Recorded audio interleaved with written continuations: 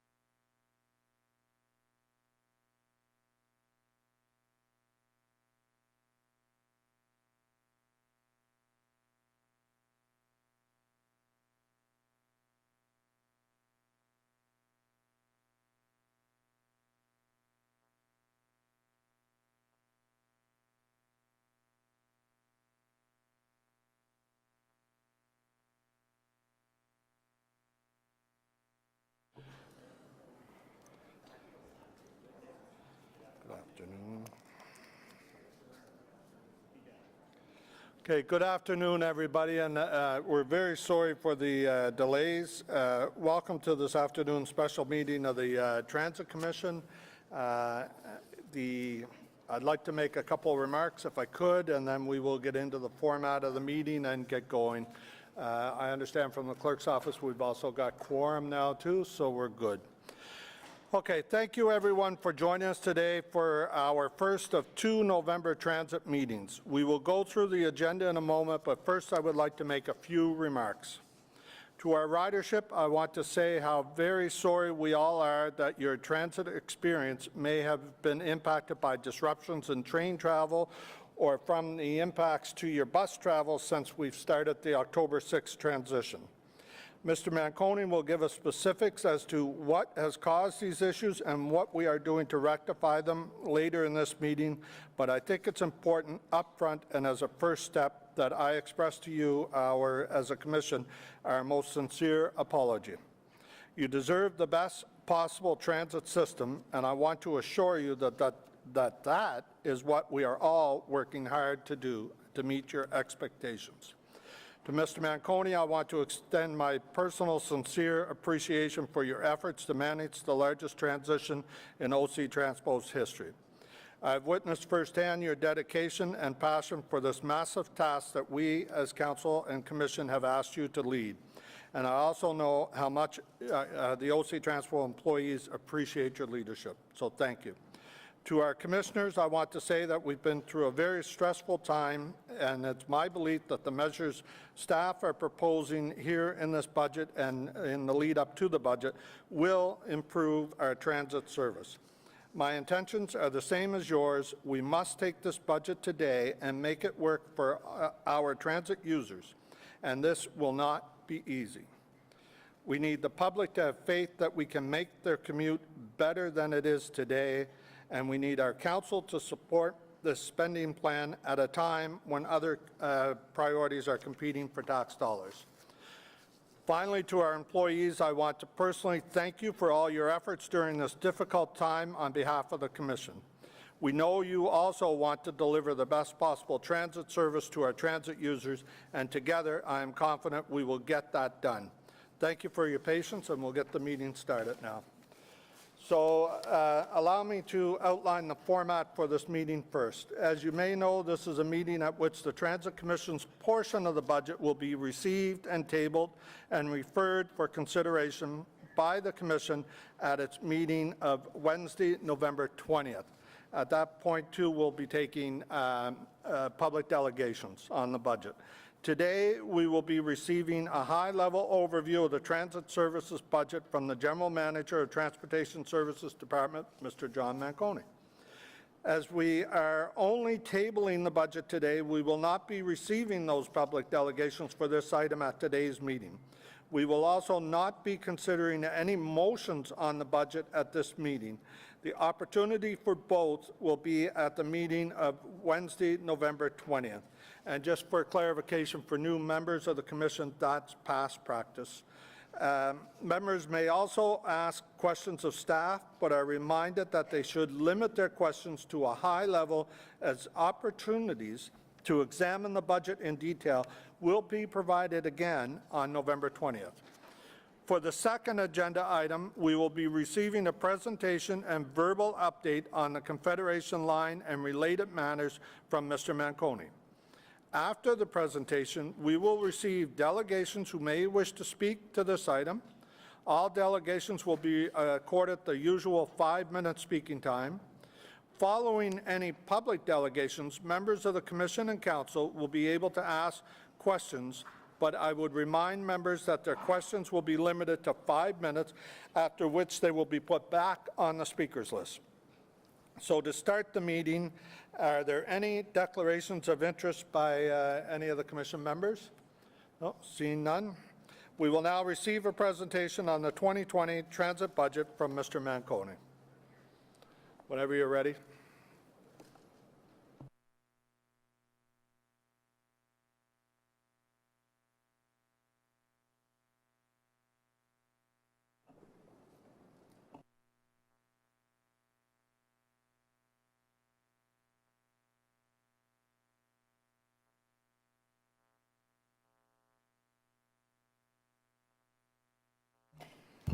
Thank you, Chair. Good afternoon, members of Transit Commission and Council members in attendance. I'm going to walk you through the budget in a little bit more detail to build upon what the Mayor shared this morning at the Council meeting. This budget that's before you represents the first year of a multimodal service system, bus, rail, a very busy system that carries a lot of passengers and has some of the highest usage per capita in North America for comparable sized cities.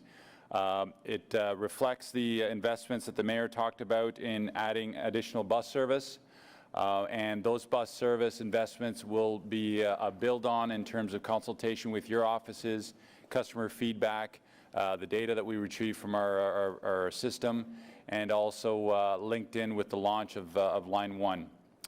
Also in 2020, we hit another milestone in that we will be back in the business of detours.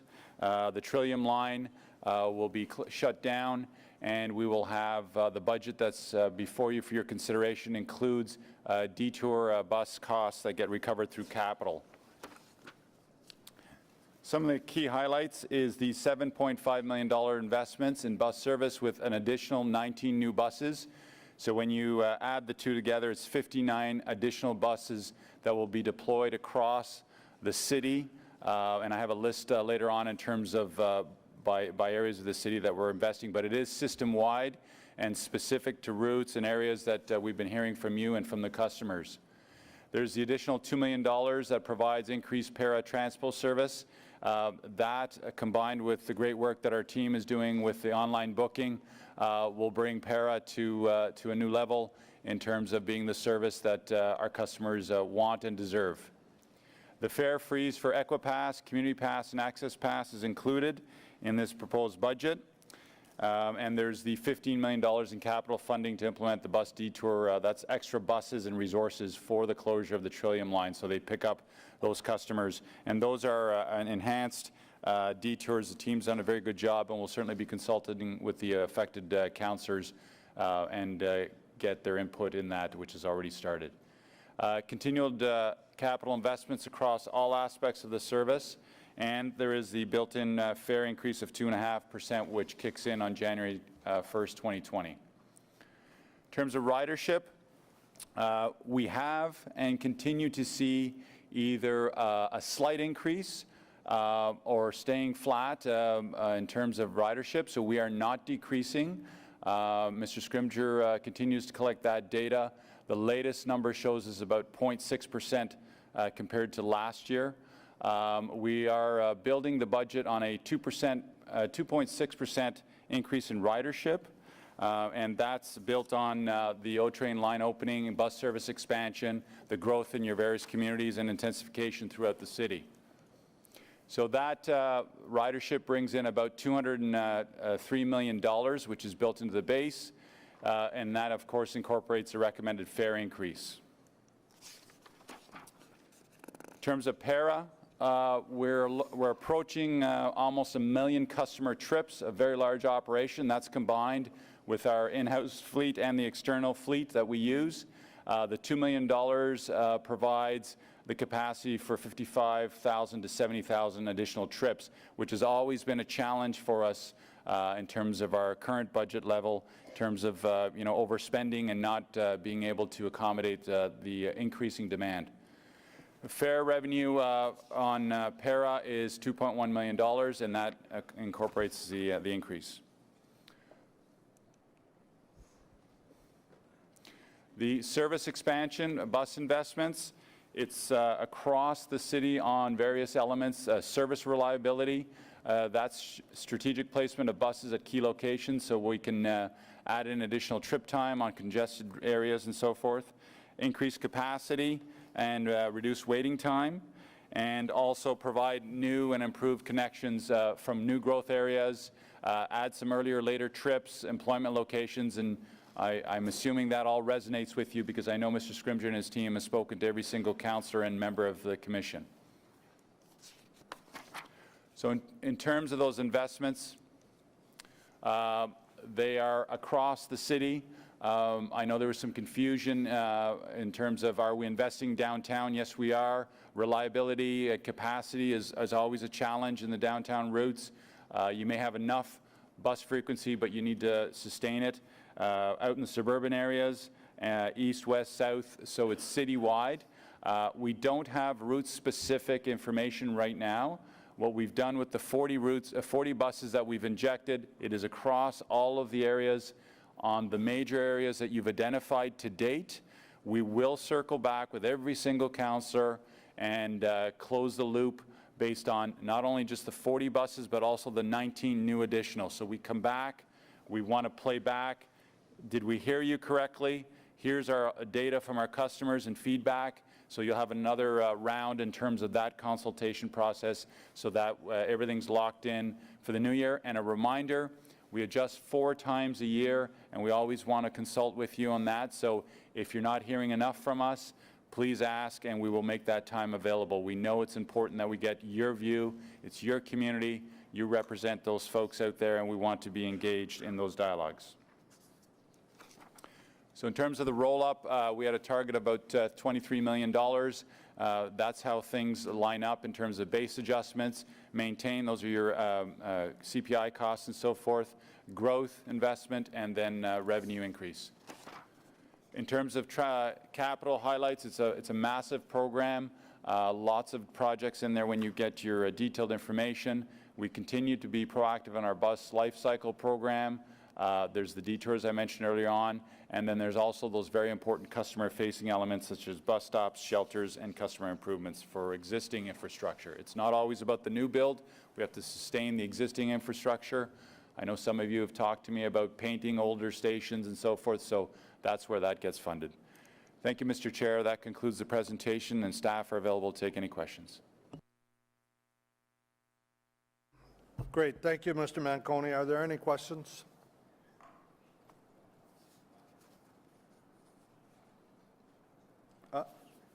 Councillor Meehan, go ahead.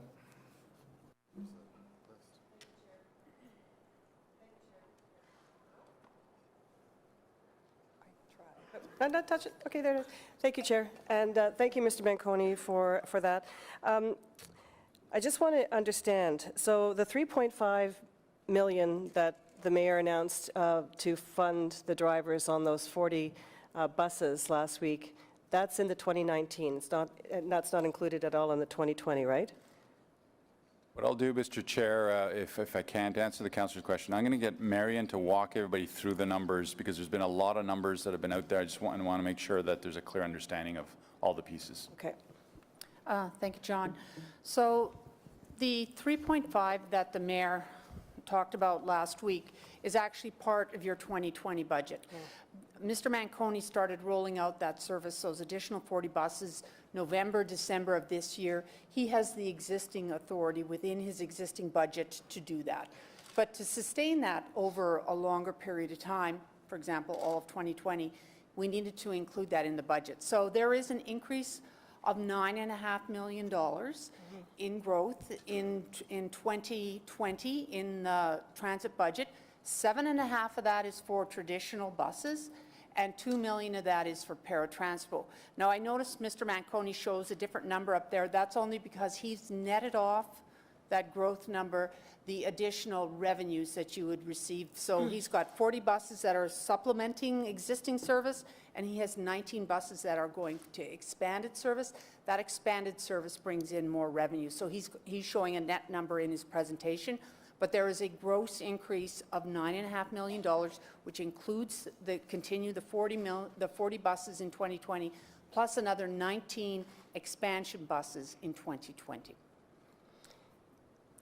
Is there any elasticity in this in case we have to increase service level again? Well, I think you have to be careful, right, because there's 3 ways to fund this. It's fares, taxes, or service, and so those are your 3 levers. The budget that's before you, I can assure you, Councillor, that we've heard you loud and clear. We're going to get the best out of that money, which is, you know, and I want to thank every councillor member. I've seen all the notes and the feedback that Pat has collected. The specific issues that you've brought forward is where we're going to come back to you and say, do we have this right? And do the best we can with all of those. The other thing we're going to do is there are fixes that we believe that are more about injecting trips rather than new routes. That's easier to fix than if you had to establish a full route that doesn't exist and so forth. So it's about using that money very wisely and making sure that we have it right. So you have my assurances that we'll do the best we can for the envelope that we have. Are we reinstating any of the express routes that people have told us that they are desperately missing? Where, no, express routes are gone. Those got replaced with what's called connections and so forth. And also there was a whole express fare policy that was done way before we launched the rail line. It was previous term of council. What we are doing is we are getting innovative. We're doing some direct routes to park and ride lots. We're doing that in Fallowfield. We're doing that out in Canada. We are opening up the toolbox to look at those things. So again, I encourage you to speak to Mr. Scrimgeour. We're prepared to try different things, but going back to express routes, that model has been unpacked, and putting that back together is very costly, very complex, and you're beyond that point now. Mr. Manconi, if we hadn't experienced the problems over the last several weeks, were we going to put more money in the budget at all for more buses? Going How much more? The 7.5 was what we were working on. The difference there is it was going to be a part year, so we're probably going to try to, we're looking at annualizing it, doing mid-year and so forth. The 40 buses is brand new. That was part of the solutions that we brought forward on that. And so there was expansion money. You've all told me, you've all told, I know Mr. Kanalakis, that you needed more bus service out in your areas, not just in the growth areas, but also in the downtown areas to sustain the bus service. So there was money in the original draft. The 40 buses is the additional piece that we've put on top of that. And that doesn't go away. That gets built into the base, and we sustain that. We adjust the fleet plan in future years, but you're increasing net 40 buses. Okay, I guess those are my questions on funding.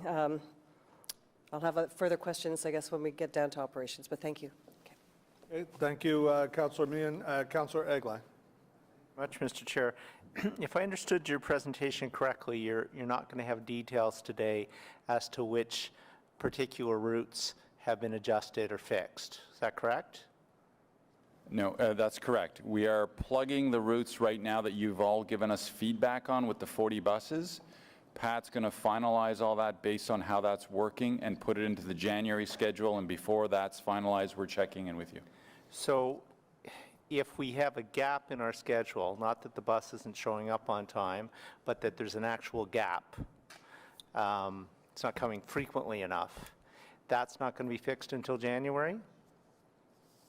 No, I'm going to get Pat to explain what we're doing right now. Because just in order to make sure it's working, we have to be able to tell our residents, hey, if you go out at 8:15 now, you can get the whatever bus. If they don't know about it, then they're not going to go out and look for it. Mr. Chair, yes, there were a certain number of councillors who identified specific gaps in the schedule where the time was longer than it ought to have been based on ridership conditions. We have got that information from all the councillors, including Councillor Eglai, and as we confirm that everything is working properly, we'll be announcing those additional dates or providing information on those additional times to councillors on those, or to customers on those routes. And do we have a sense of the timing on that? Because my understanding is it's happening now.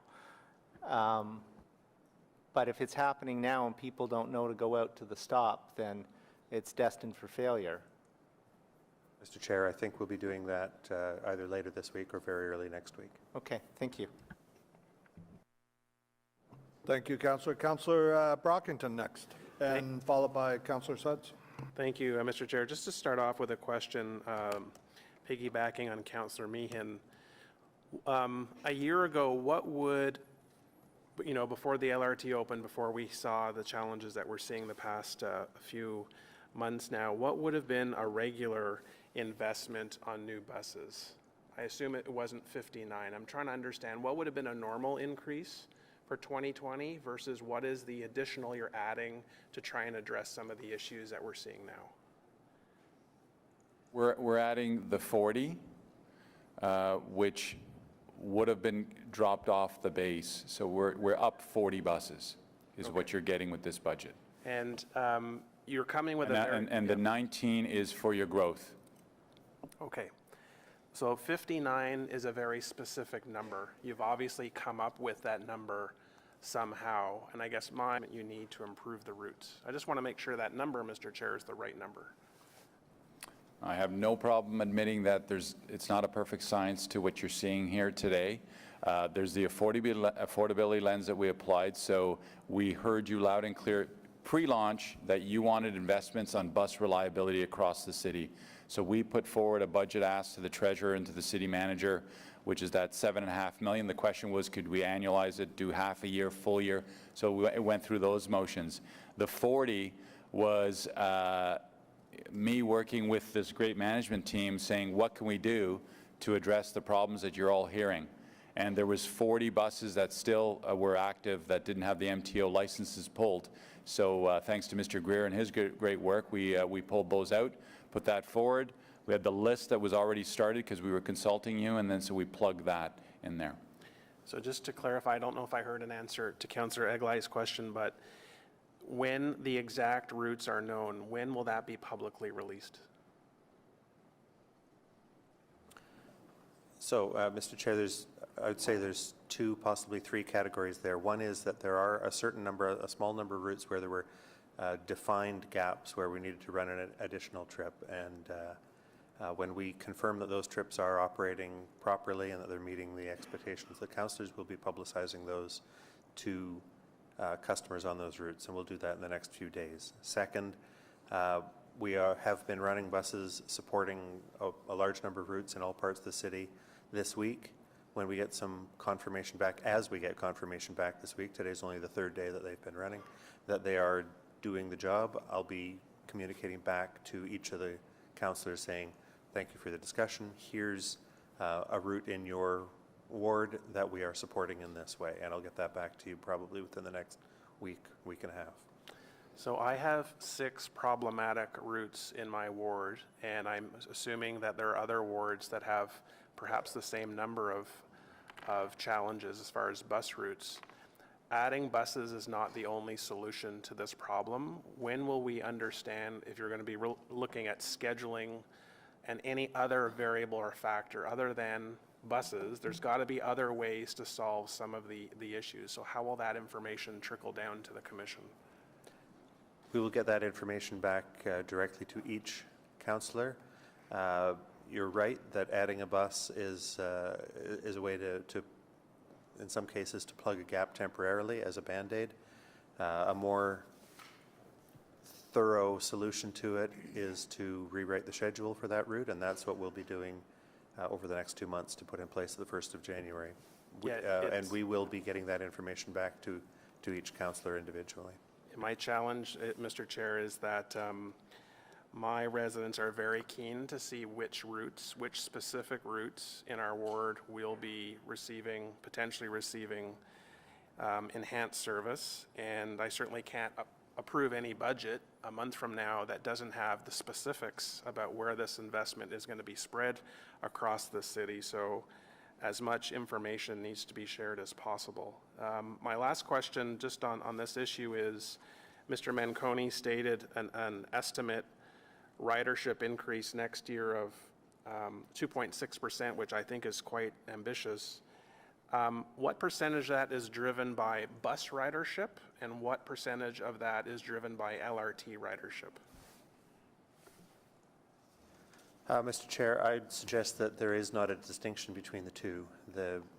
It's system ridership, and those new customers to the system are being attracted by the improved capacity of the light rail line, the improved reliability that will be coming on the bus routes, the improved capacity of the bus routes, the general growth of the city. In addition, the removal of the brakes on growth that were there during the detour years. We don't consider, when we're reporting on system ridership, we don't count train riders separately from bus riders, because almost the great majority of customers in our system ride both train and bus. Excellent. I only ask because the system as is, with its challenges that we'll get into the next presentation, is not proven to me a good recruiter for adding ridership. That unless we have a succinct plan to deal with some of the challenge that we're faced now, a 2% increase to me is unlikely, and that's why I want realistic numbers with a realistic plan, and that's why I raised that.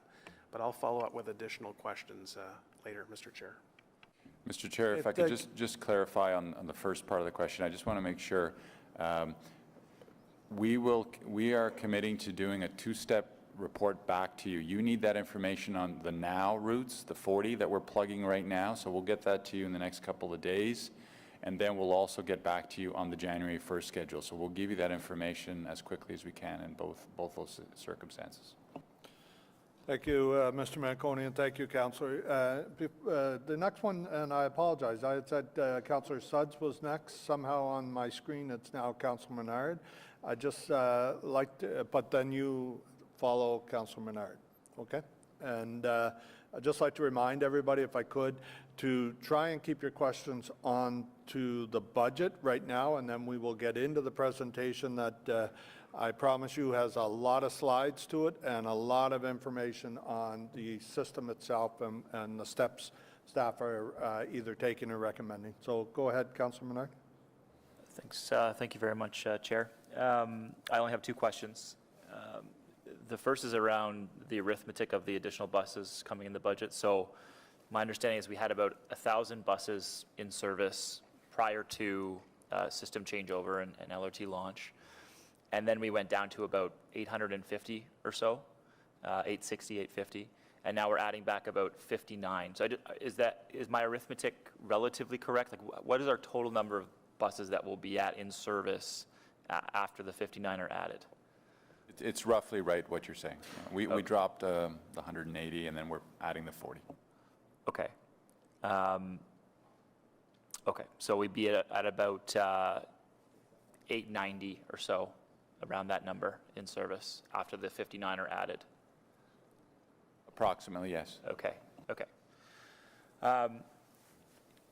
And my next question is around fares. So given the service levels that we've experienced and the high demand that we've got out there to freeze transit fares to ameliorate some of the experience folks are having, if we were to freeze fares, Mr. Manconi, across the board, and I recognize the EquiPass, Community Pass, Access Pass are already in the budget, what is OC Transpo's best recommendation in terms of where this would come from? If there's a motion to be brought around reserves, or what other method would you see if that was going to be brought by council to freeze fares this budget? Mr. Chair, if you decide to change the budget and reduce or delay the fare increase, we would have to look at the transit operating reserve as the source for that. There's not really all that much in there right now, so you probably end up having to go to capital to use as a source.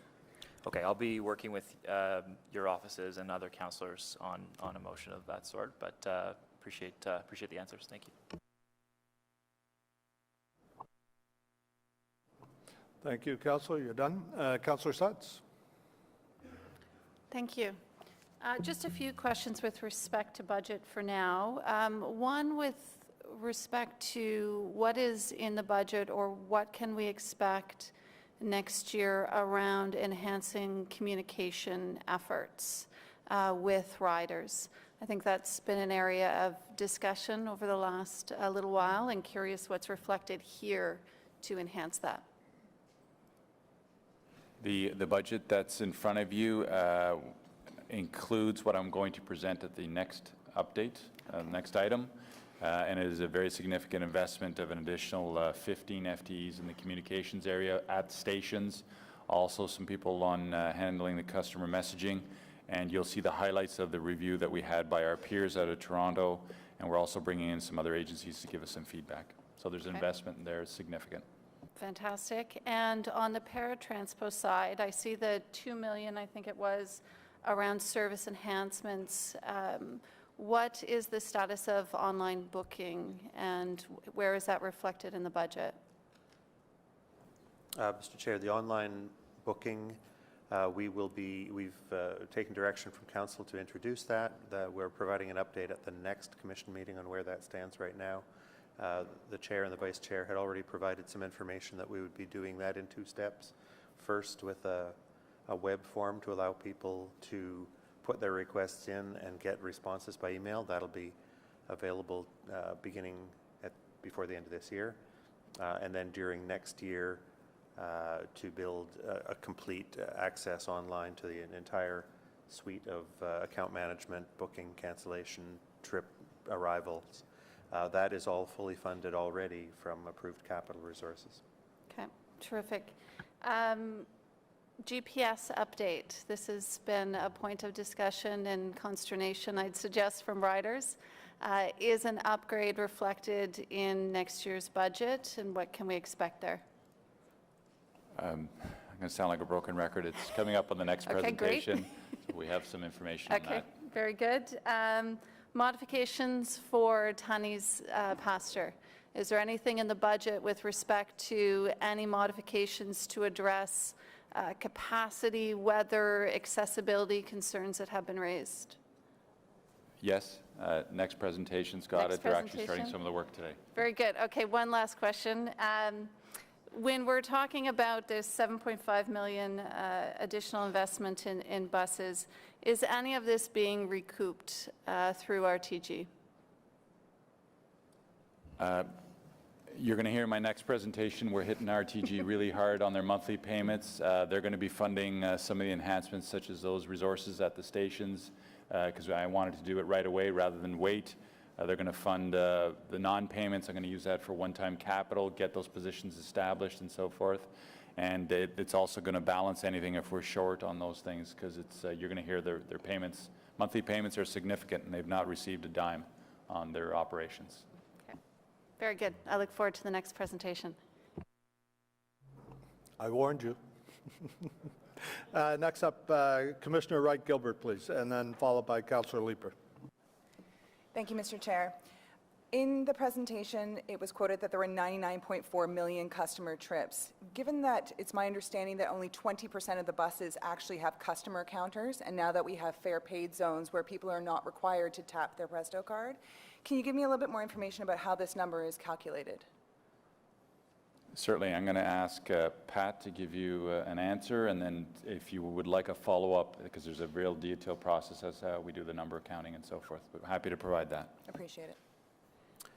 Mr. Chair, the largest, when we report system-wide ridership, that is for the most part calculated from the amount of fare revenue that we have received, whether we receive money from customers who are buying monthly passes, who are paying for single fare rides, and that money is real, and we know how much money we have, and we apply factors that are developed with experience over the years and with comparison to many other transit systems, and from tracking what people do with their Presto cards and all sorts of things, to turn that amount of money or the amount of different taps that individual customers make into the annual ridership number that we report to the Commission and to Council. Okay. Thank you. I look forward to getting a bit more detailed information on how the numbers are, but that's actually going to be an inquiry later, so that's fine. So with the increase in buses and drivers, is this going to help to alleviate the 3-minute turnaround issue, i.e. the 3 minutes for drivers to unload the bus and then get to the start of their next route that has actually been an issue that's been raised by drivers? Again, yes, at the next presentation, Commissioner, you're going to hear, we've consulted with the union leaders who are behind me. I believe they're still there. They've brought up a bunch of suggestions and so forth, and you're going to hear that the investments that you're putting forward, we will be putting additional running time into their operations. And there's actually a working group that's looking at all that. And I want to thank Clint and his team and the other union leaders, because they've been very good to work with in this massive change with us. I'm very glad to hear that. The 40 buses that have been added that were announced last week, are these being staffed using overtime? We are throwing everything we have at this issue to take care of our customers. We have a mix of overtime. We have drivers giving up weekends. We have people, the spare board. We use the spare board. It's a wide range of tactics. Okay.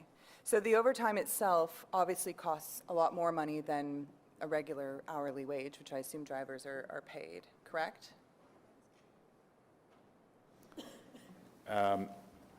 Overtime can be cheaper. It depends. It's a very complicated process because you have to look at the whole piece. I can get Mr. Charter, who was involved in many studies associated with this, to explain that. There's a very complex booking process that we utilize. And again, the operators have been doing a wide range of things, including giving up stats and so forth. And prior to all this, they were doing all sorts of initiatives with us on those premiums that we've talked about at previous commissions Okay. meetings. And the 19 buses that we're procuring under the new budget, what kind of buses are they? Are they double-deckers?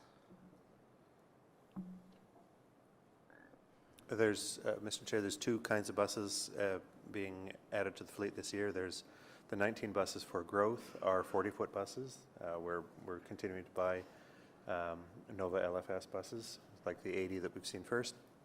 There's another, I believe it's 19 double-decker buses that are coming to give the capacity in the fleet to be able to provide the replacement service by bus for O Train Line 2 when it shuts down for Stage 2 construction. So, just so I understand you correctly, I don't want to misunderstand you.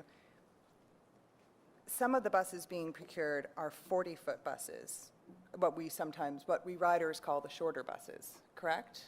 Not the articulated buses that can hold approximately 80 to 90 people?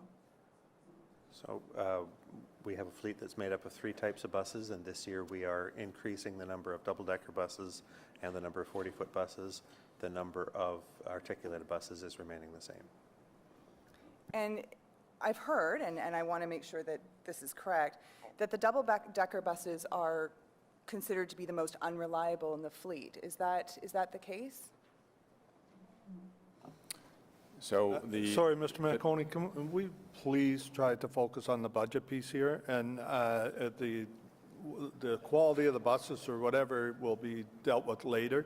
If I could just remind the others, sorry, Commissioner, if I interrupt you for a sec, where the Vice Chair and I are talking, because there seems to be quite a bit of crossover between what a lot of our audience is here to hear about is the next presentation. I'm going to make a commitment to you up front that if your questions, if you're not sure if your question is budget related or the transit presentation related, I won't rule you out of order after the next presentation if your question some interpret as a budget question. I hope that helps you make the decision so we can get to the presentation.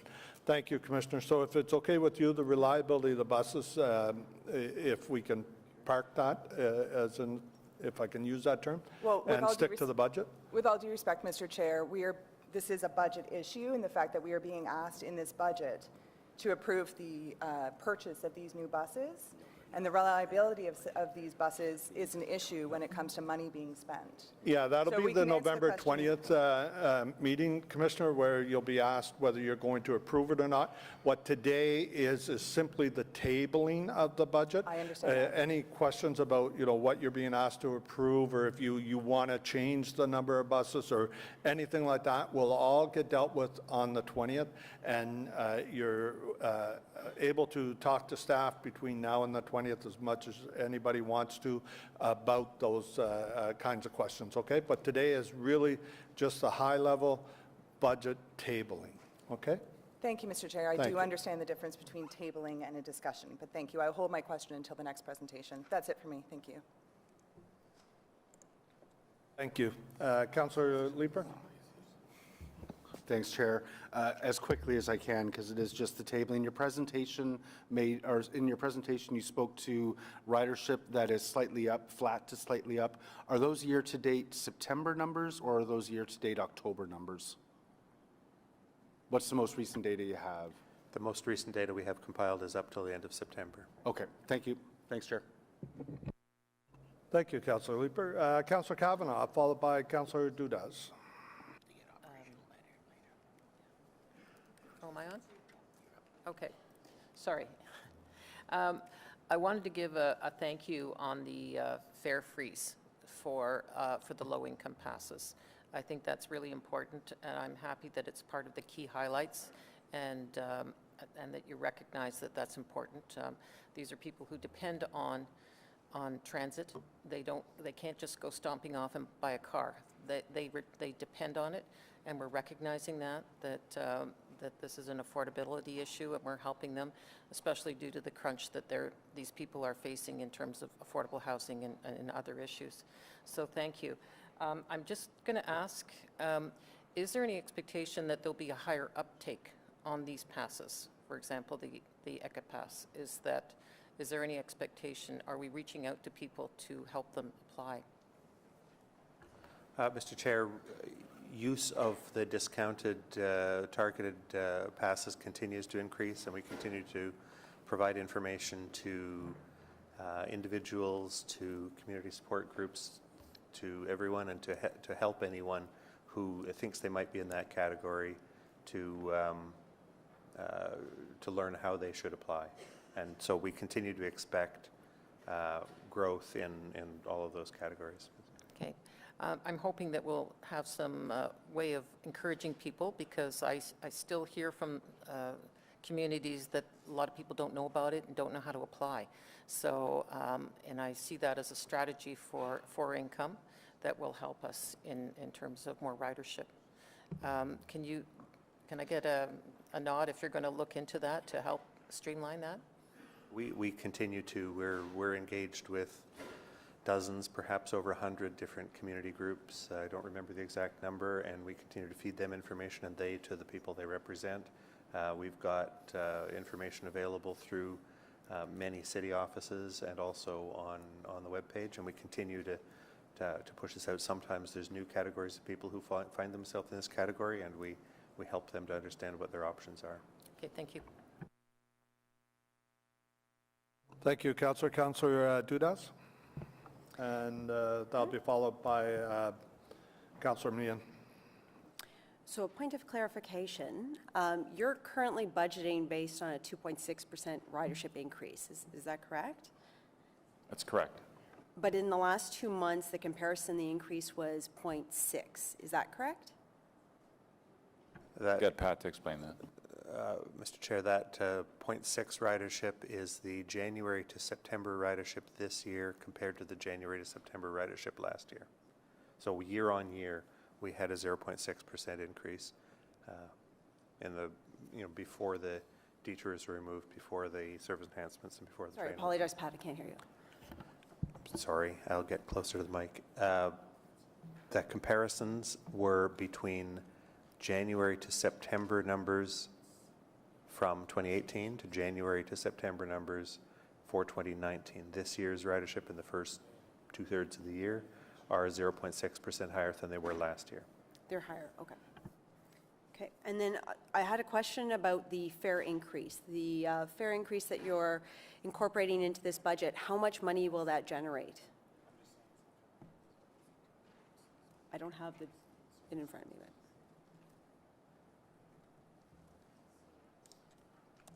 Sorry, Councillor, I'm just looking. I thought I had it, but I'm asking the treasurer if she's got it off the top.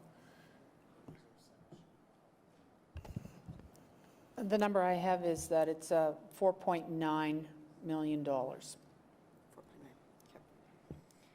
Okay, thank you.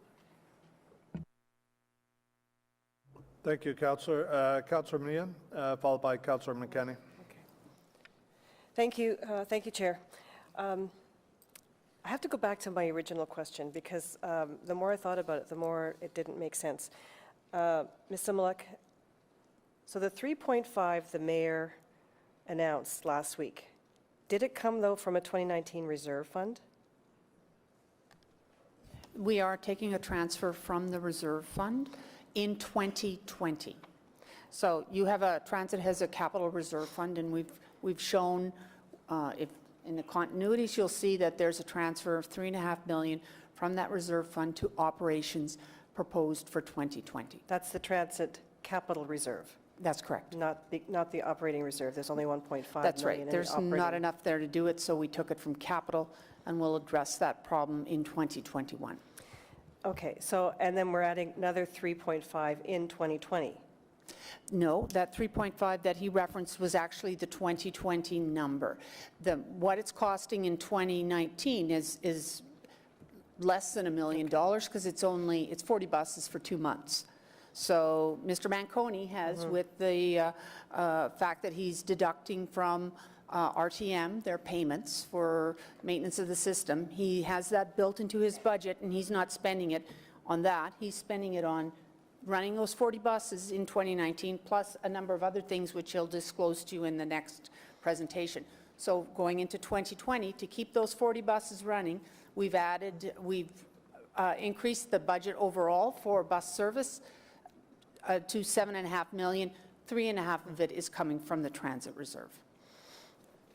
Okay. So there is a cost to keeping those buses on the road now. We're going to, how much is that? There is a cost, and it's built, it's part of the $7.5 million. So those 59 buses will be funded in total, the 40 and the 19, from that $7.5 million. Okay. In terms of paying our staff, what staffing complement has been worked into this budget for next year? Because I know that we need to hire drivers. So, like, how many drivers are we going to hire?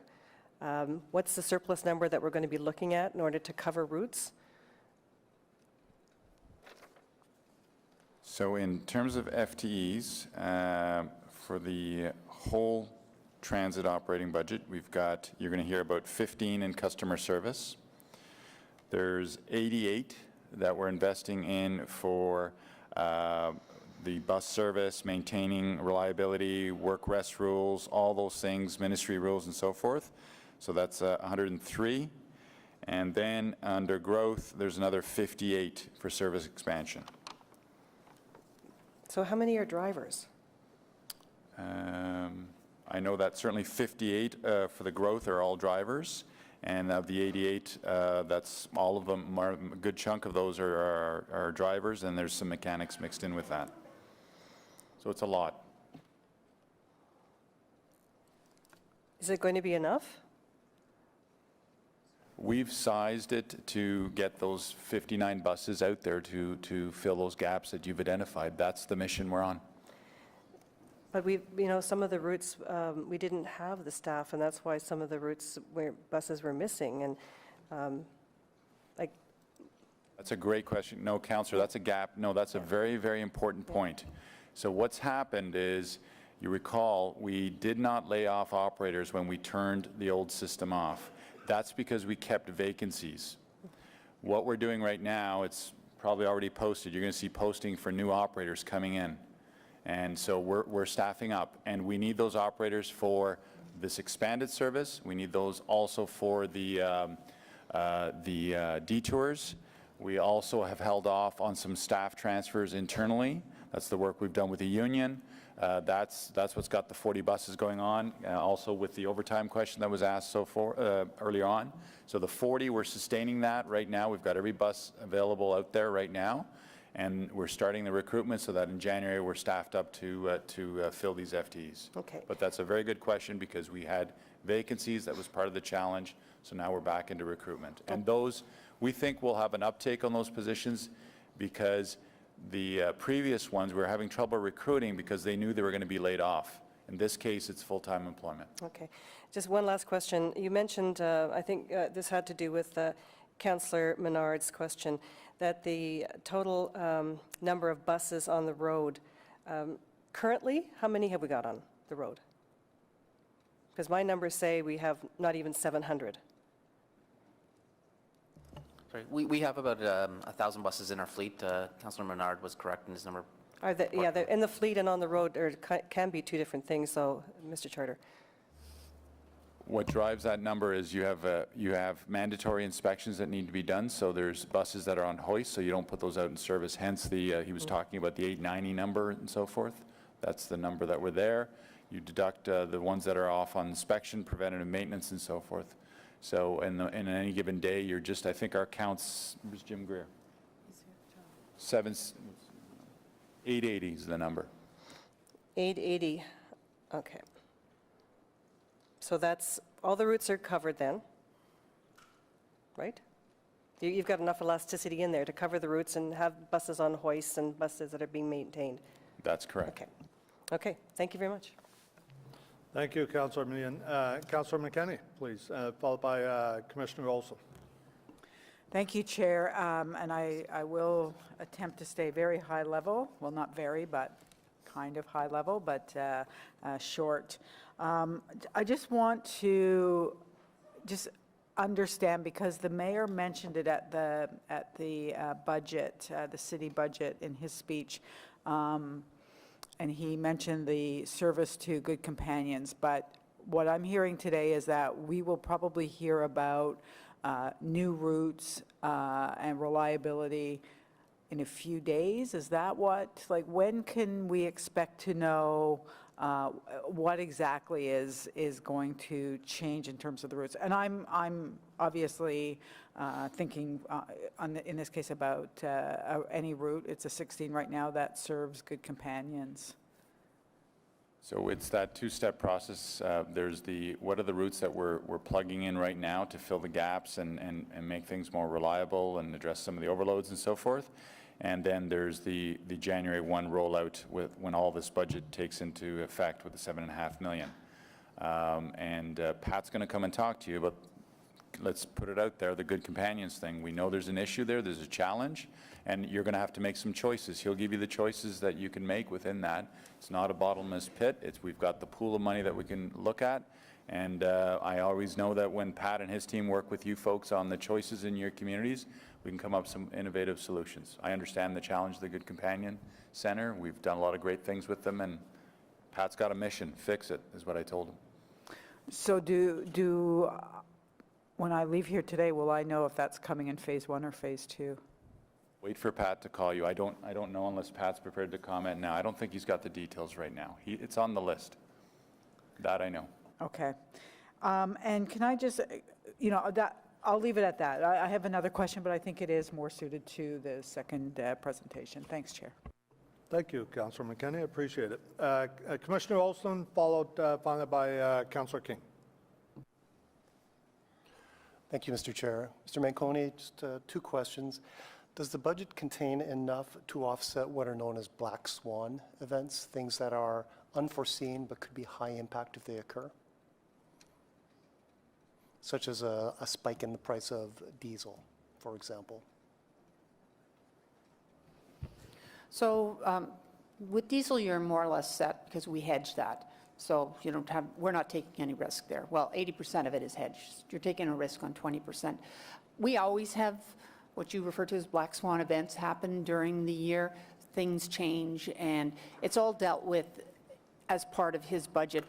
If, in fact, he needs additional authority, he can come to to the Commission, and he can request it, and we would do a transfer from either the capital or the operating reserves that we've set aside for transit, and then we would deal with it in the subsequent budget year.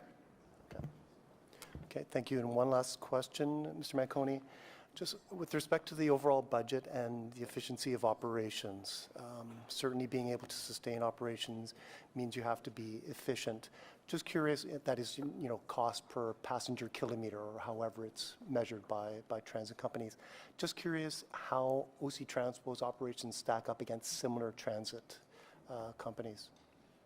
Are you more efficient, less efficient, or right in the ballpark? I'm going to be careful here because I think, with what our customers have been going through right now, some of it, it's not helpful to the cause. The massive change, the largest change in the history of this organization, OC Transpo, with something that's never been done anywhere around the world, converting a bus rapid transit to light rail transit on the fly. I can tell you that this team, the previous teams, and the previous initiatives that OC Transpo did were and continue to be some of the best of the best. We talked about bus efficiencies that the Commissioner raised earlier on. Double-decker buses, which now everybody's moving to, is the lowest cost per passenger per kilometer in the industry. Articulated buses, some of the first articulated buses were used in OC Transpo in the early 80s. Rear door boarding, those things. Very, very efficient. Right now, the budget that's before you, I have no problem telling you that it is a massive transition year. And do we have it perfect? No, we don't. It's the best pieces of the puzzle that we can put together. given the scope and the scale of the changes that we've undergone and the challenges that I'm going to be talking about in the next presentation. Our goal, the goal of this management team, is to always be as efficient as possible and wrapping those efficiencies around the customer so we drive down costs, we give them good, reliable service, and so forth.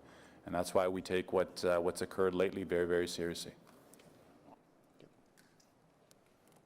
Okay, thank you, Commissioner Olson. I think if everybody's in agreement here, we're just going to take a quick 10-minute break. We will start the presentation, and Councillor King will be first on the list for questions after the presentation, and Commissioner, you'll be after Councillor King. Is that okay with everybody in the room? Okay, thank you very much, folks. So we'll take a 10-minute break, and we'll be back.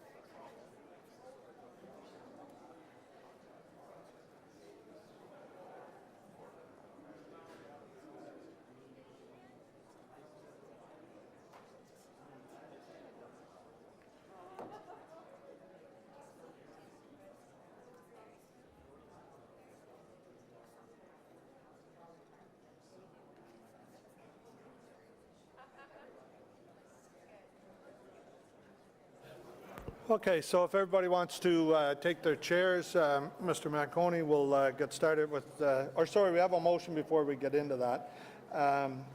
Vice Chair Cloutier will read a motion to receive, table, and refer to the Transit Commission's portion of the budget to our next meeting on November 20th. You need me to? Yeah, Councillor Cloutier.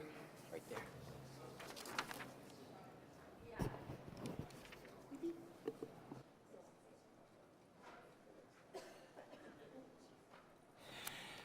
Thank you, Chair. That the Transit Commission receive, table, and refer this item to its meeting of November 20th, 2019.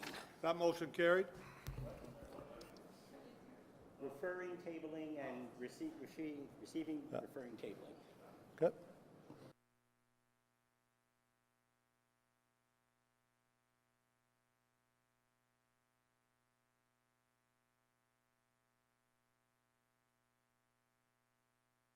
Okay, so motion's carried. We just confirmed we have quorum here for that as well. So next we'll receive an update on the Confederation line from the General Manager. Mr. Manconi, start whenever you're ready, please. Oh.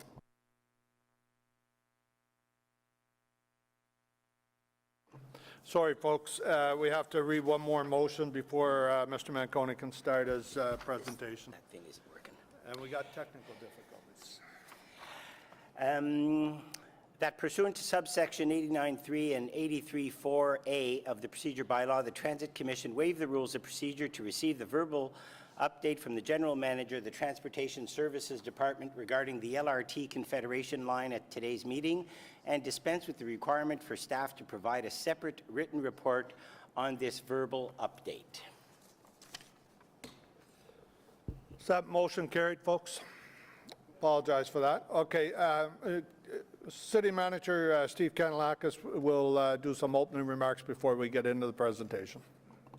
Thank you, Mr. Chair. I know many of you sitting around this Transit Commission don't normally see me around the table addressing the Transit Commission, but I felt it was important today that I come and address the Commission and offer some remarks in terms of what we've been doing and to basically set some context before we get into the actual presentation. I started this job 42 months ago, 3.5 years ago, and I'm always reminded by the mayor that the city manager is the only employee of council. It's the only person you hire and fire, and through me, the delegation of authority flows to the rest of the organization in terms of its accountability and delivering the results that councils wants. And I felt it was important to be here because I've always wanted to be and always am accountable to council for the execution of their direction. And I felt it was important today to share with you my thoughts on what's been happening, to give you assurances that I have been engaged in this entire project for the last 3.5 years, and particularly in the last period of time, the last 6 months, probably much more than I ever anticipated, with Mr. Manconi working side by side, managing very complex issues. We had a lot of anticipation around launching our new LRT system on September 14th, and when we opened it and boarded Line 1 for the first time for the inaugural ride, I was on the train with all of you. And it was a very exciting time, a positive experience. Everyone was happening, and I felt it was worth the wait for it to come when it came. There was a sense of excitement that could be felt across the city, and I was feeling that, as I know all of council was. And it was a historic milestone for the city and a major step forward in our city's transportation model. Our first 3 weeks of operation, when we were running parallel bus service, came about very smoothly, and we were, very excited with how things were progressing. Then we started to see and experience a series of firsts. First door jam, first delay, first TCMS. John will run you through those problems. First communication issue. And we started experiencing issues that, quite frankly, really threw us back. And I think that come with running a complex and sophisticated system. There are growing pains that come with a new system. Many people told us that when we launched. We knew there would be. The real issue is how quickly do you turn around problems so that you minimize the disruption on people who rely on our system.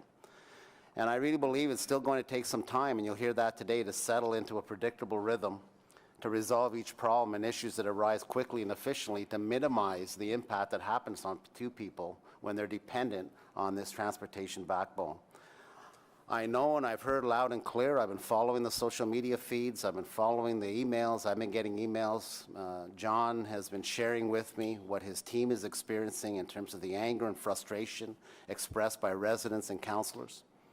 Our system is not operating at the level it should be. I acknowledge that. I acknowledge that we have not met your expectations, and I apologize for the fact that our system has inconvenienced so many people in this city. And it's a very sincere apology, because none of us ever want to be in a position that's work here that we don't live up to the expectations of our residents. Thousands of our residents rely on public transit daily, and as it stands, it has not been good enough. But I do know, because I'm out at OC Transpo in Saint Laurent, I meet a lot of the staff. They are deeply committed to everything they can to get this system running better. There's been an immense amount of scrutiny on our light rail system over the past month. However, I don't want to lose sight of the accomplishments that have been achieved under John Manconi's leadership over the last 3 years, where we transitioned a construction project into an integrated bus light rail system, and the largest construction project we've ever had in this city. And so we're focused on what's happened now, and rightly so, the last month, but there's been years of effort and work in terms of navigating this complex project to get it to the finish line. This project wouldn't have been delivered without John's perseverance and proactive approach to managing such a complex project with our private sector partners. And I want to thank and acknowledge OC Transpo employees and their unions, and Clint and others who have worked tirelessly to improve ongoing problems and improve our system. They are deeply dedicated people, and they have immense pride in the work they do. But they've all been deeply impacted. I see it in our management team here, in the faces of them when I see them every day, to deal with the challenges to deliver a consistent and reliable service to our residents daily and what our residents expect. I want to thank our mayor, who's been very vocal, and I can assure you, texts me. I can't even count the number of texts and messages he sends me daily when he rides it every morning, from end to end in terms of feedback. Members of council who've been messaging me, members of Transit Commission, the continued feedback, insight, and support you provided the team and our residents have been very helpful during this challenging time, because you're the eyes and ears on the ground, and we need that. And of course, most importantly, I want to thank our transit customers for tolerating all the changes and the setbacks that they've experienced. But as mentioned at the start, a new system brings it with a series of firsts. I've spoken to many city managers across the country who have launched new systems, and they all told me the same thing. And at first, you know, before we launched, I kind of didn't believe them. I thought maybe we were just better. But they all said, you live and die with a series of firsts, Steve. Your first door jam, your first train breakdown, your first suicide, thank God we haven't had that, your first winter. Each one is going to challenge and test your team. And it's going to challenge your communications regardless of how experienced they are. And you need to experience these things to gain a deeper understanding, learn what to anticipate and how to correct and improve for the next time.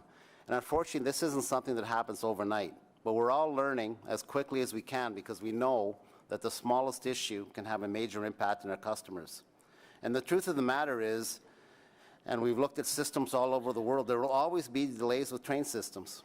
I mean, I'm not trying to reset expectations, but I don't know of a transportation system, whether it's bus, private sector bus, train, or planes, that don't have globally that is 100% reliable, and it's not realistic to expect that. But it is realistic to expect that our team can turn around problems quickly and get us back in service right away.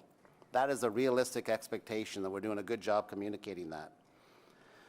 Like other cities, I know that we'll only get smoother and better at ironing out these bumps once we experience them.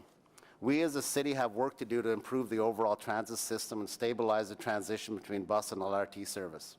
Overcrowding, reliability, and communication are the main areas of focus that we're acting to immediately improve.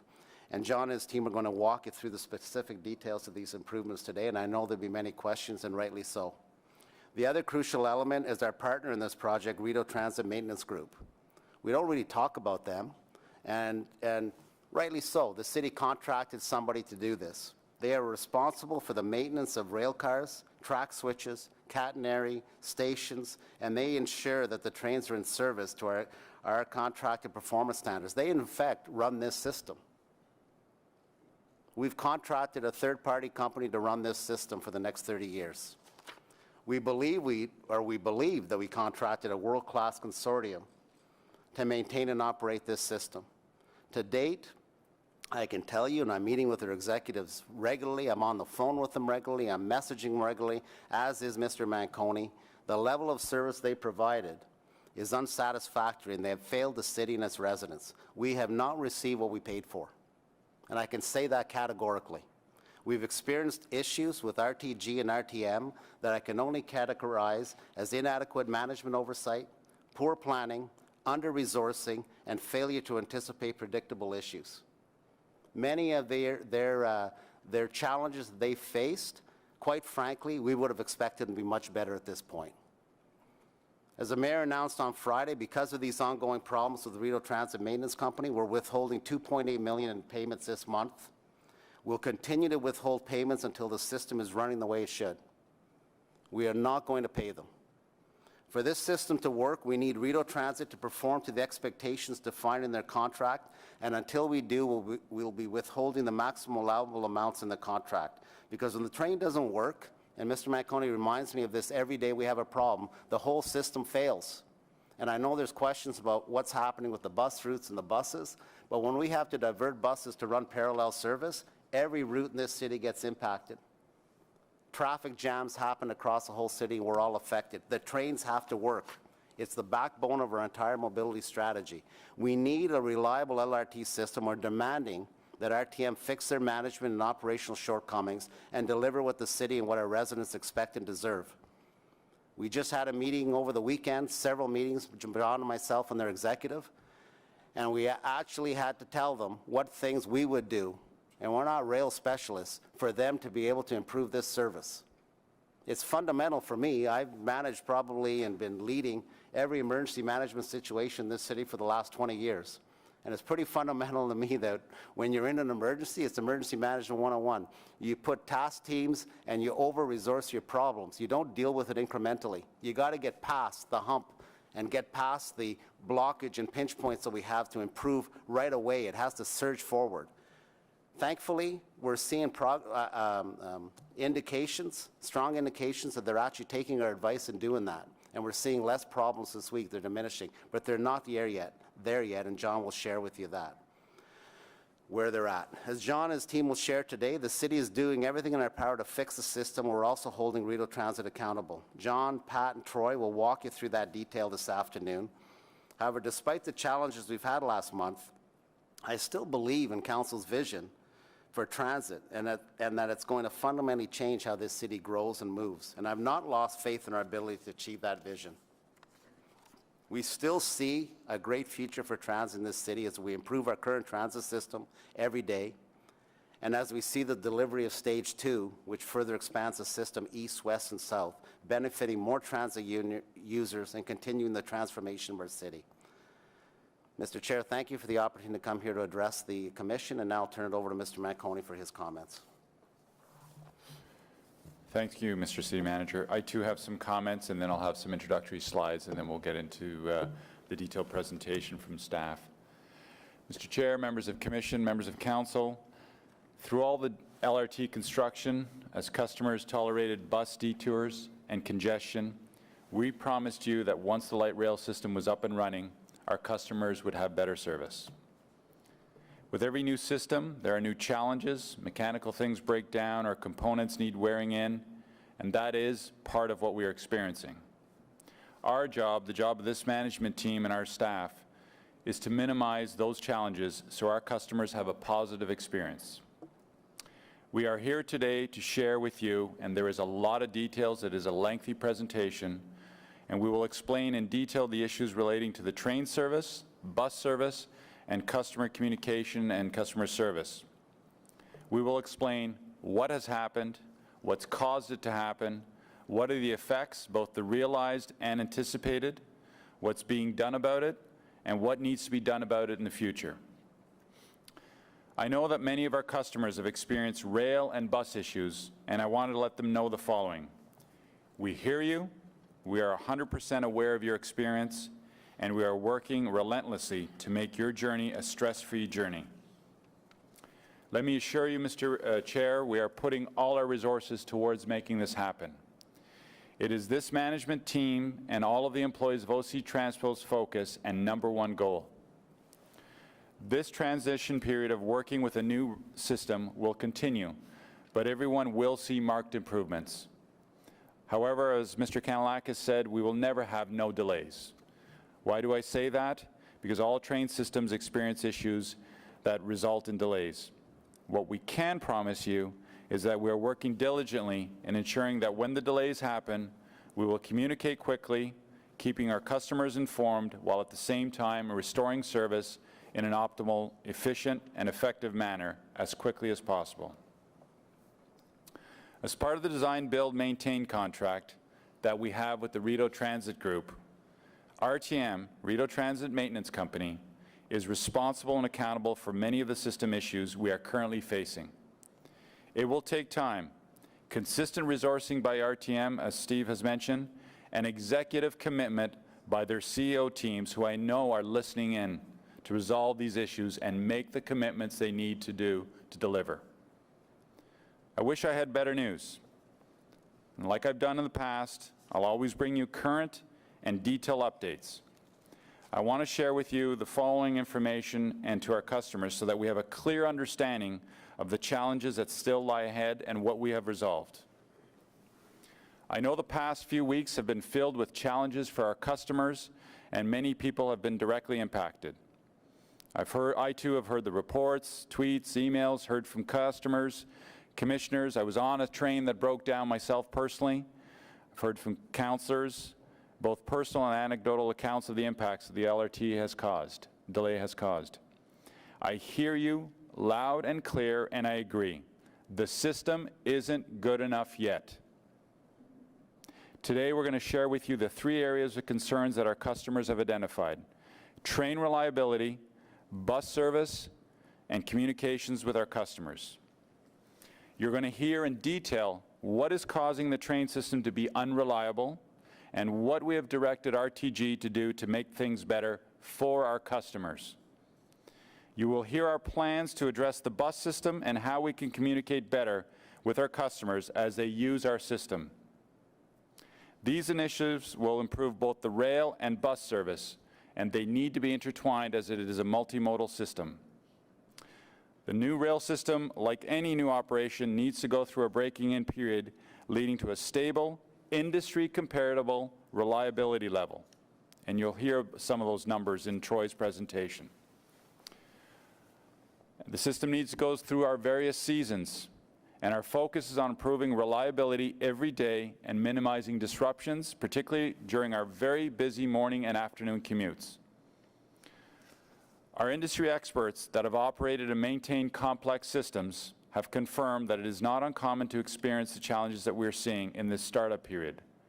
They remain actively engaged in assisting us in mapping out solutions and proactively anticipating issues that may arise that will need to be dealt with. And these are folks with hundreds of years of collective experience running, maintaining, operating, and doing startup operations of rail systems across North America. Just like you, I am frustrated with our LRT service. One of my main jobs is to ensure that RTG and RTM deliver on their contractual obligations and responsibility. Please know that last week when I called the CEO of RTG at 5:30 in the morning after hearing from Troy and learning of a switch issue, I asked him, why is it taking that technician so long to get out to make the repairs after we had told him to proactively place technicians at the switches as part of the startup process? I was speaking with the force of all of you and our transit customers who have been impacted. I'm in many, many frequent discussions 7 days a week with RTG, challenging and now telling them how to improve and correct issues on your behalf. As the Mayor announced on November 1st, and as per the project agreement, you're going to hear that we are deducting payments which we're entitled to. RTG needs to act on the clear message that we are sending them and move swiftly. I've told RTG multiple times, this is their CEOs, the Jeff Smiths of the Ellis Dons, the John Wilkinsons of SNC Lavalin, the Peter Lausches, who you've heard at this committee, and I'm going to repeat publicly, step up and deliver on your responsibilities now. The residents of Ottawa are to get what they paid for. Now, let me be clear. I know that not all existing difficulties are RTG related. Miscommunication, bus reliability, and infrastructure issues are also part of the problem. Where OC Transpo has responsibility to make changes, we will. Your feedback in identifying issues has been critical, so please keep it coming. We need to know where the pinch points are, and we will course correct. I want to thank the entire OC Transpo team who's working tirelessly around the clock to improve services. You're the backbone of our system, working hard 24/7. Thank you also to the unions, ATU 279, QP 5500, and ATU 1760. The Mayor, Chair Hubley, City Manager, Transit Commissioners, Member of Council for their action, insight, and support. I know it is challenging, but these and other issues may continue to impact our system. We will see gradual improvements, and we may also experience some setback. Our goal to our customer is to make your transit experience more pleasant and less stressful. The fix won't come immediately, but we're throwing all we can at this while we get through this challenging time. I appreciate and want to sincerely thank transit customers. This wasn't what we expected to happen, and we're working relentlessly with RTG to improve things. I'm now going to turn to the presentation, Mr. Chair. The material today, we've got about 80 slides or so that we're going to walk through, and then we're going to stay as long as it takes to answer all of your questions. And if we don't have anything that you asked today, we will follow up with you, because I know our mission today is to equip you with the issues, what we're doing about it, and answer all your questions. The first part of the presentation is going to be Troy with rail service update. He's going to talk about what's causing the issues, the corrective action plan, the system, how it's performing, and comparators, and our response plans. Then Pat will talk about the bus service improvements, the updates there, communications, the many initiatives that are underway across the system for improvements for our customers, and then Troy will wrap up with winter operations. I do want to start off by reminding everybody of the roles and responsibility. The Rideau Transit Group, when you hear RTG, OLRTC, RTM, it's the same company. There's just a bunch of commercial things that they slice up differently amongst themselves.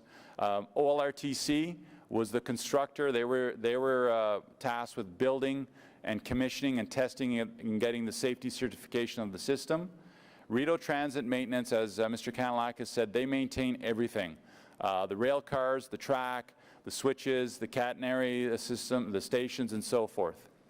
The rail office was the oversight body for the build part, and then OC Transpo, we operate the trains. So we have ATU 279 members in those trains, and we have supervisors from 5500 supervising the operation, and we have controllers and dispatchers and so forth in our control room.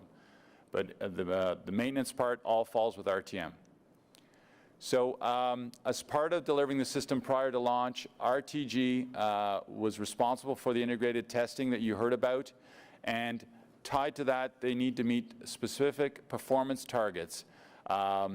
And they're bound by that. They're bound by a contract that specifies performance targets with their maintenance regime for 30 years. And if any of those targets aren't met, we're entitled to do a bunch of things, namely penalize them, and we have other tools in our toolbox. But that's for any degradation associated with the system, whether it's the catenary, the track, the vehicle performance, and it's not specific. It's technical issue, barring acts of God or natural disasters, but technical issues affect their monthly service payment.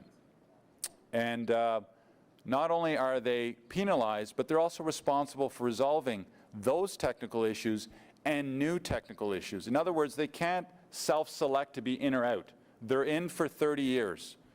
And it's a lucrative contract where they took on the risk to make sure that all that infrastructure met the standards to meet the performance targets. RTG's monthly payments range between $4 and $5 million during that 30-year journey. And that varies because they kick in life cycle costs, there's escalation factors and so forth, and contractual elements. But you're in that early part of the contract, it's about $4 million a month. And that goes on for 30 years, as I've mentioned. And there are many, many performance-based targets that they have to achieve, which drives that payment.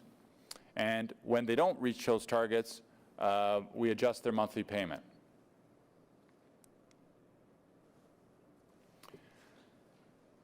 Here are 4 of the samples of things that we can adjust their monthly payment. So vehicles are clocked by kilometers. So if they don't achieve what we need for service in terms of the total planned vehicle kilometers we need for a month, we can, that affects their metrics. Station accessibility, are things all operating? Elevators, escalators, are they opened on time? The coils, the remote coils, those types of things. Lighting, is it all working? There's indicators on all those elements. It's literally hundreds of them.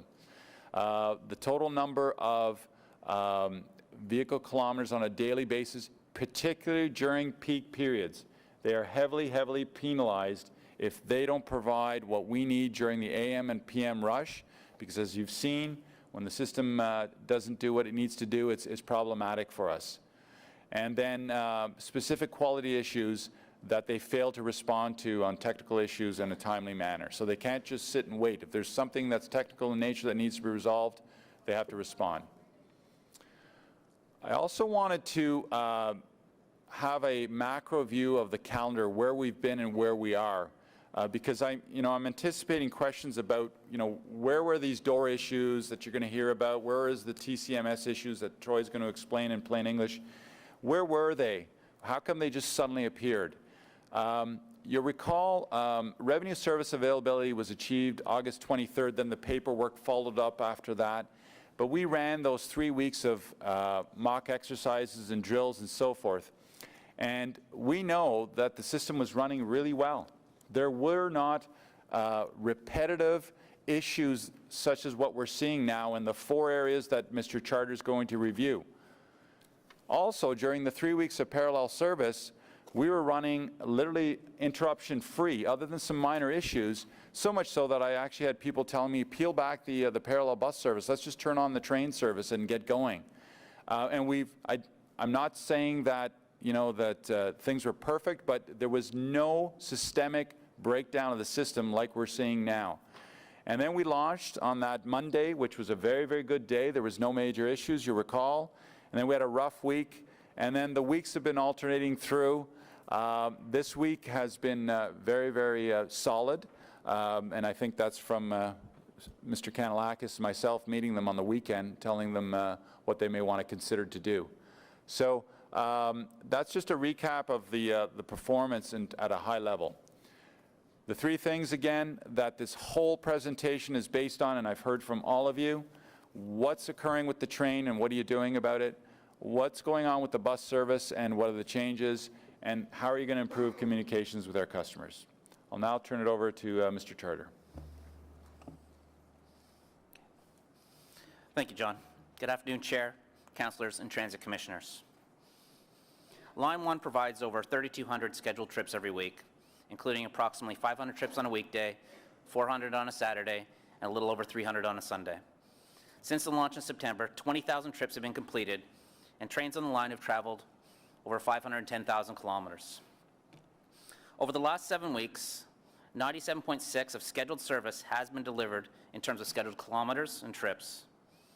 And while this is a positive statistic during our initial startup period, you will see that there have been a number of disruptions that have negatively impacted our customers.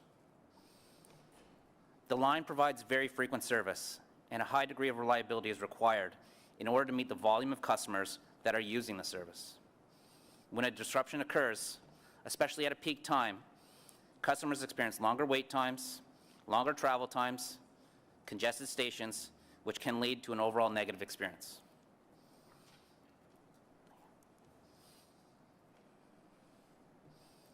This graph shows the percentage of service that was delivered since the initial launch.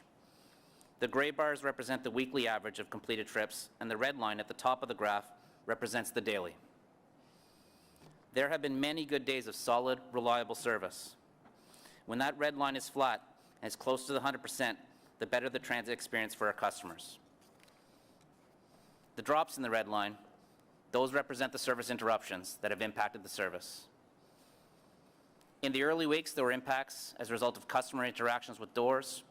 We had wildlife on the tracks, and a few isolated incidents of vehicle-related problems. The majority of these incidents were minor and occurred during off-peak times, thus fewer customers were impacted. In week 4, when parallel bus service was moved, we saw our reliability fall below 98% due to door issues and TCMS issues, both of which I'll explain in further detail later. Week 5 saw an improvement. However, in week 6, the week of October 21st to 25th, vehicle issues and door problems significantly impacted service. Week 7, the week of October 28th to November 1st, while an improvement for the previous week, also saw switch problems, a critical component of rail infrastructure, impact service on multiple days. We know that in order to provide a positive transit experience, the number of disruptions needs to decrease. When the reliability falls below the 98% threshold, those can be very challenging days for our customers. So how does this compare to the light rail industry in general? As I just stated, so far to date, from a service delivery perspective, Line 1 is operating at an average of 97.6%. As you can see in the graph, in comparison to 14 other benchmark light rail properties across North America and Europe, which are established rail networks, Ottawa's reliability is just above the average at 97.2%. Again, while this is a positive first step, improving reliability for our customers is our focus. Rail performance is not only about trips delivered, it is also about on-time performance. Is the service following a schedule that is predictable and that customers can plan their commutes around? The measurement of on-time performance for rail varies considerably from transit agency to transit agency. Looking at Line 1's performance to date, in comparison to a few other comparative properties, we noted the following. In 2018, TransLink in Vancouver, which reports on the Expo and Millennium lines, saw an on-time performance of 96.38%. This was reported as an all-time high. If Ottawa were to apply the same performance criteria used by TransLink, then Line 1's performance would be 96.9%.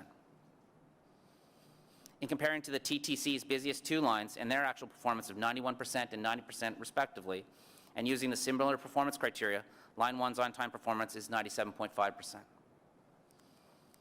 Calgary, who operates in mixed traffic in downtown areas where we are completely separated from traffic, so not subject to the same disruptions, they target 90%.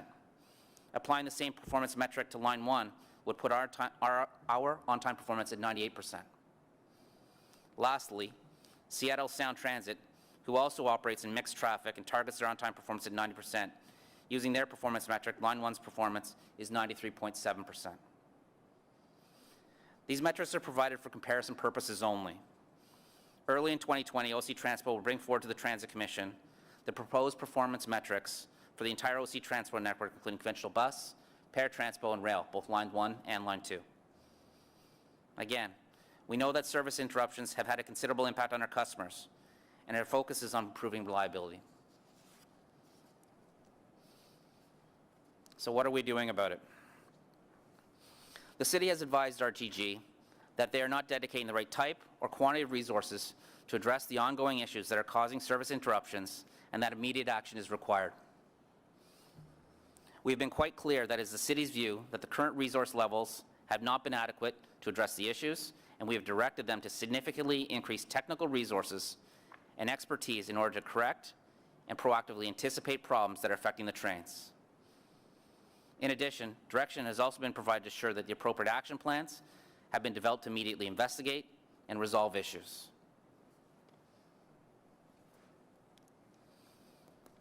Recently, the mayor and senior city staff met with RTG and RTM and provided clear direction of the city's expectations, directing them to utilize all available resources to rectify the ongoing issues that are affecting our trains and the overall reliability of service on Line 1. As the winter season is fast approaching, they were also reminded that they need to be fully mobilized and prepared for winter operations. We know what the winter season entails, and we expect that they will anticipate and act accordingly. The city's expectations have been made clear, that any issue that may affect Line 1 service are appropriately addressed, mitigated, and dealt with expeditiously. Since October 6th, the city has identified four primary issues that cause service interruptions. 3 of the 4 primary issues are vehicle-related, and they include TCMS, or Train Control and Monitoring Systems, VOBC, Vehicle Onboard Control, and door issues. Recently, switches have also been the cause of service disruptions. The first primary cause of service interruptions is with respect to the Train Control Monitoring System, or TCMS.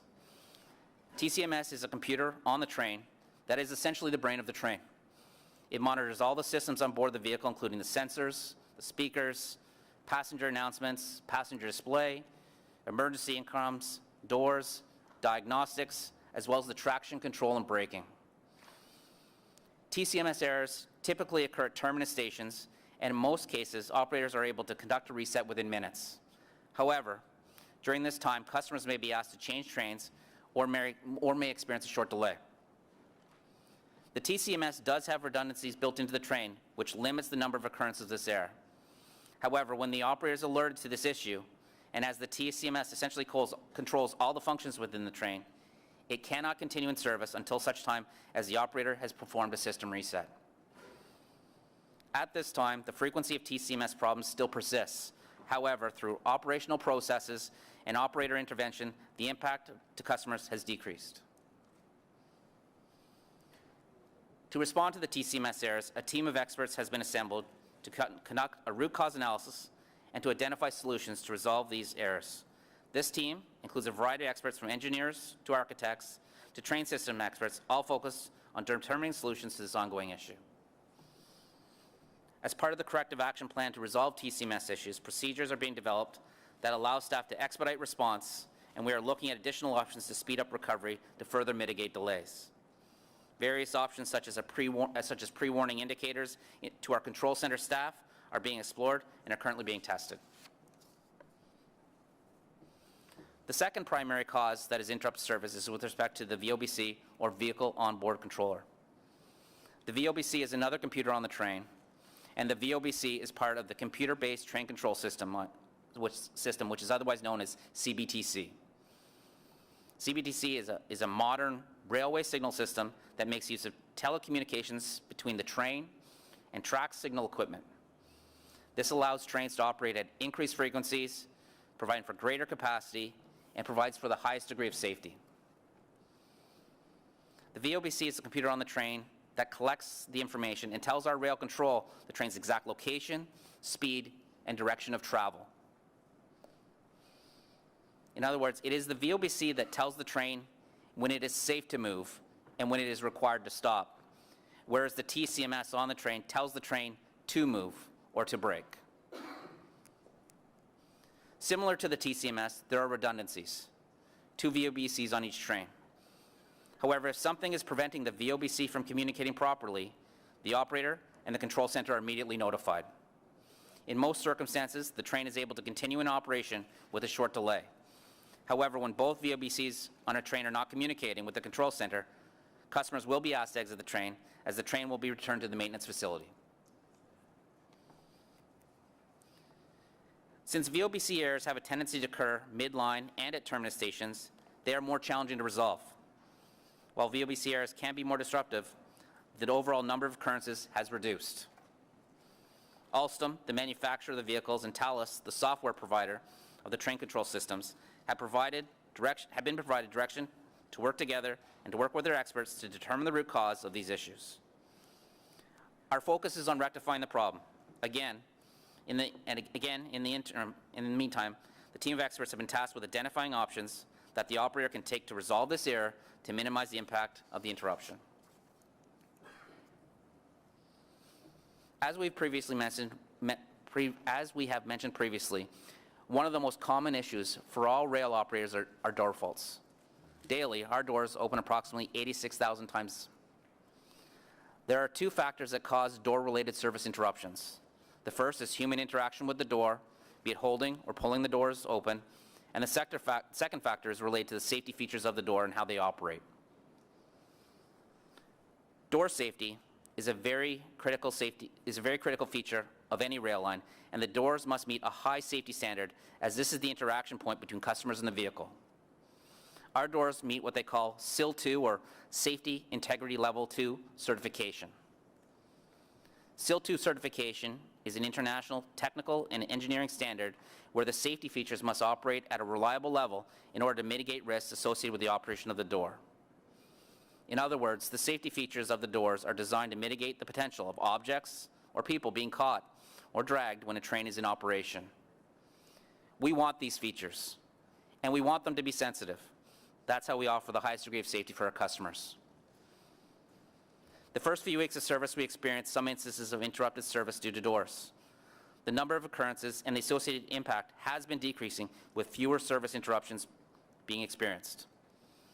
With that said, I'd like to take the time to continue to remind customers not to hold doors. It is unsafe and may create delays for all customers. So there are 4 main safety features associated with the doors, 2 of which you see here. Each door has a sensitive edge with pressure sensors. This means that if there's something blocking the doors, like a backpack or a person, the door would open until the obstruction is removed. The second safety feature, as you can see in the photo, is a light sensor at the bottom of the door. If that beam of light does not fully go across the entire threshold of the door, then the door won't close. The doors also have obstruction programming. If the doors detect an obstruction, after trying to close 3 times, they go into an open state, and the operator will be required to take steps to attend to the door. If someone pushes the doors open or holds them open, the doors will also go into an open state. Overall, and the most important safety feature, is that the train and the systems are designed to prevent trains from operating with a door that is not fully and properly closed. As I've mentioned, the number of door-related interruptions has been decreasing, and an action plan of 9 specific items has been initiated. We have launched a train-specific customer etiquette campaign for customers. Messaging is in stations, in the trains, and on social media, asking customers not to hold the doors, as it can be unsafe and will cause impacts of service. RTG and RTM have conducted a full inspection of all door mechanisms, and modified procedures have been implemented to permit a consistent door isolation process, which means essentially taking a door out of service, but at the same time enables the train to stay in service.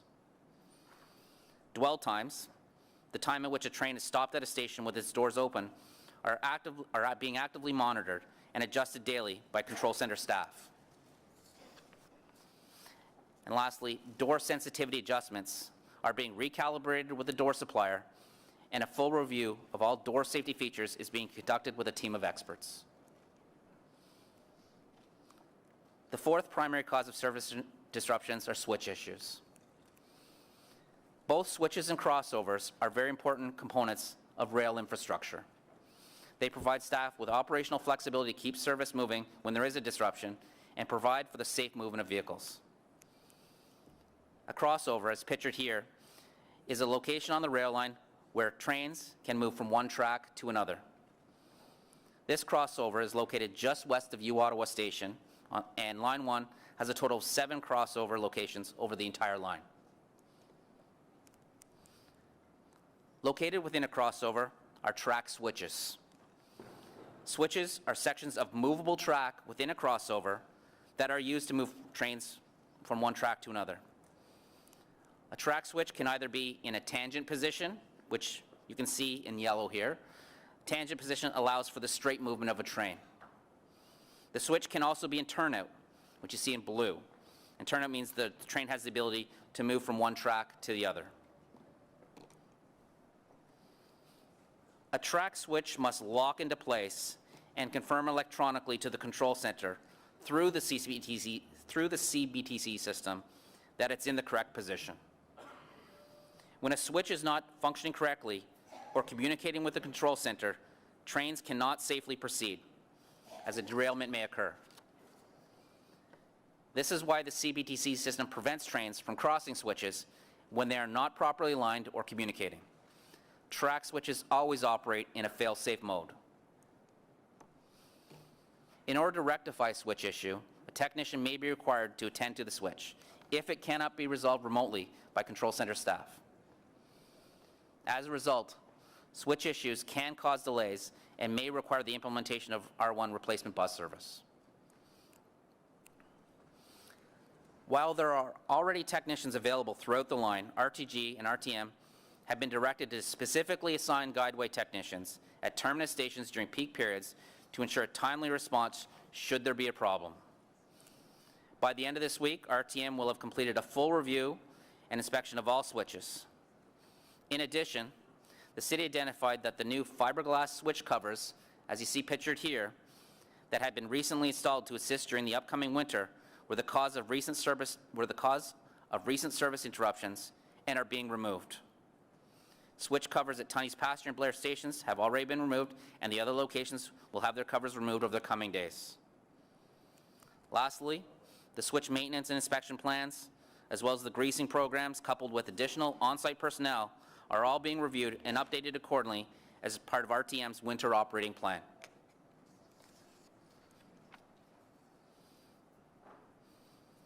So when there is an interruption to Line 1, it does not mean that the line comes completely to a stop, as it may in other rail systems.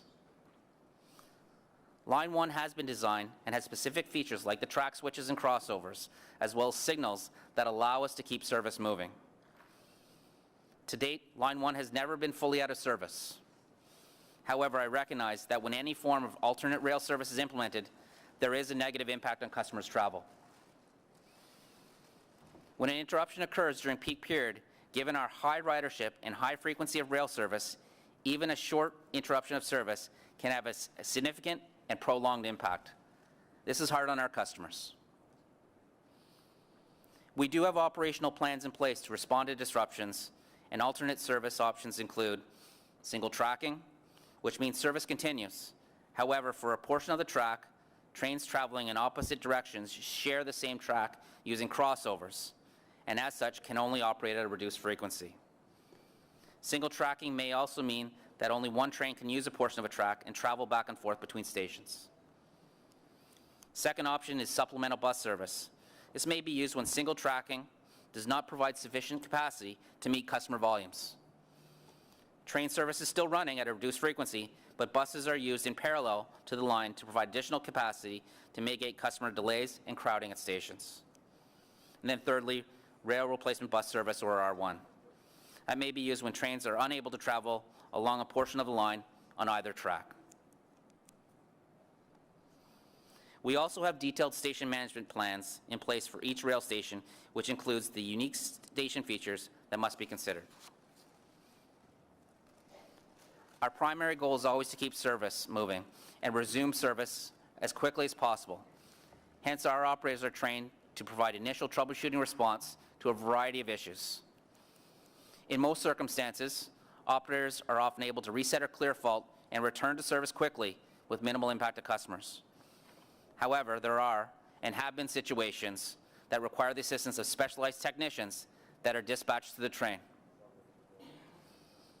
When faced with a service disruption where an operator is unable to quickly return to service, control center staff follow a series of steps to reroute trains using the crossovers. Depending on the nature of the disruption and following initial troubleshooting by the operator, it can take controllers several minutes to take the necessary steps to reroute trains and communicate this to our customers. As I mentioned earlier, single tracking is a strategy used to keep service moving along the line by using only one set of tracks. Switches and crossovers located along the line allow trains to divert or move around an obstruction. This means that by using a single track, even if there is a stopped train with an issue on the line, service on line 1 does not stop, although the frequency of trains may be reduced. The photo you see here is a simplified version of the rail line. In this photo, the red box represents a stopped train on the line. The blue arrows are trains that typically would be traveling westbound on the top track, or track 1, and the green trains would typically be traveling eastbound on the bottom track, track 2. When single tracking is implemented, both the green trains and the blue trains are sharing that one portion of track in between the crossovers. So the green trains can divert around a stop train using those crossovers as I previously described. Implementing a single track alternate service plan takes time to safely implement, as the controllers must follow a series of steps in accordance with the CBTC system. It is the steps that the controls take within the CBTC system that ensure the safe movement of trains when single tracking. When single tracking is implemented, customers may experience longer travel and wait times at stations, and in some circumstances, customers who are waiting at stations may be asked to move to the other platform or the other track in order to board a train.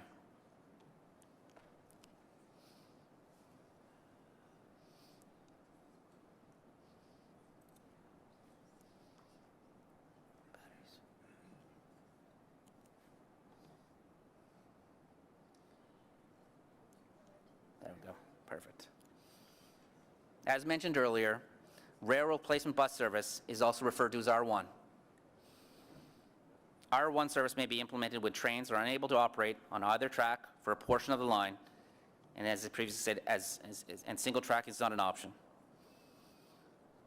As well, R1 may also be implemented to supplement rail service when there's an interruption that limits its ability to meet customer volumes that are being experienced at the time. Rail replacement bus service, or single tracking, can be very, very effective during off-peak times, and it wouldn't necessarily be noticeable by our customers.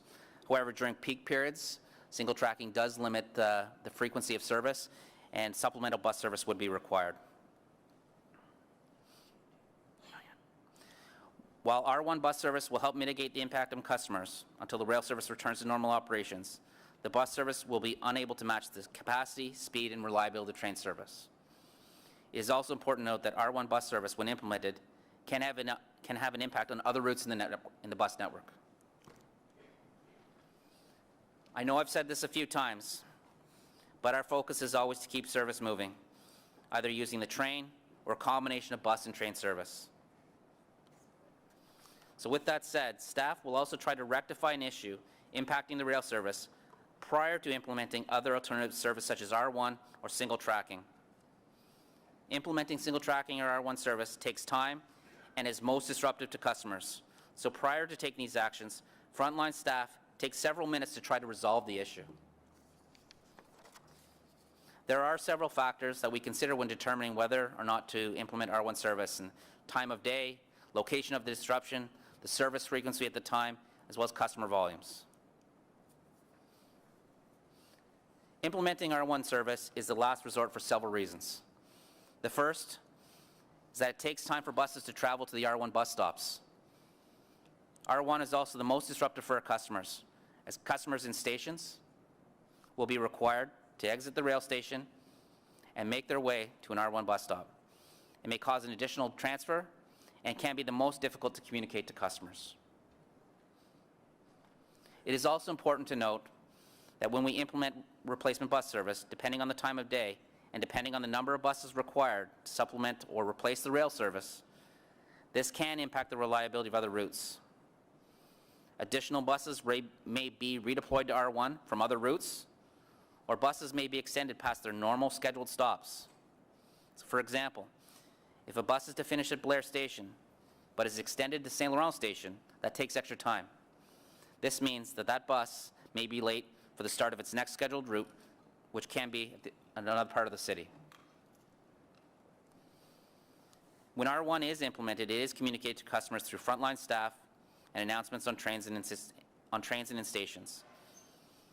We have heard feedback from our customers that it can be difficult to communicate directions to R1, and we are actively exploring options to improve wayfinding and our communications to customers in this regard. This is the service map for the R1 replacement bus route that runs as close as possible to the rail line. While this is the entire end-to-end bus route, staff have operating plans that divide this routing into 14 individual segments that can be initiated based on the specific incident and the location of the interruption along the line. In the years and months leading up to the launch of Line 1, OC Transpo has engaged many other transit properties, and industry experts in developing standard operating plans and processes. Some comparators included Boston, Calgary, Vancouver, Montreal, just to name a few.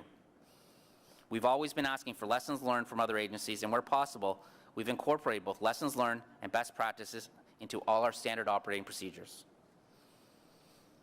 We have also brought in industry experts who have managed rail startups for various organizations, and these consultants have been working with us for years. As you are aware, recently members of the Toronto Transit Commission visited Ottawa, experienced our service firsthand, and were here during some of the disruptions that impacted our customers. They focused on items like customer communications, including alerts and social media, station management, and how we respond to service interruptions. In addition to the TTC, we're also reaching out to other agencies like TransLink in Vancouver to assist us with the challenges we're experiencing as a new operation and to provide additional recommendations and advice. Following a review with representatives from the TTC,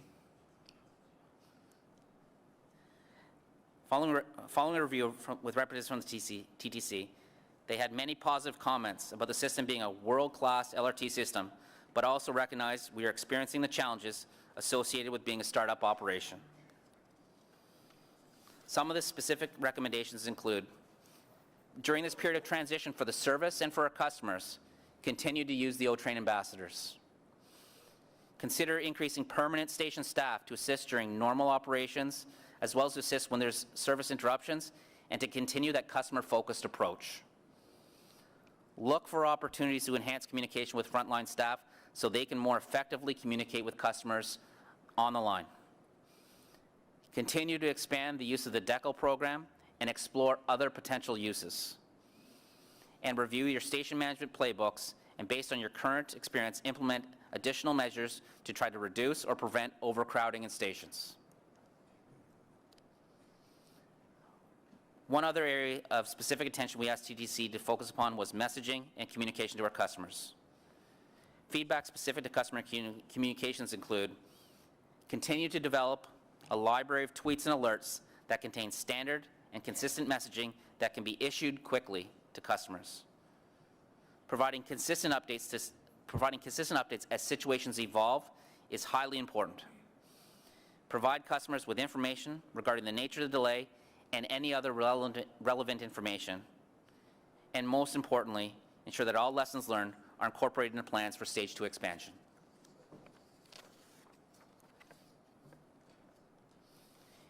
In addition to working with other transit properties and industry experts, OC Transpo has been accepted into 2 international benchmarking groups, GOAL and NOVA. These benchmarking groups are globally recognized and specialize in performance benchmarking, research and policy development for rail industry and governments.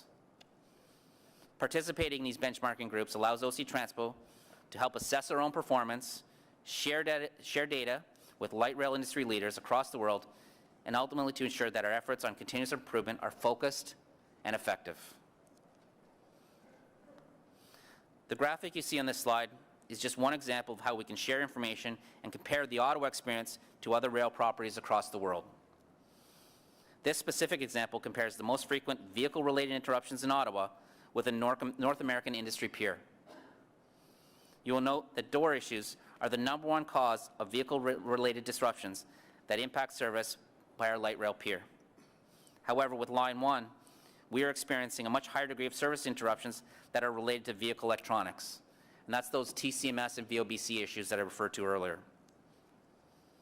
This is but one example of the benchmarking information that we now have access to and will be using to focus our daily operational and strategic decision-making processes.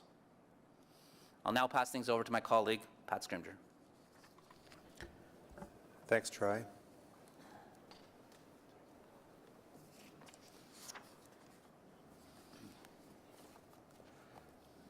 Bus service continues to be a very important part of the OC Transpo network, and as I mentioned earlier, most of our customers are using both buses and trains to complete their trip.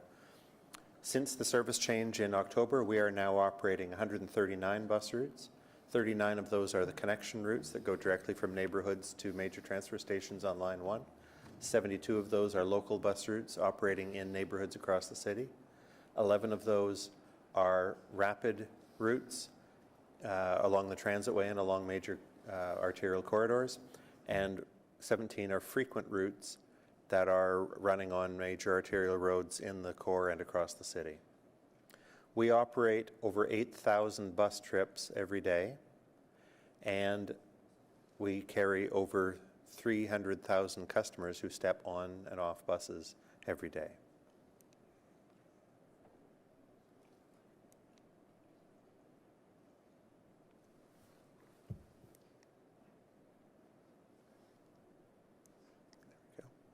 Did I go too?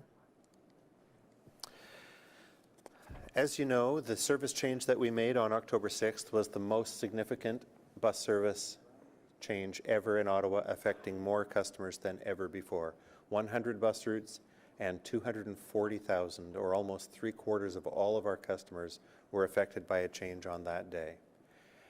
For many customers, it represented a change in their travel patterns. Many of them had an additional transfer from bus to train or train to bus. And for almost everybody, it meant a change in the way they think about their trip and the way they plan their trip.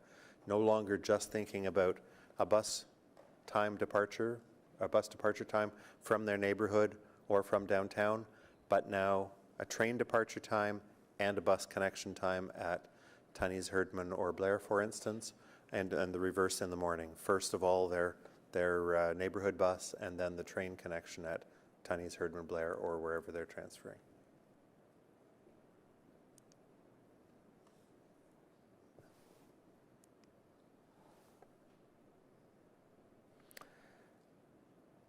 We knew that there would be a major change, a major adjustment required by all customers with this service change. We had done focus group testing in the years before this change, and people told us that the transfer was the point of most anxiety for them, that would be most disruptive, caused them the most worry and the most doubt. Following any service change, there is always a transition and adjustment period, both for customers and for our operating staff, as we all become familiar with the new service arrangements. And there always needs to be a follow-up period from that as we hear back from customers and as we hear back from our operating staff on what we need to adjust. With this being the largest service change ever, this also means that there will be the largest adjustment period after. And so we appreciate the comments that we've been receiving from customers on the particular effects the changes have had on them and how they suggest and how then we work on how we can make adjustments to alleviate those concerns. The challenges that customers identified, and customers speaking through councillors as well, have fallen into some major categories. They have reported late or missing trips on their routes. They have reported overloaded buses, some of which are resulting from those late and missing trips. They've reported problems with the way the connections are being made to O Train Line 1. Some of the requests are for service changes, fundamental service changes other than the plan. And we also want to recognize here, as Troy mentioned earlier, that on those days when the rail service is not going well, it will always have an effect on the bus service. The bus service doesn't go well if the rail service isn't going well. If the trains are not running reliably along the line, the pace at which people are being carried away from the transfer stations or delivered to the transfer stations will be out of sync. If R1 replacement bus service has to run, some of those buses may need to be taken off other routes, which will cause disruptions on the regular bus routes.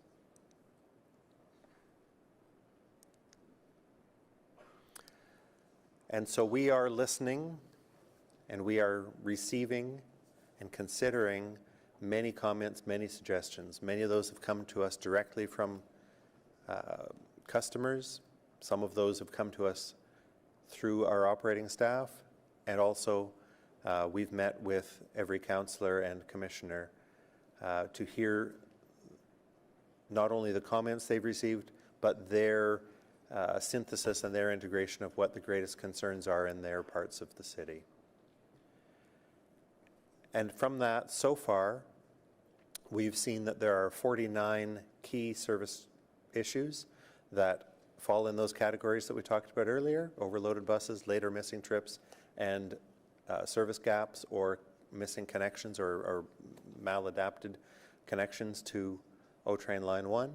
And those are points where we've seen in our operating data that the comments that we're getting from customers and through councillors are consistent with what we see in our operating data, with buses missing or buses running late or ridership being higher than we expected. As I mentioned, 49 service change issues to this point. More to come as we continue to receive and analyze comments. Some of those concerns in these categories: overloaded buses, people concerned about crowded buses in the morning, maybe it's trips that are not leaving the outer end of the route on time, or not being seen at all by customers, and sometimes the request for larger buses on those routes. Sometimes in the afternoon, concerns about crowded buses or buses not being able to carry everyone away from the major transfer stations, and sometimes requests for increased frequency on routes to relieve overloads that may not be related to the transfer, just higher ridership on that route. Number 2, comments about late trips or missing trips, and of course those are most common in the peak periods, affecting the greatest number of people, but most more profound effects on customers when they happen at off-peak times, when the regular service is less frequent to start with. And as I mentioned, requests or suggestions for additional service, either to increase frequency, to fill gaps at certain times of the day, or to add earlier trips or later trips.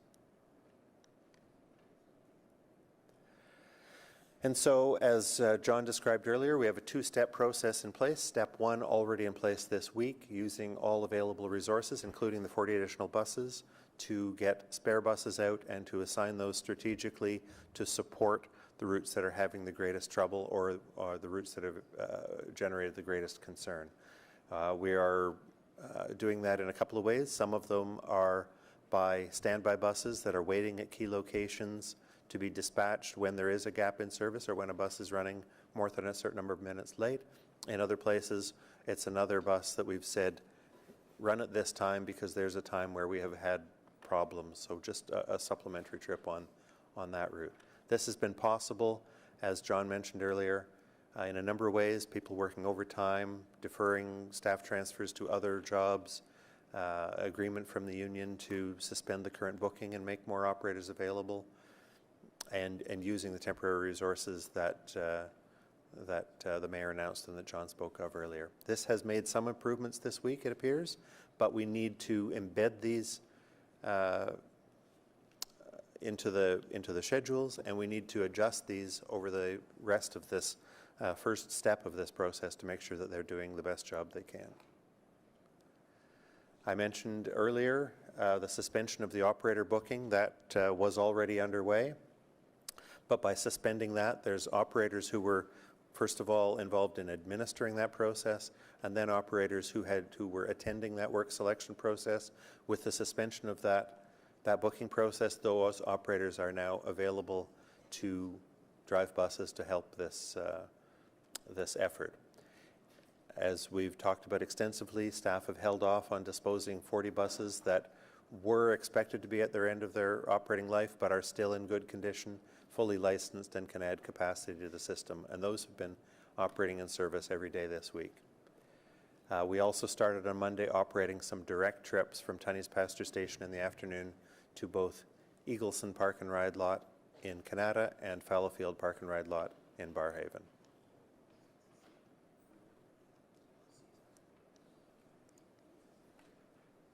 Step 2 involves the continued use of those 40 buses, but also starting to bring in the new resources that are being recommended in the budget that was presented to you today. The new $7.5 million in funding for growth and improvement of bus service across the city, 19 more buses in addition to the 40, enabling us to address all of the issues that are identified, and also to expand service responding to changes in customer travel needs or growing parts of the city. And all of these, the 40 buses and the 19 buses, will be, along with the new operating resources, will all be embedded into the new schedule change that will come into effect at the first week of January.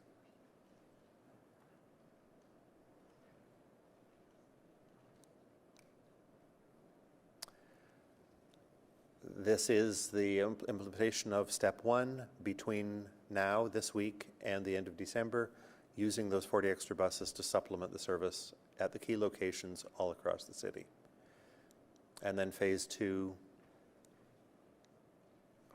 from January 1st onwards, keeping those 40 buses, adding in the 19 buses, building the capital investment in future years to replace those buses and keep the fleet size up, and using all of those additional resources to improve service reliability, for instance, by continuing to assign standby buses at key locations or adding time on routes that don't have enough time in the schedule, increase capacity and reduce waiting time on routes with high ridership or routes that have had ridership increases, and providing some new and improved connections, for instance, from growing parts of the city, for instance, where we need earlier and later trips, or where there's changes and we need more service from or to employment locations. We've been working closely with the union representing bus operators and mechanics, ATU Local 279, and they've been very helpful to us. They've brought forward a number of ideas which we are working on collaboratively and that we are fully support as management. So first of all, I mentioned earlier, the current operator booking has been stopped to free up additional operators to drive buses, and the current work assignments then continue until 31st of December when they'll change with the new schedules. A new booking will come for service in January, which will reflect the additional investment that's being proposed in the budget. We've begun operator recruitment already to increase the number of operators that we have on staff. We'll be adding additional recovery time in cooperation with our operators and their union representatives to find the best locations where we need to add time, recovery time between trips, not only to keep the bus service more reliable by knowing that the next trip will depart on time, but also to address the real actual needs of those operators, that they have time to stretch the legs and walk around the bus and, if necessary, go to the washroom between one trip and the next. They've also suggested, and as I said, we've implemented the direct non-stop trips from Tunney's Pasture to the two busiest park and ride lots in the west and in the southwest. I'd now like to talk about our communications and the information we're providing to customers. Along with the operating review that we had from our colleagues at the TTC, we also invited them to come and help us with some comparisons about the way that they provide real-time information to their customers and the way we have been doing so. And that feedback was very informative, very useful to us. We've identified some ways that we can improve our processes, and we are continuing to meet, and we'll be reaching out to other transit agencies to learn their best practices and how we can integrate or adapt them. Some letters that are hard to read here, but this is just a comparison of some of the ways that the live customer information that we are providing to our customers compares to the way the TTC is doing it for their customers. Both we and the TTC have two separate Twitter accounts, one for engaging with customers and providing larger system-wide questions, one for providing up-to-the-minute alerts on what's going on with the trips that the trips and the lines that people are interested in. We run our customer service Twitter line 24 hours a day. The TTC is currently running from 7 in the morning till 10 at night. They're running their service updates from 7 in the morning until 10 at night. We have staff assigned to that from 6 in the morning, a little earlier, to 9 at night, a little later, but we also have an ability for our overnight staff to do the same if there are delays after 9 at night. So we're close to having 24-hour service on that. The TTC takes a more conversational tone, having the customer service representatives identify themselves by initials or by name, and they sign off and they sign on and they say, here's when we're starting and stopping. We're interested in moving to that, but we haven't yet.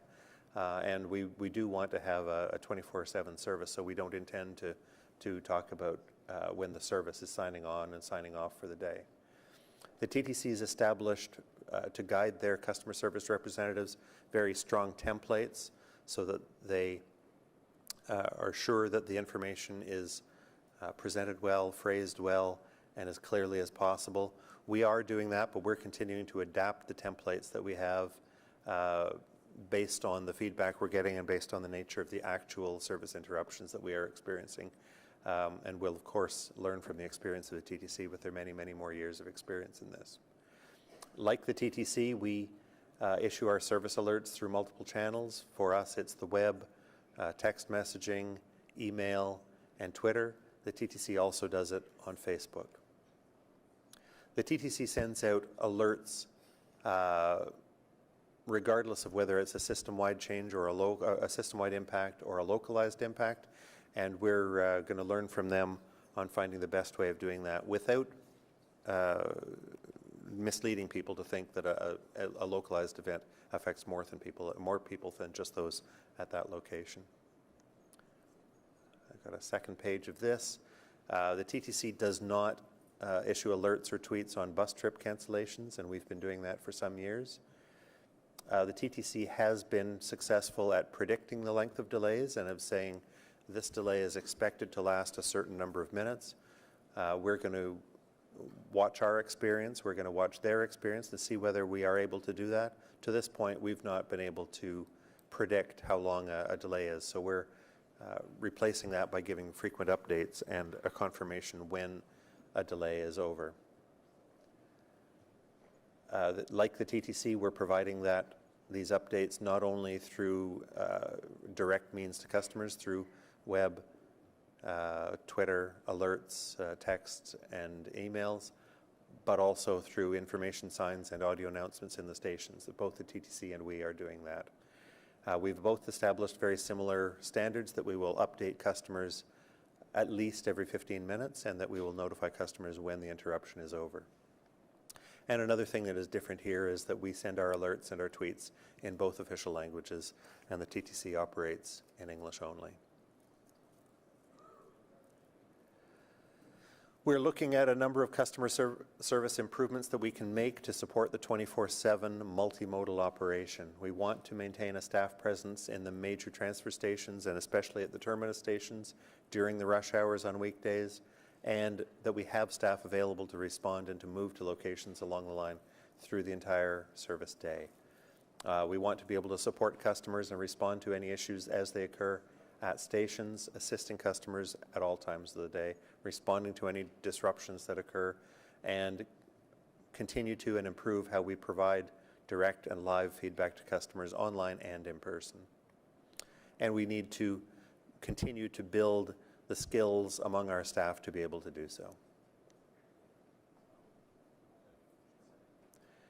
We believe that additional resources are required to provide customer support along the line, and that's why we're making the recommendation to hire additional staff in this year's budget. You might remember that the stations were originally designed and developed to be unstaffed. Originally, there was to be no staff in the stations, and that's why we have things like the customer help points built into the ticket machines, why we have the information phones that are on the wall, why we have the information line that's direct from the payphone on every station platform. It's also why the fare gates were designed the way they were, to not require local human supervision and coordination. We'd always anticipated operational staff roving through the station, but we are now recommending that there be more staff assigned to be there all the time. And this is based on our experience in the first few weeks so far, and also the direction that we see from the TTC. So we're recommending in the budget adding 15 additional staff members to the customer service effort. That would be 12 more staff supporting customers in the stations. Initially 6 working at the terminus stations at rush hours and 6 others roaming along the line. 2 additional staff to be working, providing live updates, live information through alerts and through social media, backed up by the existing staff, and 1 supervisory staff to coordinate all of these people. And these would be in addition to the 6 staff that have been on this as originally budgeted.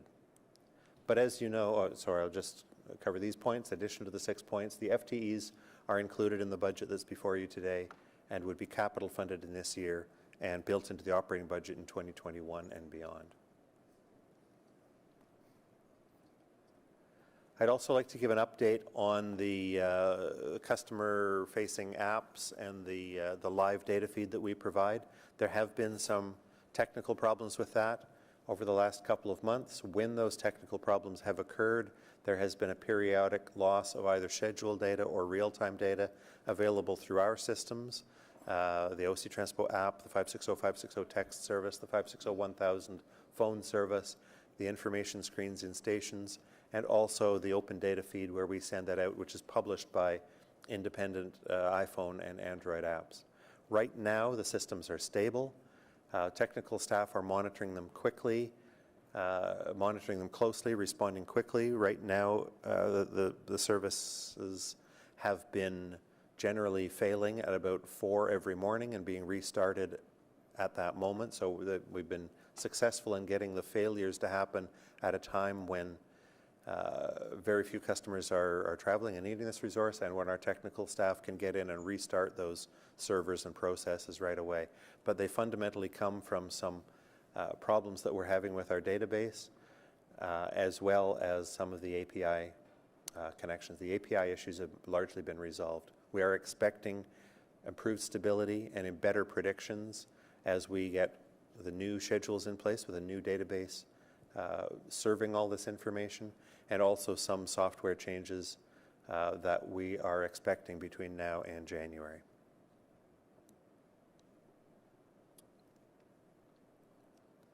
As you know, we've had about 150 temporarily hired O-Train ambassadors assisting customers on the line, and we've changed their assignment a couple of times since they started. They were initially here in the summer to help people get ready for the opening of the train. Then we refocused them to helping people with the major service changes, and we quickly after that reoriented them so they were primarily assigned to platforms, assisting people in staying safe and being courteous to other people as people are getting on and off the trains, and to help customers to understand the need to not interfere with the doors. So those O-Train ambassadors are doing a great job. They've helped people with hundreds, thousands of trip planning, familiarity questions. They've also helped with medical emergencies. They've helped to relay information when service is delayed. They've helped to reunite children with their lost parents. I'd like to flip it around from the other way. And they've been all along the line and at all stations at all times of the day. Our plan now is to keep the O-Train ambassadors in place into December and possibly longer.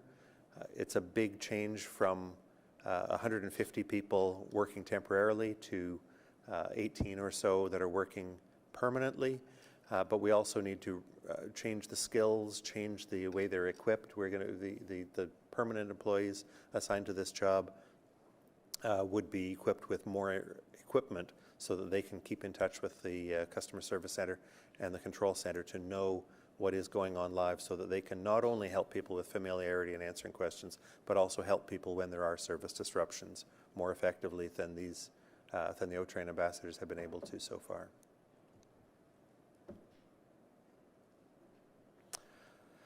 We've been making ongoing improvements to the layout and to the wayfinding signs in stations. Here's a couple of pictures of signs that we've added since opening to show people more clearly which is Platform 1, which is Platform 2 at Tunney's Pasture Station. We've been able to add some wayfinding decals onto the platforms at Tunney's Pasture to show people which is Stop C, the one on the right, and to show them the convenient way to bypass Stop B and walk using the express lane behind to Stop A without interfering with people who are getting on and off buses. These signs have been installed in a couple of locations. This is U Ottawa Station on the westbound platform, where the signs encourage people to keep moving away from the station entrance, move down the platform, use all 14 doors of the train. These are signs which have been installed so far at the 3 underground stations and will be installed at all stations, showing people how they can stand back, stand away from the doors, let people off the train first, and then once everyone's off the train, move in and go through the door without causing conflict in the doorway. We've, a couple of weeks ago, we installed, just for a short period, we hung these door hanger type of signs on stanchions and grab rails on all the trains to remind people not to interfere with the doors and to remain safe around the doors. We've sourced hanging straps that will go from horizontal bars on the train so that people have more places to hang on. We ordered those from RTG in the last few days. RTG has got back to us that they've got a good supplier. We introduced them to some of our suppliers for buses, and the installation dates will be confirmed, and we'll be getting dates for when RTG will be installing those on the cars over the weeks to come. We took down some doors at Tiny's Pasture Station that were, because of the way they swung out into the exterior walkway, they were a disruption to good passenger flow. Those stations are removed, those doors are removed, and we'll be putting in another way to handle weather protection at that location. We installed these new bypass lanes behind the shelters on the north side and the south side on the bus platforms at Tiny's Pasture Station, reducing the conflict in front of the shelters, reducing conflict between people who are waiting for buses, people who are getting on and off buses, and people who are walking to or from a platform further down the platform. And we're working this week, I will go back one, we're working this week to install canopies over those walkways to keep wind and rain and snow off of people through the winter months, and that temporary installation has been starting this week. This diagram shows with the red line where that canopy will be connecting all of the bus stops along the platform at Tiny's to the main station building. We've also made a number of improvements at Blair Station. We relocated bus stop markers at a couple of stops to increase platform space for customers to stand and also increase bus space for buses to pick up customers. We changed bus stop locations for 3 routes to move them to more effective locations. We provided a lot more signage to improve wayfinding through the station, helping people to know that they're heading in the right direction. We added some fencing at the ends to increase pedestrian safety and to guide people more appropriately to the safe places to enter and leave the station. We added standby buses, as we mentioned earlier. We did that very early at Blair Station to keep service reliable in the afternoon rush hour.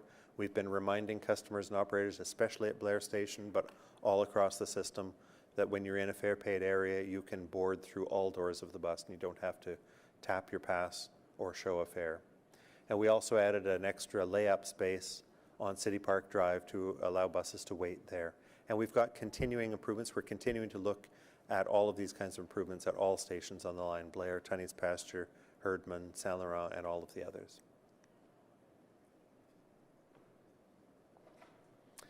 We've been making improvements in the stations that have tile on the floors to address the slippery tiles. An immediate solution is that RTG is installing anti-slip mats. They've begun to do that at the downtown stations, and they're also working on the permanent solution of getting an anti-slip coating on the tiles at the key locations, and continuing to monitor this and make sure that the friction is as it should be, making sure that it remains safe. Both will be watching that, as will RTM. And now I'll hand you back to Troy for the remaining part of the presentation.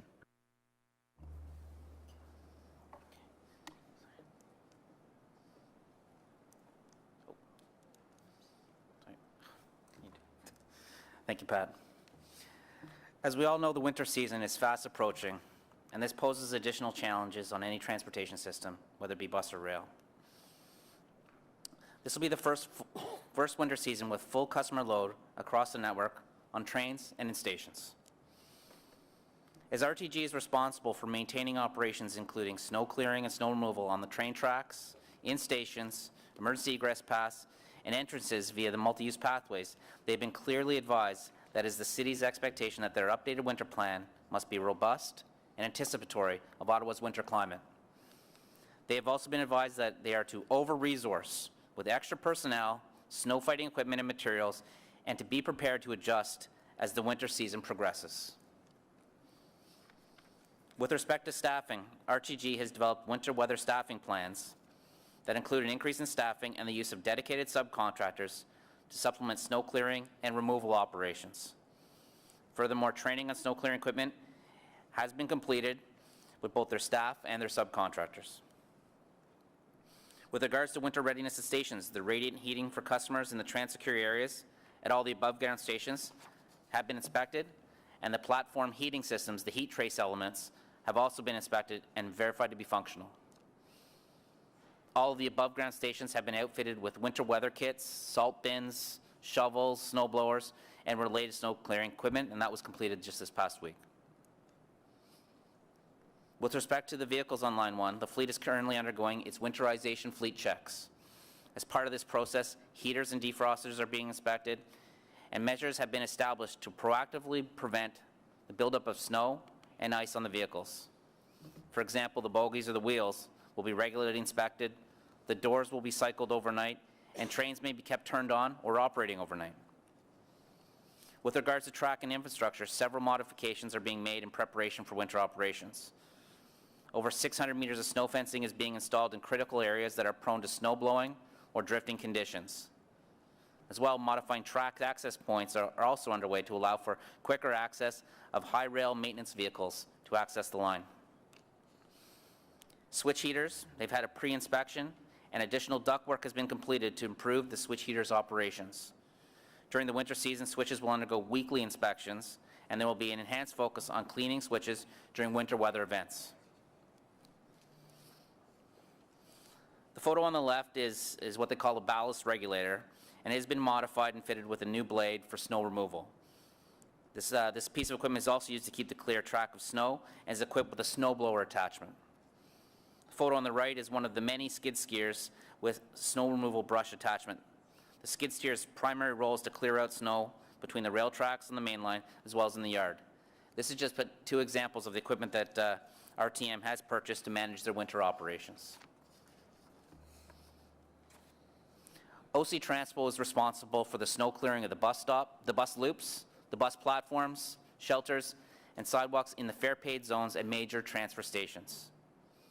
We have dedicated resources that are available 24/7 during weather events, and the focus for staff at our major transfer points, including Tunney's, Herdman, and Blair, is to ensure that there is minimal to no accumulation of snow. Enhanced salting and snow removal plans have been developed and are in place, and targeted maintenance snow clearing practices around fare gates have been established. Overall, a citywide and coordinated approach to winter operation events on snow removal has been established with OC Transpo, RTG, and our Public Works and Environmental Services partners. All of the specific units within OC Transpo have engaged, including rail operations, bus and paratransport operations, the control center, and our transit fleet and facilities maintenance team.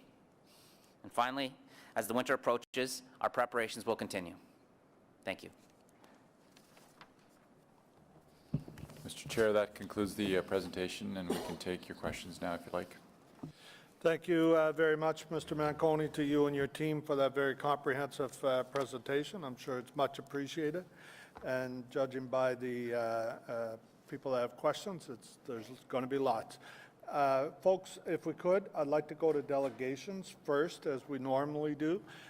However, I don't want to clear this board because you've all put your names down for questions, and we did promise Councillor King and Commissioner Caricato they would be the first two up. So if you could indulge us, I'll call the delegations up. If you have questions of the delegations, would you mind signaling to me, and we'll try to manage it without clearing the board. Is everybody okay with that approach? Okay, thank you. Okay, so our first delegation is going to be Miranda Gray. Pardon me? that. For delegation still, Alice? No, I just have the 3. Pardon me?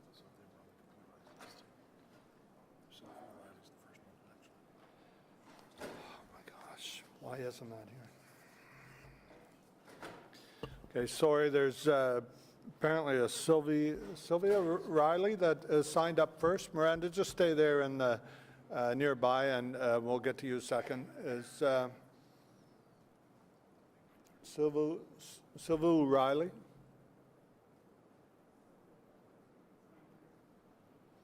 Okay, they're not here. So we're okay. Okay. All right. Miranda Gray, then, please, if you'd like to take the seat. Apologize for that.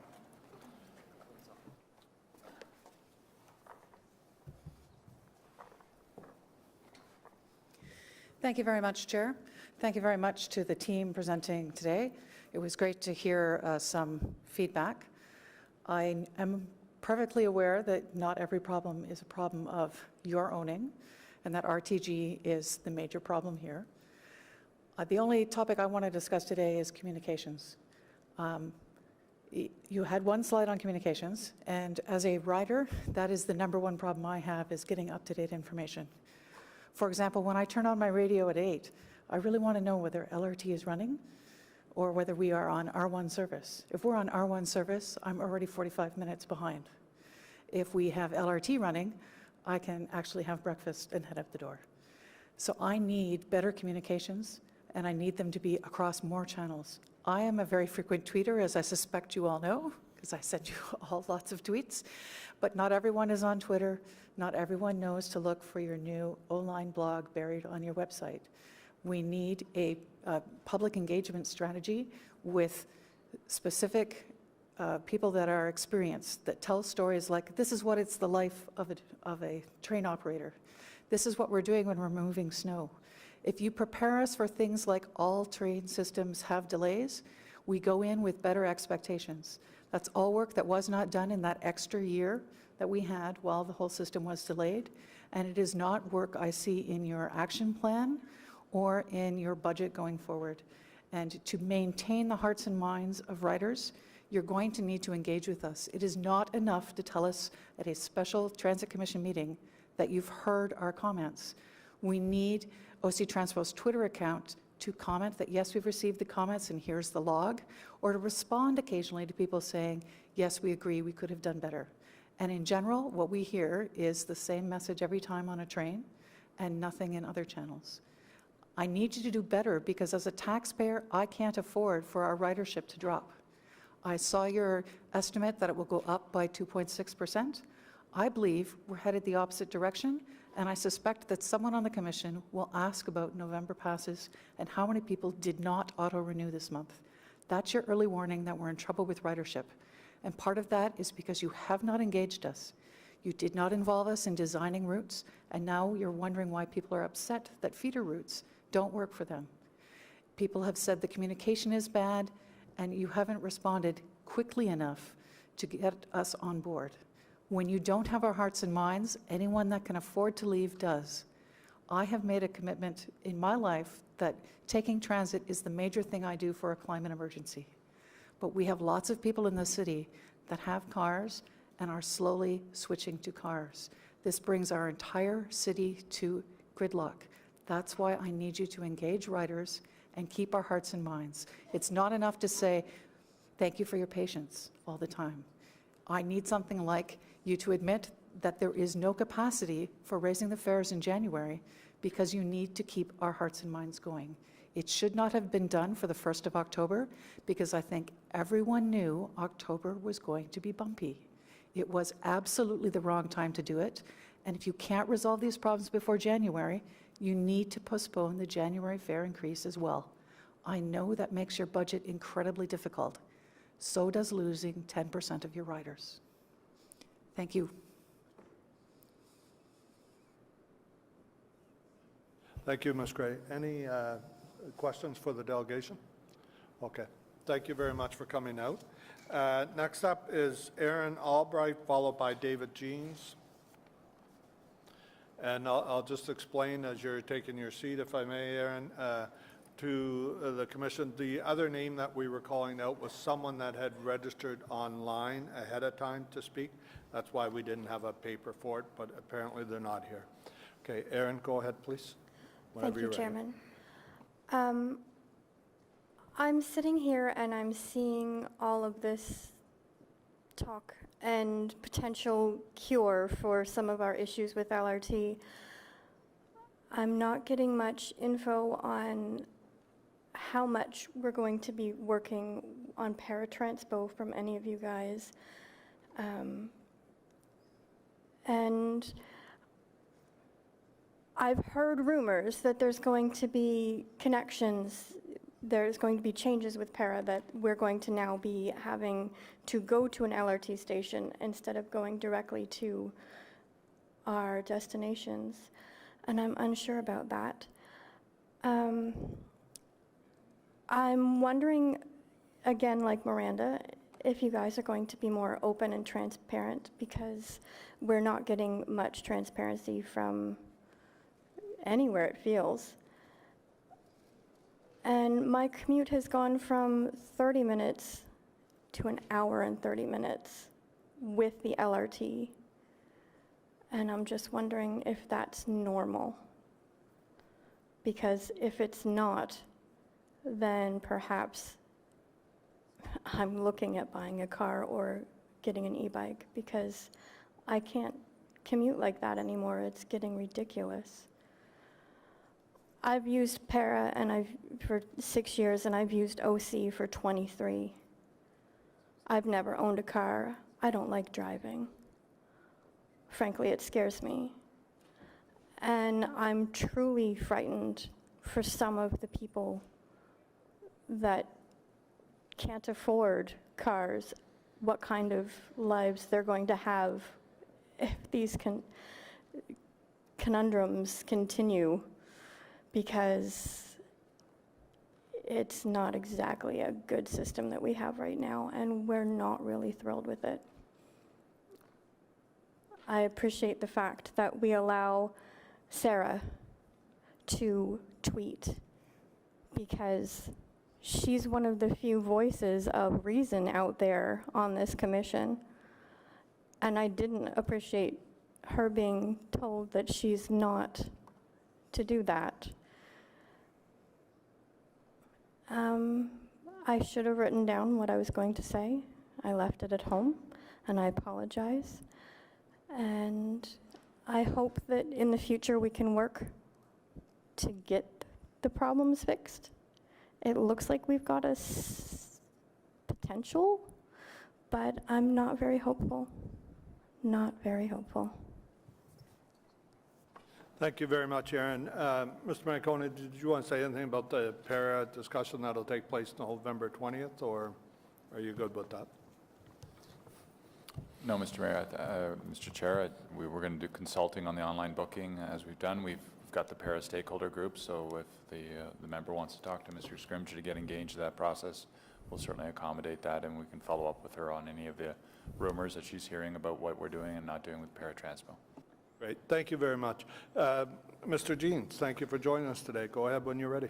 Thank you, Chair Hubley. Yeah, it's been a long day. I've been in meetings here since 9 o'clock this morning and on the bus for an hour before that. So I'm not going to either provide a list of suggestions or comment in detail on the presentations that have been made, though I'm very impressed with the rapidity of some of the responses that Pat Scrimger and Troy Charter have outlined, that they have in response to the problems. I've been following the rollout of the system very closely. I've attended most of Mr. Manconi's briefings to FEDCO, rode the system extensively for many hours on the September the 14th and on the first Monday. Was very impressed. I met you, Chair Hubley, and Mr. Scrimger, and you know, things were going well, and the design was looking good, and that was great. So we've obviously had a lot of problems since then, and you're listening to a lot of good advice. I want to emphasize that the advice that comes to you from your users and from your employees may sometimes be just as valuable as the advice from experts, particularly experts from other systems. Not that I discount their knowledge, but eyes on the street often notice things and understand things that aren't always obvious to people who are coming from afar and observing perhaps from a slightly higher altitude. So although you've had many suggestions made to you, some of which are impractical, I think that they should all be looked at so that you understand what it is your users and your employees are experiencing, and that can inform what you do. I've been out during the testing by RTG, during the testing by OC Transpo, and since timing the operation of the trains. It's interesting to observe just how many trains are in service, the spacing, the round trip time, and so on. I'm under the impression that right now the system may be operated a bit too aggressively, and that if the original plan of having 15 trains in service and a 25-minute end-to-end journey time were being adhered to, you'd have a little bit more time, particularly dwell time and loading time at stations, which is one of your critical factors with the door problems.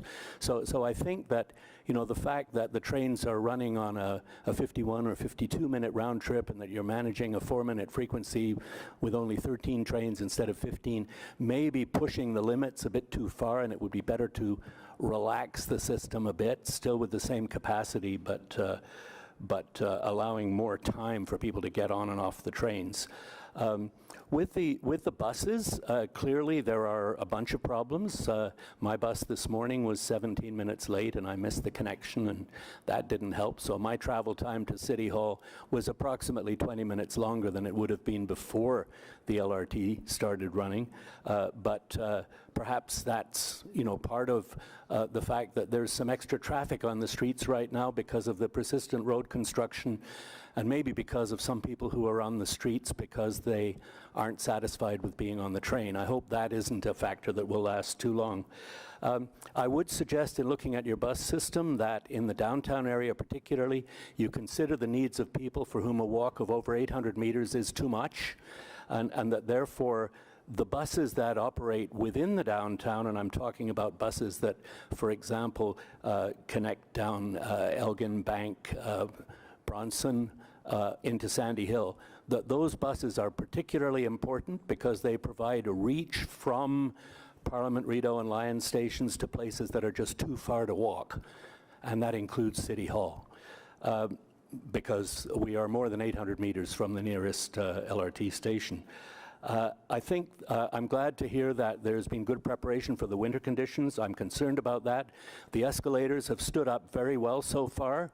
I'm following closely OC Transpo's Twitter account that was referred to with the live updates, and so far I've only seen one mention of elevator problems on the system at Parliament Station, but no significant escalator problems so far, except for the kids who pushed the stop button on the long escalator at Rideau. But I'm hoping that the winter, which has been a real challenge for escalators in OC Transpo's busway stations, will not cause serious problems for the escalators on the system here.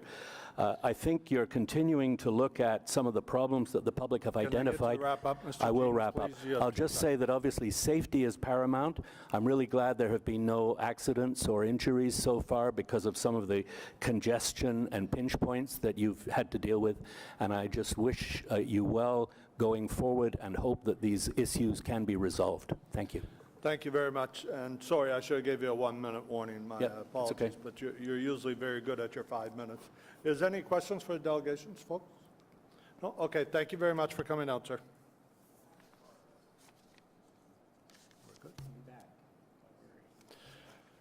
Okay, that's the end of delegations. Is it the will of the commission will introduce the motions and then go to questions to staff, and you can ask about the motions at the same time, or would you rather hold off? What do you want to do? You're good? Okay, go right into questions, says Councillor Rockington. Everybody's good with that? Okay, so if we can get that screen back up, that would be great. There was Councillor King was lead off, and then was going to be Commissioner Caricato after that. Go ahead. Excellent. Thank you, Mr. Chair. Mr. Manconi, you told the CBC in February that the transit system was not reliable and that the problems with the system would only be addressed once light rail is up and running. Now, we've had this long exposition today, but do we have a clear timeline on when the system will become reliable? I mean, I didn't see any timeline or any schedule in this presentation, and that's what my constituents are asking me. When will we be able to get to work on time? So what answer do you have to that? As the city manager noted and I noted, we have met with RTG executives, and we told them not only did they need to commit additional resources, but we needed timelines. And to be totally candid, they have not given us the timelines for those issues that we've listed, those 4 major categories. And we've told them we want those timelines as to when those issues can be rectified. They are working on them. They did bring in resources from France and so forth on the TCMS issues. There's engineers, there's specialists and so forth. But as I said in my opening comments, I wish I had answers for all those things, but right now they have not given us a definitive timeline. What we have done proactively is we have worked with them and suggested mitigation strategies. For example, on door situations, those have been mitigated significantly because we can isolate doors and keep the trains going.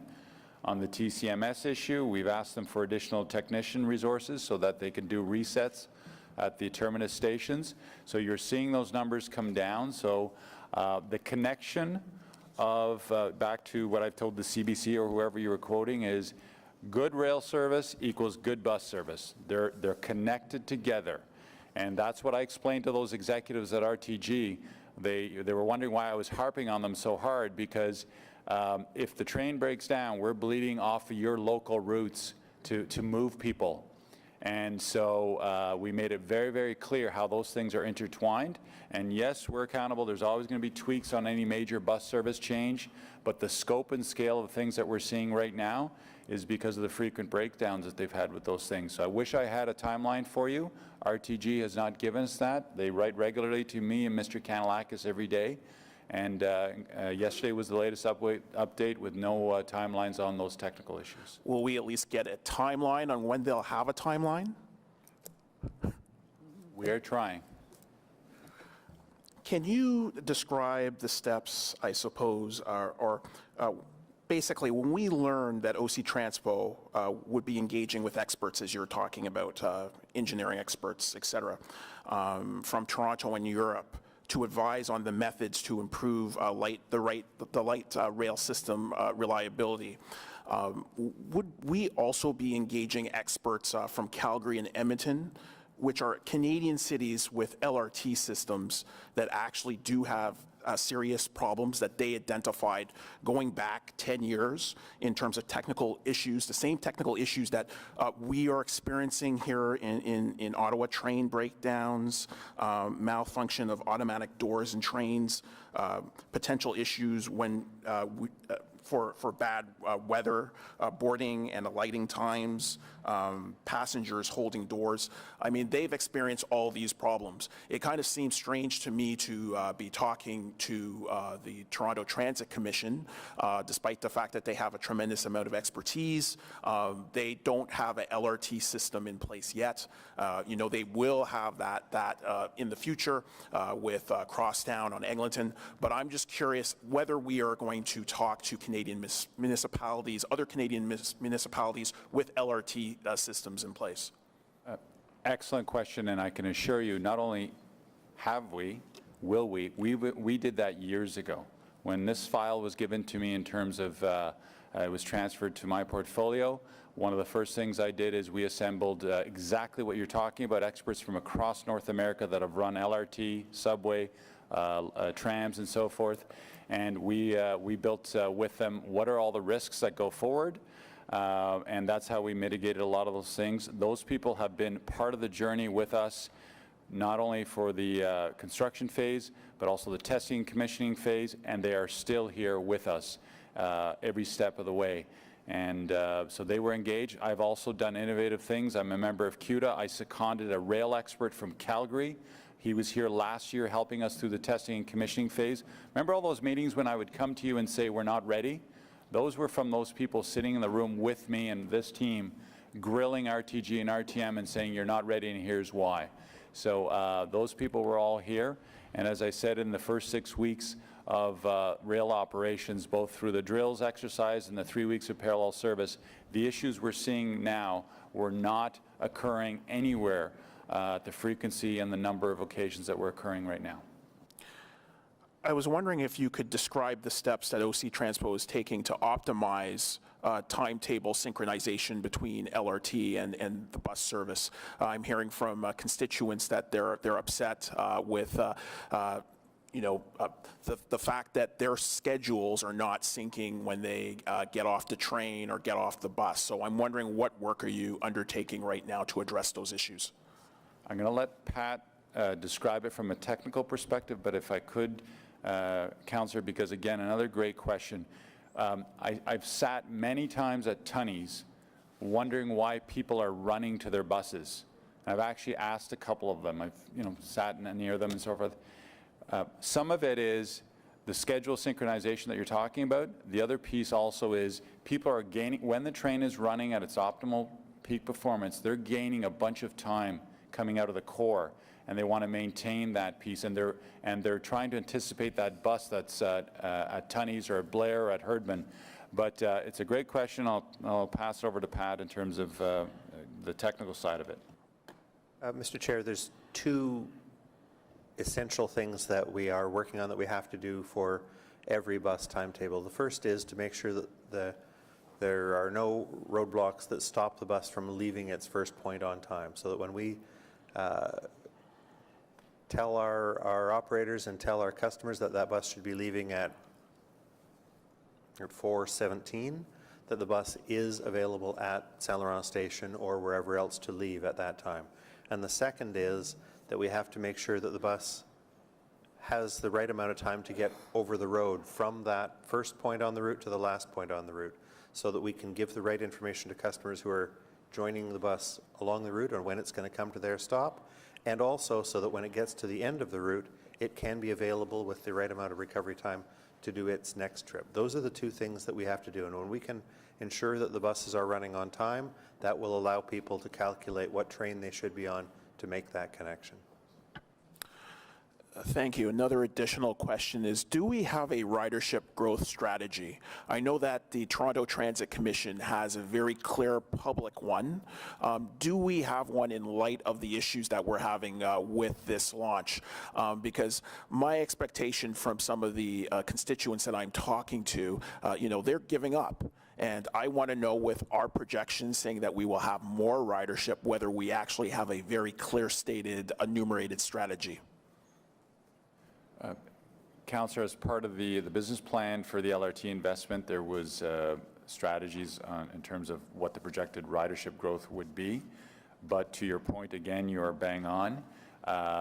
We will need a recapturing of customers that have either walked away, thought about walking away, and not using it as consistently as they were before. Also a marketing strategy, and all through this build, I've been saying we needed to get through this. My hope was that things would be running better than they are right now, and we'd do even more of that. We are going to have to do exactly what you're suggesting.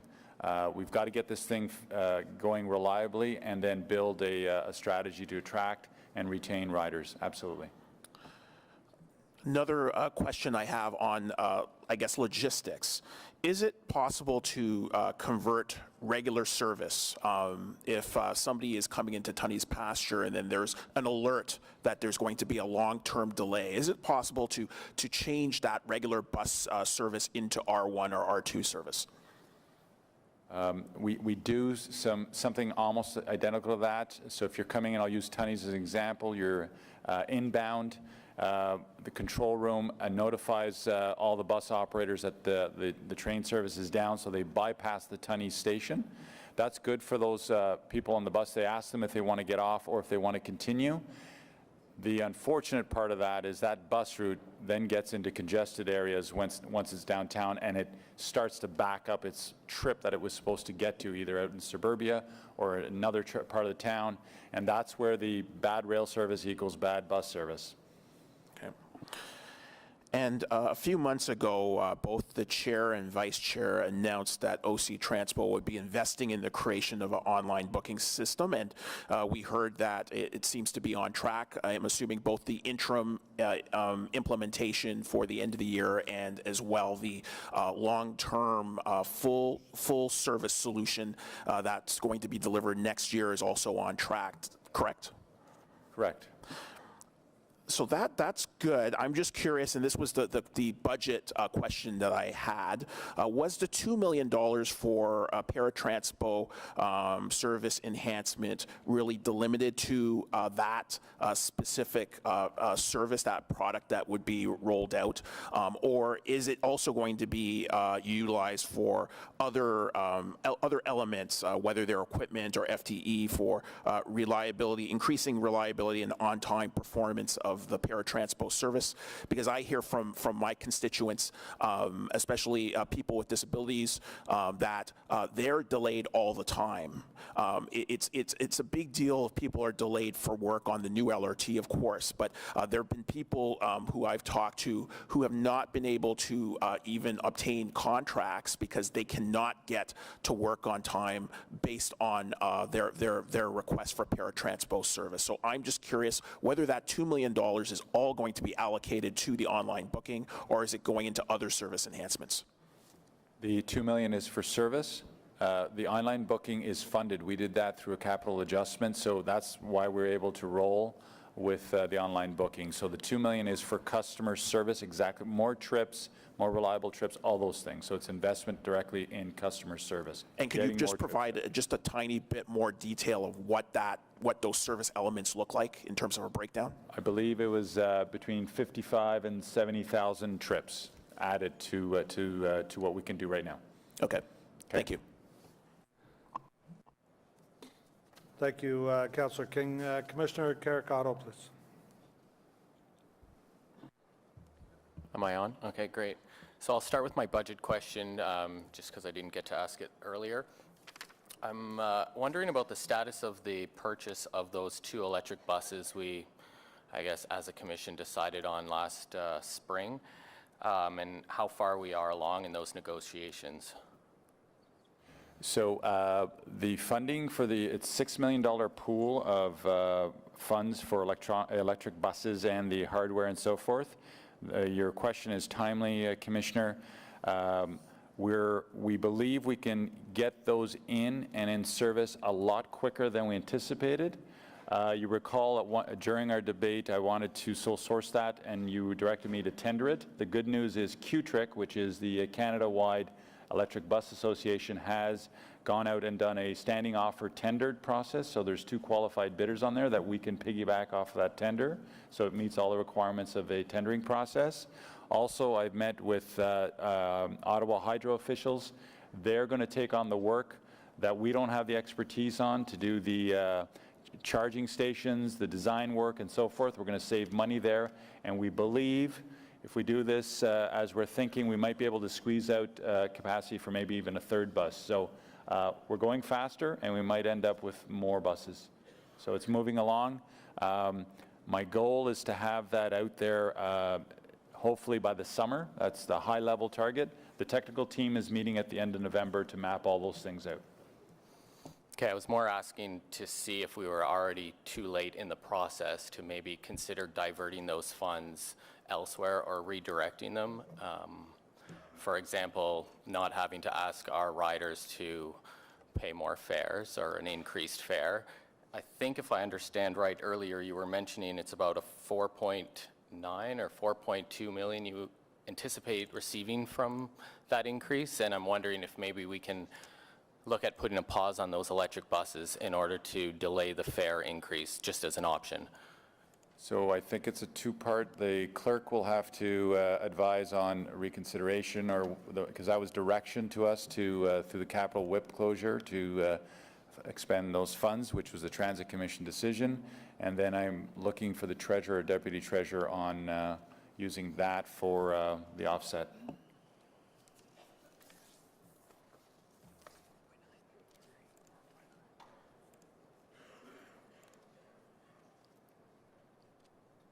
Mr. Chair, sorry about the delay. No, my understanding, I wasn't at the previous meeting, but that would likely be reconsideration, so you would have to go back and either have new information at this point in time as to some reason that the Commission would want to revisit that earlier decision.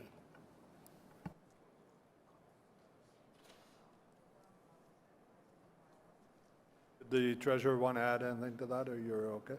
No, I think Mr. Manconi identified the sources adequately. Okay, thank you. Commissioner Caricato, did you have any other questions? Yeah, so I'll start off with just some overall comments. Heard from a lot of people, friends, family, random citizens of Ottawa emailing me, and the main message that I keep hearing is that the LRT and the stations were not really built with people in mind. For example, the lack of down escalators at many of the stations, the hand straps, which I know you guys have addressed, capacity on the platforms, especially Herdman, Blair, Tunney's, concern to many, especially as we approach winter, being too narrow, and just a lack of sort of observation that we live in Ottawa and we have, weather events that people want to be sheltered from. So I did hear some of that today, and I'll continue to analyze on that. I just wanted to get that on the record. As for the buses, I'll start there. Do you think we have sufficient frequency of bus service right now? Mr. Chair, that's a question to council. That's a question of, are you chasing ridership or are you chasing coverage? That is a very complicated policy discussion that council would need to have in terms of that. That's not staff's job to set those standards. We bring you the best professional advice. 2011, you did a major overhaul of your entire bus service. All those policy discussion points were tabled then. Staff follow those discussion points. And so for me as a general manager to offer my view as to whether or not we have enough frequent bus service, that's not staff's job. Our job is to bring you the information for you to make that policy discussion. Because the theoretical answer on that is it's never enough. But we're not a door-to-door service, I could tell you that. I know there's 30-minute service, I know there's 1-hour service, and I know I'm looking around at every councillor. If I asked you if you wanted more service, you would all say yes. Question is how do you pay for it? And I'm not one of those general managers that's going to say we're going to expend every single nickel on transit at the expense of every other department. Okay. Can you please explain a little bit why we have so many no-shows, cancellations, and buses running late? I get the notices all the time, and I just can't understand it. Again, I'll do a high level, and then I'll turn it over to Pat if you'd like more details. The number of frequencies of breakdowns on the rail system right now has driven that number up. I can tell you that days when the rail service has been performing well, including this week, we had 2 cancellations in the morning rush hour. We were running, when the rail service was running well this week, we were at 99.5% of bus delivery. You have not seen those numbers since pre-detour stages, 5 years ago. And when the rail system is down, things are going badly, and that's why you're seeing all those cancellations and so forth. When it's running well, we still have work to do. We anticipated that on this big service change. Pat, do you want to make any comments in there? Mr. Chair, just to add that, as John said, we are delivering a very high proportion of the scheduled service.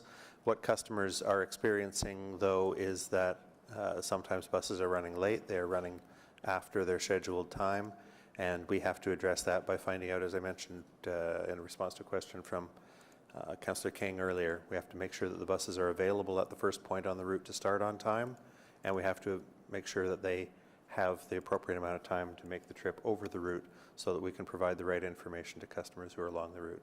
And with those improvements, which we'll be working on with the resources that the budget proposes that Council assigned to us, we'll be able to make many of those changes for the 1st of January, but the job doesn't stop there. It's a continuous work to always follow the operating conditions for every trip, all 8,400 of them every day, and make sure that we have enough time for every one of them. Okay, and I wasn't around back then when the decision was made to remove express service. Can you explain that once again for everyone here? Pat, could you give an overview on that, please? There's two parts to that, Mr. Chair. One is, of course, that it was Council's decision to build a light rail line to replace the direct-to-downtown service, which had been operated for the previous 40, 50 years here in Ottawa. The second was that it was a decision of Council to consolidate the fare types from what had previously been the premium fare express routes, consolidate the regular and express fares into a single fare that would be applicable to all routes. So the express routes were relabeled as connection routes, the routes that provide direct service from most neighborhoods outside the Greenbelt directly to the major transfer stations. Okay, so I'm a bit perplexed why we would go ahead with removing the express buses before we had phase 2, but you know, that decision's been made, I guess. Has the frequency of the major bus routes like the 75, 30, the 60 series to Canada, Barrhaven, et cetera, have they been reduced since the launch on off-peak hours? Mr. Chair, generally no. Those routes are still operating very similar schedules to what they were before. There are some changes, for instance, on routes that have, because the Route 95, for instance, doesn't have a direct replacement now. Its trips are now scheduled on several routes connecting from Blair to different points in Orleans. On the west end, the 75 is generally similar to what the 95 was before. But one thing that has changed is that because many of those trunk routes, the rapid routes like 95, 61, 97, 98, one of the things that they were doing was providing trunk service through downtown.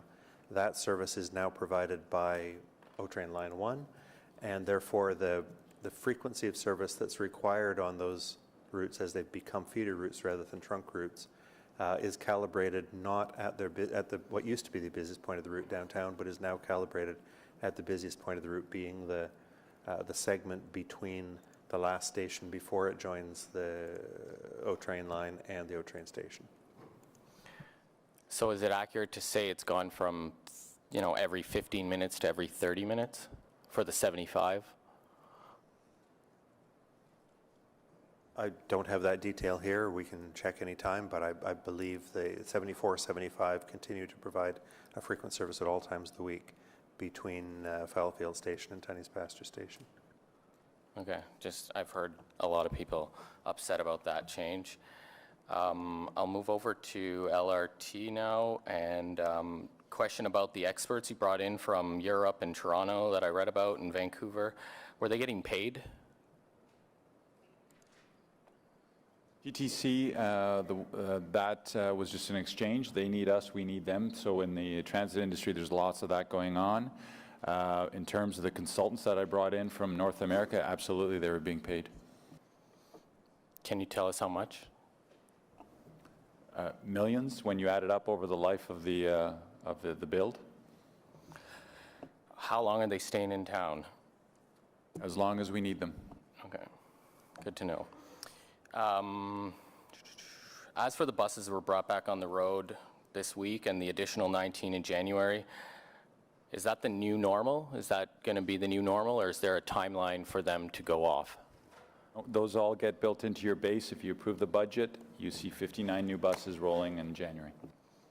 Okay, because I remember the goals of LRT were to, you know, have less buses on the road. I appreciate we're in a bit of a crisis situation where we need them, but I was hoping to hear that there would be a timeline when things got to slow down that we could be phasing them out, because, you know, I didn't think we were getting both and more trains and more buses.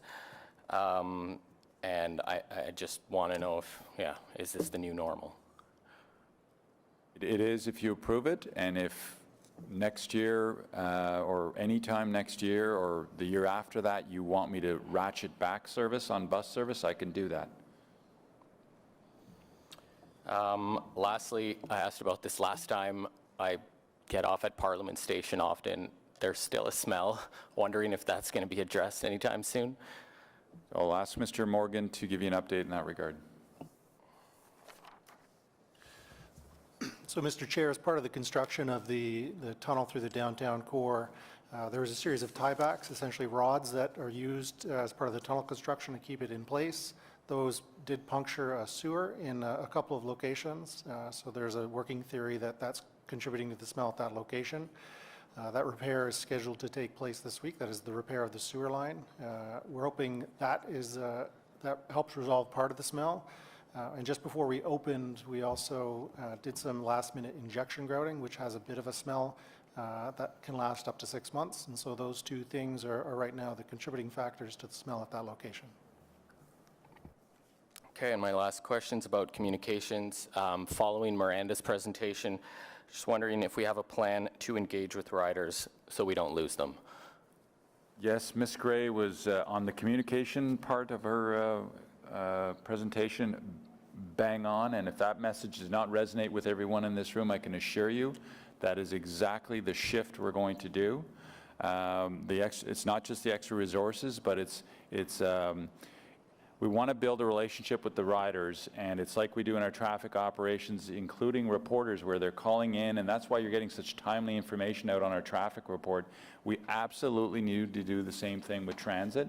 And Mr. Scrimger, and a new resource that I brought in for our customer service center, who's currently doing a detailed assessment, that is the push we're going to be doing, is building that relationship and connecting proactively, whether there's challenging news or it's just business, normal business. You need to be engaging your customers all the time. Absolutely. So I know Councillor McKenney has a motion later that we'll discuss about a public forum. Wondering if you have any plans for an online forum. I know many people can't make it to evening public consultations. I like the idea, but I would like to see it a bit enhanced, perhaps with online or, flyers at stations or on trains, or, having our Red Vest employees handing out pamphlets that they collect or something so we can gather more feedback. I appreciate that, councillors are receiving hundreds of emails a day. But I think we need to go beyond the engaged citizens who take the time to write an email and really kind of make it simpler by an online survey that they can fill out, or a paper survey they can do while they're sitting on the LRT and collect feedback from that. Okay, before you answer, Mr. McConey, Commissioner, you just used up what you had left of time. Are you okay? Yep, that's fine. Okay. So after you receive your answer, we're going to move on to Councillor Brockington, followed by Councillor Kavanaugh. Thank you. Yes, Commissioner, those are all great initiatives. The focus right now, obviously, is getting the service stabilized. And yes, as you heard me say leading up to the launch of LRT, there are a bunch of initiatives, including our annual report, our annual survey that we used to do, all those things that were in place before that had to be suspended because of all the detours and so forth that we're on. We do a lot of the things that you've mentioned, and we are very open to an online type of forum.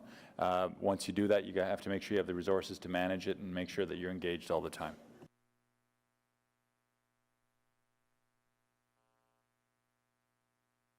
Okay, Councillor Brockington. Thank you, Mr. Chair. The four primary issues that are causing or have caused the rail service to be interrupted, I would assume they were part of the testing, the overall testing, before we accepted the LRT. Can you just talk about why we're seeing issues now when they should have been ironed out as part of the testing period? I'll get Mr. Morgan to explain that. Mr. Chair, all of the things, all the issues that we noted, that Mr. Chartered noted in his presentation, were fully tested as part of the integrated testing program over the last several years. I'll speak to a few of them, certainly maybe in kind of reverse order of severity in terms of the performance. The switches earlier in the year, when we received RTG's notice for substantial completion, we rejected that in part because the switches weren't performing to the level that we expected.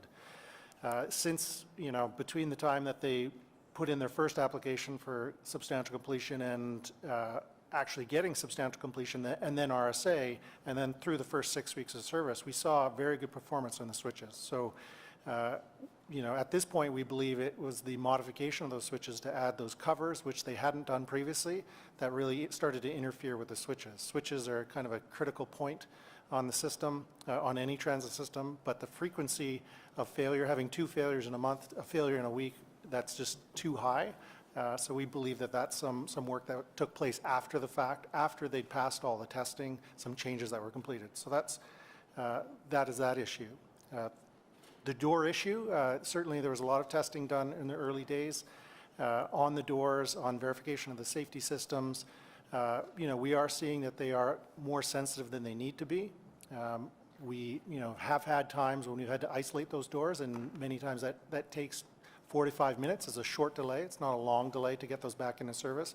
Unfortunately, during that first week, there was at least a couple of incidents. First week of the full launch, a couple times where we saw, you know, the isolation took longer than it should have, and that we trace that back to the actual mechanism for the isolation of those specific doors. And so we've done a fleet inspection to check that the isolation controls work correctly. So that's been done. Since then, we haven't had the same type of delays due to door issues. We've also, Troy provided a long list of the additional items that we're checking to make them more robust. All the doors were checked multiple times. They obviously ran for, you know, as Troy says, 85,000 times a day in service. We did that for months prior to service as well. The VOBC, the vehicle onboard computer, you know, a lot of testing. You know, a core piece of the testing program is the train control system. So there's a lot of time spent on the TALIS system. We are starting to see some kind of integration issues surface between the VOBC and some of the onboard systems. And so we think that's not unrelated to the TCMS issue, which is a new issue. That is an issue that we did not see prior to essentially approving revenue service availability, but prior to taking over the system. The frequency of those failures and the kind of the nuisance that it causes to passengers to have to either switch trains or worse at Tunney's to go up and down to the other platform, we never would have accepted the system had we seen that particular issue. So that is definitely a new issue. Now the TCMS is the heart of the train, so if the TCMS doesn't work, we wouldn't have been able to do all those tests and run all the trains and gain all those kilometers. And so of these issues, you know, I think that TCMS is the one that's probably had the biggest impact on us and taken us by surprise. And so an entire team has been mobilized by Alstom. They brought in specialists from their European teams. They brought in specialists from their Montreal offices. This is the core of the Alstom product. This is not custom to Ottawa. There's elements of it that have been customized to the Ottawa solution, but this is an Alstom product, and so, you know, we expect it to work, and we're keeping the pressure on them to fix it so that doesn't cause us more problems. Despite being told to our face there would be 12 consecutive days of testing error-free, were any of these 4 technical issues responsible for us not having 12 consecutive days of error-free testing? So the TCMS issue is a new issue, so no. Okay. The VOBC, the level of failure, no. The door issues, no, and the switches, no. Okay, thank you. Back to the previous speaker, just about station design. I have concerns with when I get to Herdman and I'm transferring and going downtown, the staircase is literally completely exposed to the northern elements. There's no wall, the entire concrete staircase is open. I don't understand why that station and others are exposing commuters. People have to take the stairs to the elements. Can you explain why that was built that way, please? You know, so the stair design, the cover of the stairs, you know, that was all kind of done by the architects that were engaged by Rideau Transit Group. You know, in cases where they have a concern about snow and ice coverage, they've heated some of the stairs. You know, they're responsible for maintaining that system and ensuring that it's safe for use at all times. So I can't speak to the specific architectural decisions that were made regarding that, but in general, we've pushed for as much coverage as possible throughout the stairways and those access points. With respect to crowding that's been reported repeatedly, particularly at Tunney's, Herdman, and Blair, when the trains are running on time, do we still have crowding issues, or were the serious crowding issues only when there were slowdowns with the LRT? I'm going to get Mr. Scrimgeour to quickly summarize, because I'm hearing a lot about the crowding issue, how these stations are modeled in terms of load. There's a whole science behind volumes of people through those stations. Most definitely at Blair and Tunney's, when the train goes down, there are challenges with those platforms. Remembering those are temporary stations. I know people do not want to hear that. 4 years is temporary, but there was a budget cap. We did the best we could with the space and all those things. But Pat, very quickly, if you could just summarize how you do the calculations for station loadings, because there is 30 years of capacity built in this system. I know John says briefly, so. There were a number of policy decisions on what would be what would need to be the capacity of the train, what would be the density that people would stand, what would be the minimum frequency. Those were set as part of the project specifications. There was also the requirement for all of the bidders and ultimately RTG to prove in an engineering fashion that the station platforms were big enough, that the station access were big enough for not only normal operations, but also if there were ever a need to evacuate everyone from a train. The nature of what council has chosen to build a line that is in the middle of a busy transit corridor extending from Tunney's Pasture to Blair, rather than what you might see in other cities where a new line is built in a new area that's developing, or what you might see in a mature city, a mature system where the system has been extended over the years to lower density, lower intensity parts of the city, makes what we've just opened here pretty close to unique in recent years in transit. It's probably along the lines of what the decisions that Toronto made in 1940s to open in the 1950s when they replaced a very intensive surface transit operation of the Yonge Street streetcars with the Yonge Street subway. There's a lot of people transferring. The busiest transfer point is Tunney's Pasture, where there's ultimately before with some good ridership growth and before the line's extended, we are expecting up to 9,000 people an hour to transfer there. And that requires a very fluid movement of people from bus through the station onto the train, and requires the trains to move away quickly with pretty close to their full capacity of people on them every few minutes. So on the issue of design, what I hear repeatedly from my residents is that the platforms are too narrow in some stations, that the key transfer points cannot accommodate the capacity issues, particularly when the lines are down, that there are concerns with the openness of some stations because people are concerned about being exposed to the elements, particularly when climbing stairs.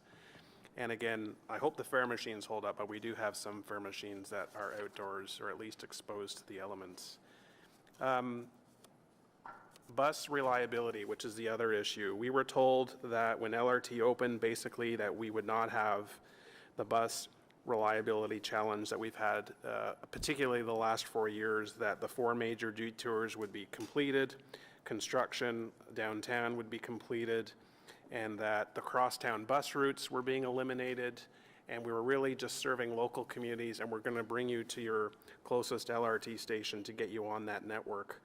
And yet, and that was the expectation. We were all singing from the same choir book that once LRT opened, bus reliability challenges that we've seen for years would be addressed, and they continue to exist. Route 80, 81, 85, 86, 90, 111 in River Ward, significant reliability issues. And what I've teased out with the new buses that are coming is they're not all going on the road. What I'm hearing is some of those buses are going to be held and they're going to queue until there's some sort of service issue. They'll be ready to go. They may not have to travel as far, but we're not putting 59 buses on the road.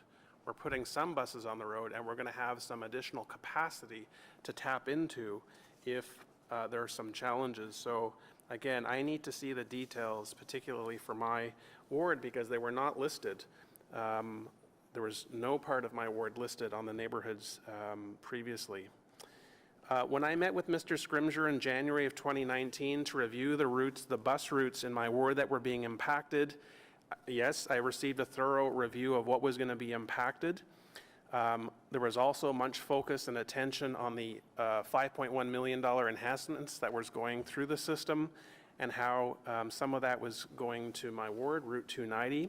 There was no mention of any reduction in the daily frequency of routes or any additional time that was being added to routes. And yet I found out after LRT opened from members of the public who did a comparison between their local route before LRT came into existence and after, that River Ward actually had service reductions. That was not brought to my attention. So I'd like to know, since I posed this question many weeks ago, how many routes in River Ward have seen service reductions, and was this just limited to my ward, or were there service reductions across the entire city? Mr. Chair, this topic came up in a number of discussions with a number of councillors, Councillor Brockington, Councillor Cloutier, Councillor Eglai, at least. And as I mentioned earlier, in a response to a question from Commissioner Caricato, some bus routes which had, in addition to a local function in the neighborhood, also had a trunk function between, in Councillor Brockington's case, between Herdman Station and downtown. Those routes were recalibrated to provide sufficient capacity as they as they make that connection to the O-train line at Herdman Station or at other stations, rather than having their frequency determined by what they would have previously, which is the section between Herdman Station and Ottawa Station. So there were a number of routes which had that kind of adjustment made to make sure that the appropriate capacity is required for the observed ridership. I will undertake to get to Councillor Brockington the answer to the question he's asked about specifically what routes in his ward were affected by this. But why was that not disclosed to us? Why was that information not disclosed to members of council? Mr. Chair, all I can say is that I at the time, did my best to inform councillors of everything. I do recall speaking about that with a number of councillors. If the conversation with Councillor Brockington went a different way that day, then I do apologize. I do have your entire presentation printed, which I can provide you. It does not say anything about service reductions.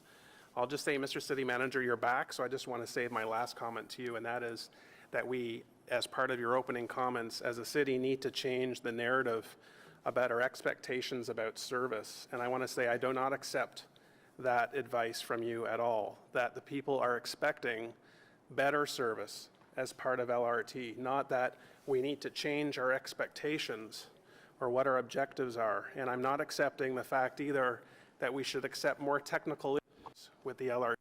Sorry, Riley, what I can do is or Councillor Brockington, I can put you on the bottom of the list if you don't mind for questions, or is that your last one? You want to do your last one? Okay, go ahead. This is my wrap-up, but we should not be here to accept more technical issues with the trains. We should accept the fact that they're going to be fixed. And I don't want to expect through the winter or the spring that we are going to have more technical issues. That should not be our expectation. So again, I'm not lowering those expectations. We should not be changing the narrative in this city. And as I said, the expectation is we're going to be providing people reliable service. That is not happening now, and we need to see that plan going forward. Thank you, Councillor Brockington. Councillor Kavanagh, please. Thank you. Thank you very much. Some of the concerns that Councillor Brockington has mentioned is an experience I've also had.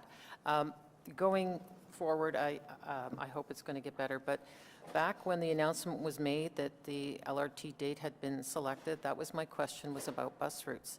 And I was assured that, well, they're not going downtown anymore, so things should be a little faster and better, and that was very hopeful and positive, and look forward to it.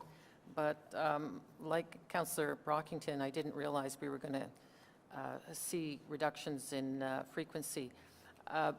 My residents are feeling like their routes have been cannibalized on behalf of the LRT, that their routes were sacrificed, that their buses are not coming as frequently, their routes were cut down to pay for the LRT. That's the impression.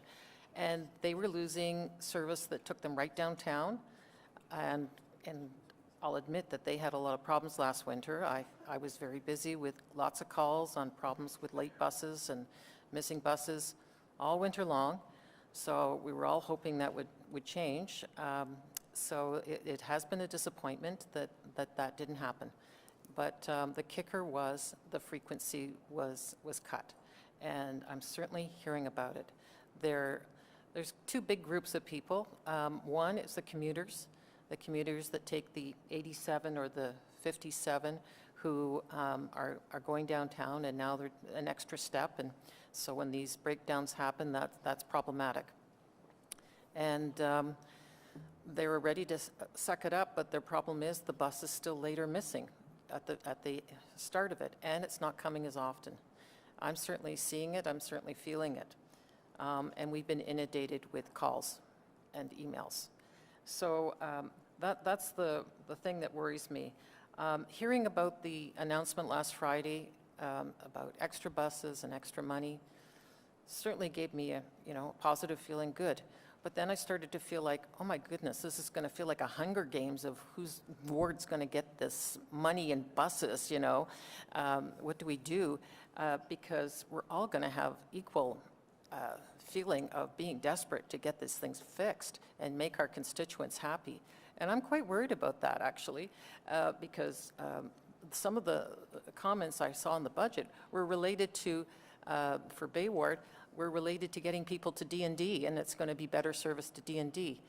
I'm very happy for the people at D&D. They don't live in Bay Ward, though. They're coming from somewhere else, and I think that we have to look at the service within Bay Ward and the people who are leaving Bay Ward, and that was one of my concerns. So I need some insurance on that, because that has been an ongoing problem. I'll say again, I was very happy about getting the number 11 back to Bayshore, and it has been well received, but I had to take it at less frequency. That was, it went from 15 minutes to 30. And it's harder if it didn't come on time, or if it's one of the cannibalized buses that got pulled off because of some urgent need somewhere else. So those are some of the issues that we're facing. In terms of feeling like desperate, a lot of my constituents are lobbying for the 200 series buses to be available to them, because they see them whiz by them at Lincoln Fields and other stations, and they want to hop on those 200 buses, and they're standing at the platform, they're late, they want to get going, and those buses go by half full and they don't get to go on them. So that's another issue they have raised that is bothering them, that they're making it sound like the people on the 200 buses are special and privileged, and they're just kind of looking at them with forlorn eyes. So, Councillor Kavanagh, 1 minute. Okay, so we have a whole bunch of things to work on, but the reduction of frequency was problematic, the reliability was problematic, the missing buses were problematic, and I thought we were working towards it, as Councillor Brockington has stated. I didn't realize we were going to have that. So I'm hoping we're fixing it. I haven't even talked about the trains. Thank you. Thank you very much. The next speaker is scheduled to be Councillor McKenney, but they have Councillor Eglai, Councillor McKenney have agreed to switch places. So can we get Councillor Eglai's microphone next, please? Thank you very much. Councillor Eglai. We do this so I can get to another commitment for public health. Just a couple of quick questions. In the presentation, and I may have missed it, it was a very long presentation. One of the discussions I had with staff is the possibility of moving some of the stops, which pads they were at at Tunney's, so to cluster them more. So for example, in my area, you've got the 82, the 282, and the 284, all basically serving the same catchment area. And I see people sort of jostling between the different paths, waiting to see which one comes first, which is not a good way of waiting for the bus. Was any consideration given to not reconfiguring, obviously, Tunney's pasture, but reconfiguring where the stops were? Mr. Chair, yes, and I understand the suggestion from the councillor, and we're already assessing that. There are a number of considerations that have gone into and will always go into selecting which routes stop at which stops at the busy transfer stations. But we are currently looking at the suggestions raised by Councillor Egli.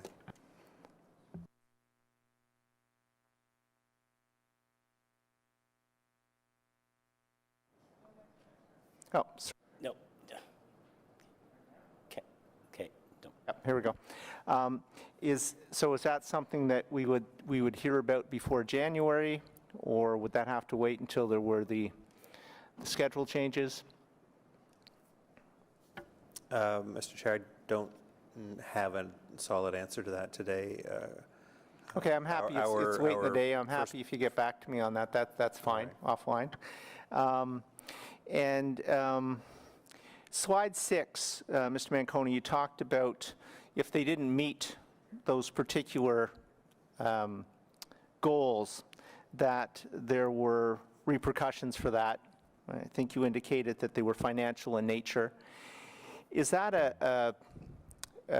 a straight exchange? In other words, is if you don't hit this, you owe us this money, or we owe you that much less money, or is it more of a discussion between us and them? Or is it if you don't hit that, 50,000 comes off, or what have you? How does that work? It's very defined. It's exactly as you described it. If you don't hit certain targets, here's the deductions. So they go into it eyes wide open. And is that then subtracted from our monthly payment? Is that how that works? Correct. So you add it all up and you deduct that from the following month's payment, but we've frozen all payments to them. We haven't given them anything. Okay. Mr. Morgan, you had said that one of the switch problems looked like it was related to the fiberglass covers that were put on for winter. So we've taken those off. Presumably they were put on to address a problem with winter coming. So does pulling them off create another problem that we need to address in a different way? So here's the story on that one. So that's to prevent snow and ice buildup on it. They put on covers that some of our experts said, I wouldn't put those on there if I were you. They went ahead and did that. They have taken them off of Blair and I believe another location. They're going to take them off of all the switches. And our direction to them is they have heaters there, and if they're concerned about the heaters, they do what we've been telling them to do, which is resource with manual laborers that on heavy snow days you're there clearing ice and snow, which every other property in North America does on heavy snowstorms. You always have a backup to the technology. So we've told them, build the redundancy for the first year, get through all those things so that you're proactive and you have resources on the ground for switches. That's an example of some of the advice we've given them. Okay, thank you. So my next question is a short one, but I suspect it's a long answer. So one of the things that we were told repeatedly in the run-up to launching LRT and in our initial discussions around it is LRT is going to take the core out of the transit equation. So the buses are not going to get jammed on the bridge anymore. They're not going to get stuck behind parked cars in the core, all that sort of stuff. And so we were sold on reliability. So the buses, if they're going to come every 10 minutes, they're going to come every 10 minutes because we don't have to worry about, as I say, getting through the core at rush hour. That's clearly not happening. It happens sometimes, fundamentally, I think the issue is not so much the train, it's the connections to and from the train that are frustrating people waiting outside to make those connections. But I guess my question is, what went wrong with that equation? We've taken the core out, and yet the buses are still not arriving in a timely fashion. So what's the reason for that? Bad train service equals bad bus service. So yesterday the train system ran very, very well. we put out 8,000, just over 8,000 trips every day. In the morning rush hour, we canceled 2 bus trips. In the afternoon, we canceled 17 bus trips. The minute the train has a major problem that we have to start moving bus service, it just comes apart. And with the scope and scale of the problems that these new issues have given us, our customers have suffered because the bus service becomes very unreliable. Unless you're on that bus heading into Tunney's or Blair Herdman that gets rerouted right to downtown, you have a nice, no transfer right to downtown, but as soon as that bus needs to loop back and go to Stittsville, Canada, Tanglewood, Barhaven, wherever, it's stuck in traffic. So you're saying the problem is when we go to the R system, the R1 system, is that? R or any portion of those, remember Troy said there's 14 playbooks associated with that R, so we have to do a partial bypass or a partial replacement bus service. Yes, we're bleeding off of your existing bus routes. We take those resources from those bus routes. That's what causes those major disruptions. So no wonder our customers are so happy. The train broke down and their bus route got delayed also. So you couldn't even get to Tunney's on some of those very bad days. And again, that's what we've been explaining to RTG, because at one point they were saying to me, well, we don't have anything to do with the bus service. And I said, actually you do, because your train system's breaking down and that's causing really bad service and our customers are suffering and you're getting all the calls as councillors. So the other thing that I'm hearing and that I've witnessed at Tunney's, because I've been on the train many times since it opened, people were saying, I'm standing here waiting for my bus. It should have been here 10 minutes ago, 15 minutes ago. It's not. Yet I see all these buses parked in front of me going nowhere. Why can those buses not be put into service? Why can there not be an inspector on site that says, hey, the 53 is 15 minutes late, so guess what? You're the 53 right now. Why is it not as simple as that? No, that's a great question. We're doing more of exactly what you've said. You've probably seen a reduction of buses at Tunney's. We're pushing them out to the known problem areas right now. And they were doing replacement service, as you described, but pushing them out to where there are the repetitive problems now that we have the list. Part of the problem of not having storage for those buses out in some of those areas where the problems are is the challenge, but we're doing exactly what you've suggested, Councillor. And this, I think, will be my last question, but going back to, we've taken the core out of the equation. We've, in a perfect world, we've taken away that pinch point. But with our new system, have we created new pinch points? For example, in my area, I have a bus that starts at 2 different places, depending, alternate one starts at a different location. One gets through on time. The other one is reliable, but it's reliably 12 minutes late every time. So people have learned to go out for that bus, but 12 minutes after it's supposed to arrive, and it's pretty much there every time. So have we created new pinch points with reordering the transit system to accommodate the train? So that's a perfect example of the situations we were anticipating we're going to be dealing with right now, not the scope and scale of cancellations, overcrowding because of the train breaking down so frequently. So yes, we anticipated some of that, and that, I've seen your list, is on the list. Those are the things that Pat is looking at to say, we just changed 75% of our bus route system, 8,000 trips a day. 75% of them got affected one way or the other. You're bound to have some of those situations. And again, I want to thank the councillors because I've seen the lists and the issues. They're very specific, and those things get teased out. We now have the resources with the 40 plus the 19 buses and the money to operate them. We'll make those adjustments. Okay, I have one last quick question. Do we have enough time between now and the January changes to get the bookings done, to get the drivers in place to move it forward? Because that's a fairly complex system. I understand you've been working with the union, and that's great to hear, and I thank them for the cooperation. But do we have enough of a window to make it happen by January when the route changes happen? Yes, and I would ask that if you feel like it, thank the union, thank the staff, thank the booking officers, thank the employees and the operators and the people in the planning department and operations, because I'm telling you, they're working literally through the night to make all that happen for January. Well, Thank you, Councillor Egla. You did say that was your last question, so I if you just don't said mind. thank you, that's all. You say thank you as often as you want. Okay, Thank you. Councillor McKenney. Thank you, Chair. The questions I have will largely focus on the contract and on the train system. I don't think there's much secret that I've been quite critical over the last week or so on, how we decided to go through with the revenue service. So I just want to start with the money that's already been paid to RTG. Is it the full $2.1 billion? No, we have a very substantial holdback. I believe it's, I'm looking at Michael. We have a holdback on the build, and we haven't paid them anything on the operating since launch. I lost some time there. I should get it back. Whoops. Stop my time. Sorry. So I didn't catch that. I was distracted by the fact that I was losing my time, and I have We have a major holdback on the build. Okay. And we also have the funds that we are recovering for the operating costs, increased costs. We've kept that back, and we have not paid them at all for their maintenance months since they've launched, September, October. And do we have a legal opinion on whether we're going to be able to keep that money? I imagine there's some dispute with RTG. Every step of the way, as I've reported on all the updates, we're following the project agreement. And yes, we have our independent lawyer, Mr.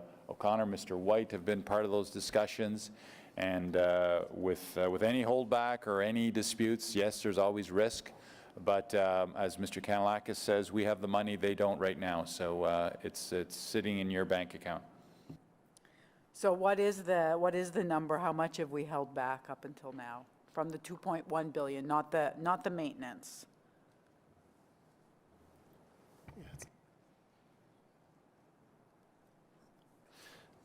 So again, against their so it's a $2.1 billion contract, which includes all the city costs. So it's actually their contract value is less than that.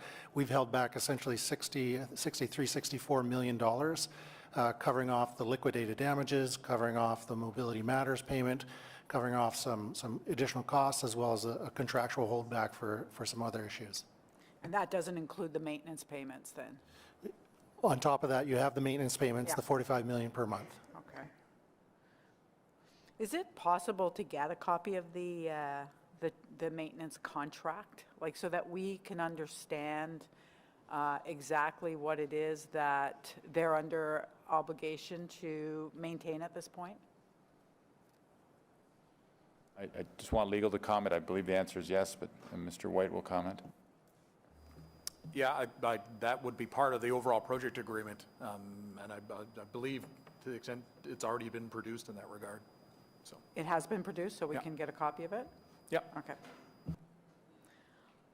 Can you tell us whether a fully loaded train was ever tested, how often, and what were the dates? So fully loaded, I guess, in terms of, so we do fully loaded testing for primarily during the integration testing phase, we load a vehicle with weights. So there's a period of about 6 months where the vehicle was actually loaded with weights, and that's really to test the power draw, the consumption, the acceleration, the deceleration. So that was kind of the one loading test. But are you, I guess, maybe asking about loading tests with people the first time? No, just a loading test. Like I want to know, which train was actually run, loaded to ensure that throughout the 12 days to ensure that that it could handle the run.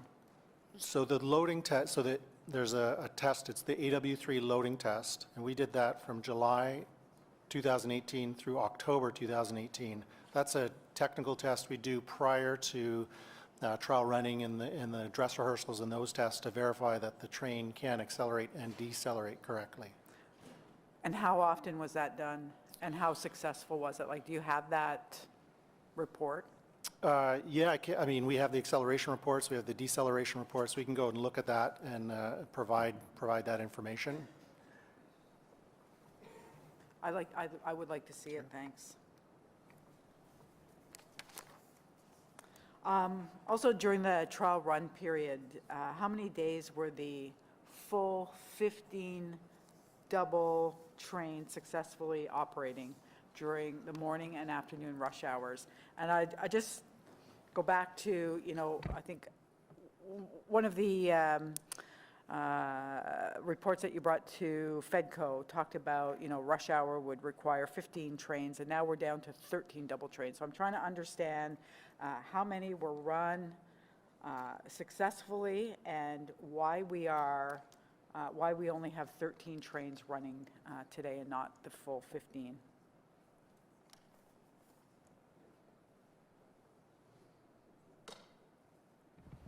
So the original schedule for 15 was only for 15 vehicles in the morning peak. It didn't include the afternoon peak, and so it's just kind of adjustment to that question. So 15 vehicles, morning peak only. We ran that 5 times successfully during the trial running period. Now, trial running ran for 25 days, start to end, and the last 12 days that we count towards passing trial running, there was 3 days where we ran with 15 vehicles during the morning peak. Why not for the full 12 days? Like, why wouldn't we have all 15 double trains running for the entire 12-day testing period in morning and afternoon peak? I don't ever recall hearing that it was just morning, so I'll ask about both.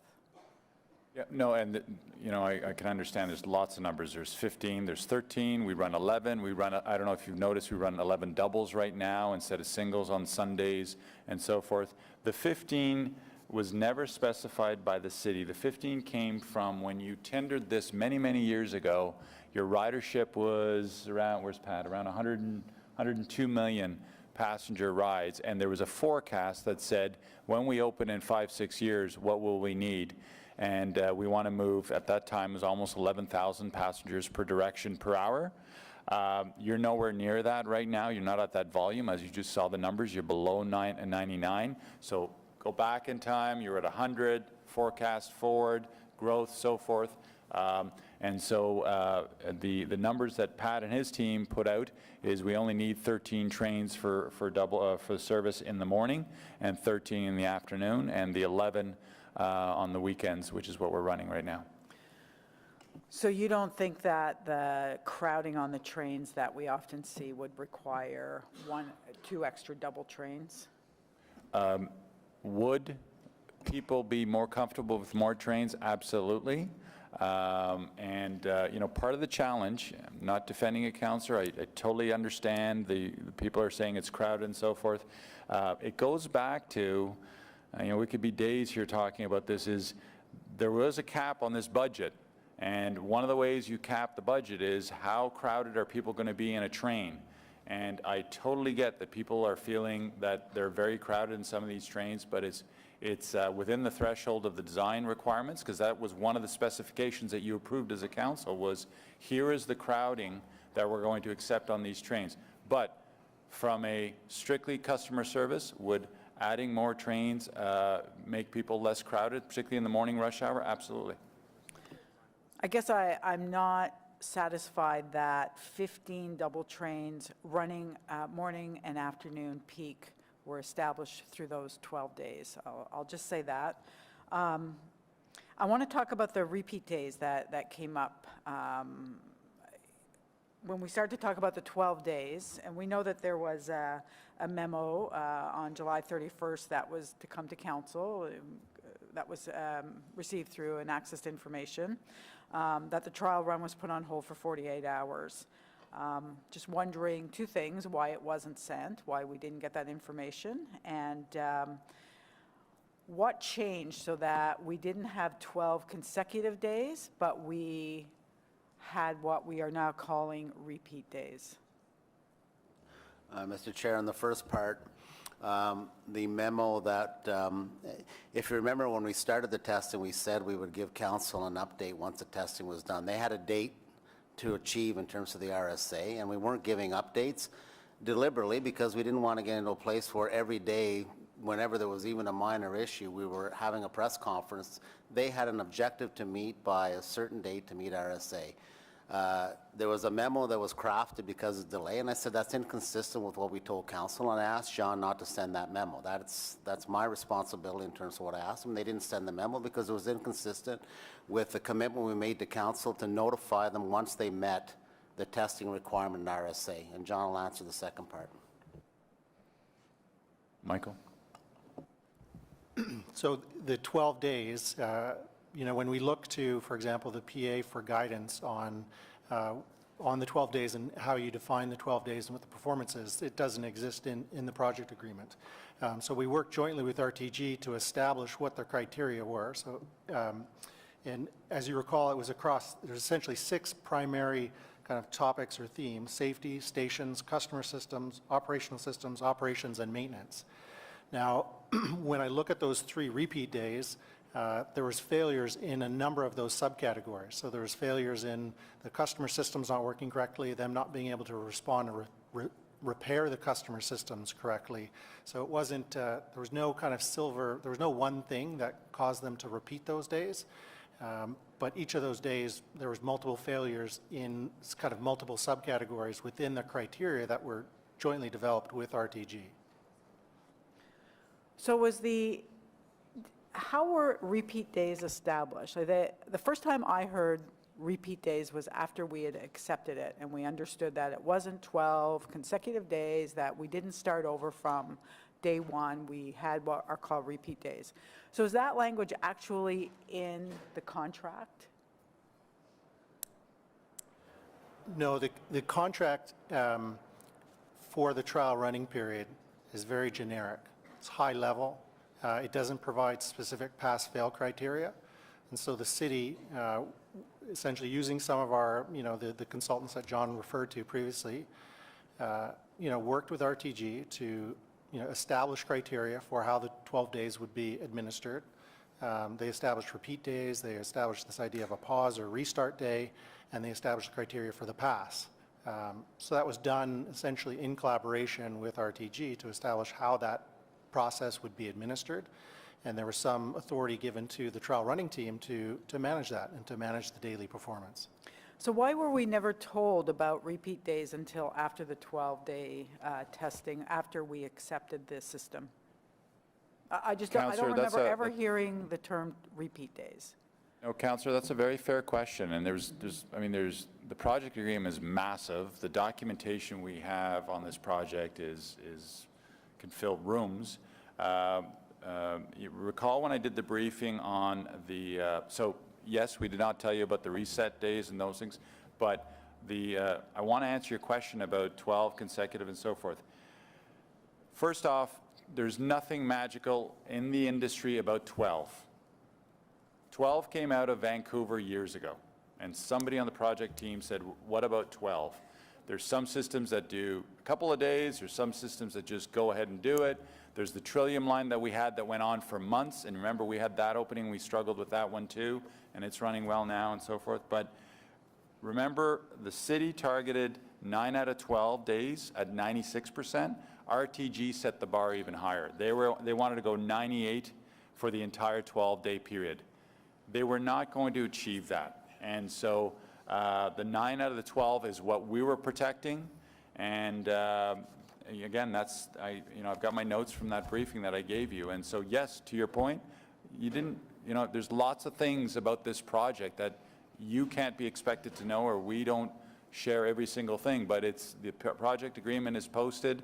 This agreement on how the testing regime would roll out was prepared by those experts that I talked about earlier on, because the project agreement, I didn't write it, and I'm not being critical, it was silent on it. It just said 12 days.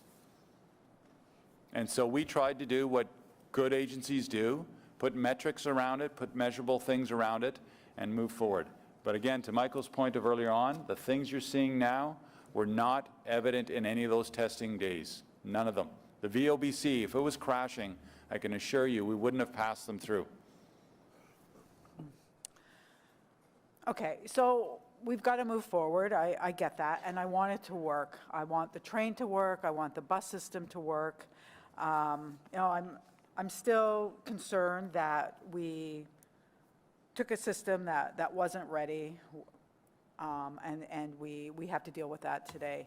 But I just want to say, Chair, I know that I have a motion that was sending staff out to do some broad-based consultation, and I've had conversations with many of my colleagues here, and I think that we've learned today that that there is a plan coming for January 1st for 40 buses with new routes. So I don't want to hold that up. I'll be honest with you. This came out of frustration, obviously, and I still think that broad-based consultation would have been a good idea, but I don't want to hold that up. I want to make sure that we move ahead and that we get a system that starts to work. So I'm hoping that the experts brought in are going to work, and I'm hoping that the new buses and the new routes for mostly the rest of my colleagues, it's not so much in the ward that I represent. So I am going to pull the motion and hope that what we get back January 1st will work as a system, and that we'll be able to move forward and provide our customers with the best transit service, including para on parity, that we possibly can. So thank you. Thank you very much, Councillor McKenney. That's very much appreciated. Councillor Gower, please, followed by Commissioner Wright-Gilbert. Thank you, Mr. Chair. I have 5 minutes, so I'm going to try to use this judiciously with a question, a comment, and a motion that I want to introduce for discussion. The question would be, we've heard a lot about this normalization period. I'm thinking specifically for the buses that after any time there's a service change, a quarterly service change, there's some period of adjustment to understand how well the changes are actually working. And we've also heard that the really big service change would require a longer period of adjustment. Obviously, we haven't had the train running at 100%. What were your expectations as to how long of a normalization period we would have for the buses? And where are we at this point, and how many more weeks of normalization or evaluation does staff feel we still need to figure out where these bus routes may need changes? The input that Pat has received from all of you and the customer data and the comments we've received, I think gives us, I know gives us the right target zones to focus the 40 buses that we've been doing. Already I've heard from some of you and from some customers that those 40 buses are helping out. Even with our cancellation count, we're seeing some good numbers. How long till everything's stabilized? It's back to Councillor King's question. I wish I had the rail answer, not real, the rail, R-A-I-L, from RTG. I need to make sure that I can get that rail system stabilized. So that's the hard push that Mr. Kanellakis is helping me with in terms of those executives. Pat's now equipped with the resources of the 40 buses. If you approve the budget, another 19. So my hope is that, in January, things are fully aligned to good bus service, and that the train system, I've got to get a date from RTG as to when they think those things will get fixed up. Okay. My comment is just, in terms of the numbers that were in front of us, I think we need to be cautious because, a delay during peak hours is very different than a delay on trains at 11:45 a.m. in the morning. We may be operating at a 97 or 98%, but that doesn't always tell the whole story. And on the same lines, a 10-minute delay on a bus heading to Stittsville that only runs every 30 minutes during peak hours is a significant delay versus a delayed bus on a more frequent route. And I think we need to keep that in mind as we're evaluating whether or not the buses are successful. On that line, the motion I want to introduce was about measurement and tracking. And I'll read the motion, and I just want to give a little bit of context around it once I do that. This is a motion circulated to Transit Commissioner members earlier today. I sent a slight revision about an hour or two ago. But whereas transparency and communication are essential elements to ensure accountability in public organizations, and whereas in order to carry out their oversight role, transit commissioners need clear and measurable data on transit service, and whereas OC Transpo is developing a formal plan for metrics and reporting expected to be completed in 2020, but data and reporting is still required until that plan is in place. And whereas existing metrics and targets are being tracked by OC Transpo to evaluate performance, for example, on-time performance standards for buses and the level of service agreements with Rideau Transit Group, and whereas immediate service issues exist that are affecting customer and commissioner confidence in OC Transpo, Therefore, be it resolved that OC Transpo staff provide the Transit Commission with a monthly report summarizing relevant reliability results for both the bus and train system. Be it further resolved that OC Transpo provide transit commissioners with a bi-weekly high-level summary of bus and LRT issues tracking, including details such as the number of open issues, new issues, and the number of issues resolved. Be it further resolved that this interim reporting remain in place until a more formal plan for measurement and reporting of OC Transpo performance is approved by the Transit Commission. The intent here is, as a commissioner, I find it very difficult to evaluate how well OC is doing, how poorly OC is doing, whether it's improving, whether it's getting worse. And I understand historically there's decisions that this commission and council have made around what reporting is we've asked for from OC Transpo, but we need something in order to anchor our discussions and our evaluation, and in order to make sure that you're delivering on what we've asked you to deliver. What I've tried to do with this is keep it deliberately open-ended. We've seen a number of different measurement criteria that you're already using. I'm not looking to reinvent the wheel. I'm not looking for new measurements. I'm looking for OC Transpo to come back to us and give us relevant information that will help us understand how we're doing from month to month. And I'm also not looking for anything formal. I don't need a presentation every month. Even a simple email for the issues tracking would suffice. I'm not looking for an entire Excel sheet of every issue. It really is high level, so we have some kind of benchmarking to know where we're going from month to month. And I'm hoping that I'll get my support from commissioners and support from the staff at OC Transpo to help us get a better understanding, better measurement of where we're at until the more extensive benchmark and metric report and program comes to us next year. Thank you, Mr. Chair. Thank you, Commissioner Gowers, and thank you. You've read your motion on the record. After we get through the list of speakers to the operational update, or the chair, I will ask the chair to allow OC Transpo to comment on the motion, and we can deal with it at that time. You're okay with that? Thank you so much. Madame la Commissaire Wright-Gilbert, please. Thank you. Mr. Chair, I am glad to see that the update regarding weather coverings on the bus platforms at Tunney's Pasture. Are there any plans for similar weather coverings at the bus platforms at Blair Station? No, we don't have a solution for Herdman at this time. I know that we looked at perhaps... Sorry, I asked about Blair, not Herdman. Sorry, Blair. Blair, yeah. Yeah.